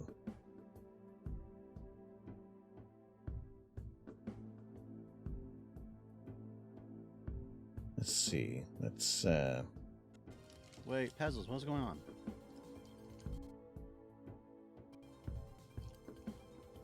What's going on with these two, Pezzles? I'm confused. Well, glad to have my favorite Lily in here. Double? All right, I think we'll let's send you guys over to Amish Ace. I've had the chance to he's doing a little bit of some Taco resubbing at tier 3? Dude, Taco. a little gift box, some little chocolates and things like that. Let's go check them out. Let's go say hello. Vitorium, welcome in. Thank you very much for the follow. How are you doing today? Now we have unlocked animated emotes, so we do have those available finally. So I've been working. I got a few of them ready today. We have 2 more slots I got to work on, and I still think I'm going to update that first one. So I think we can make it a little better, make it a little different from what we're usually used to. But I thank you guys so much for hanging out tonight. It has been a wonderful evening. Hope you guys had a good time, as always. I have been Tom. I am the Astro Canuck. I'm not here to change the world. I'm here to share the universe. And I want to share you guys with Amish Ace, if you guys want to copy that raid message. So hopefully the raid works, my goodness.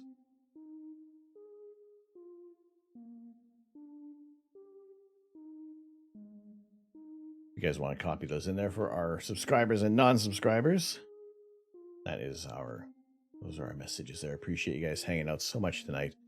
And yeah, we'll be back most likely. Well, we'll be back Friday. And if there's any other clear nights that kind of pop up, we're going to have some streams that are largely unannounced, but we're always going to be trying doing as much astronomy as possible. So hope you guys enjoyed your time. We'll see you very soon. I mucked up my sign off. I said it way too early. But thank you guys so much for hanging out. I've been Tom. I'm the Astro Canuck. I'm not here to change the world. I'm here to share the universe. Have a very good evening, and we will see you guys soon. Take care.